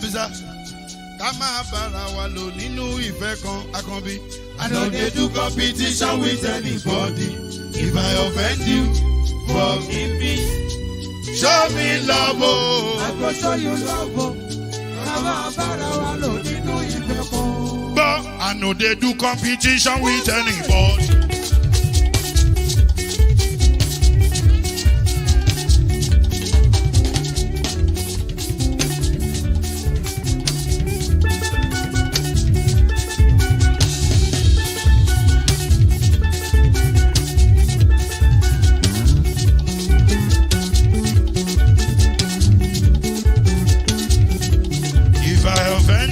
Forgive me, show me love, I go show you love.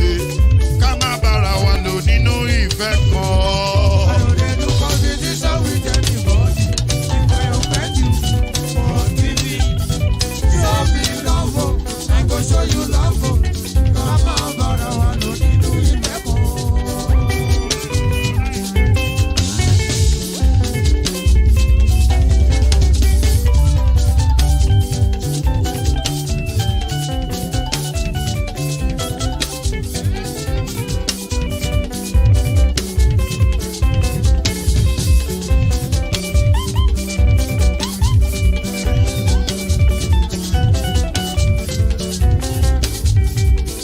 know they do competition with anybody.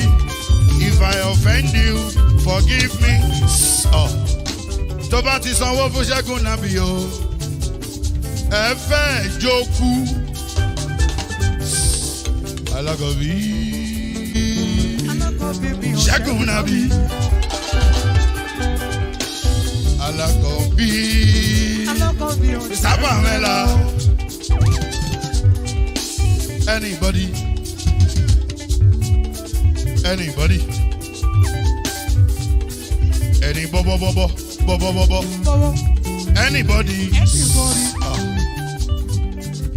Mo ló ń fọlú, ó gbà mí bó ṣe rí mi láti kíníṣí. Délé mo ló ń fọlú, ẹ jẹ́ ń sọ̀rọ̀. Délé o,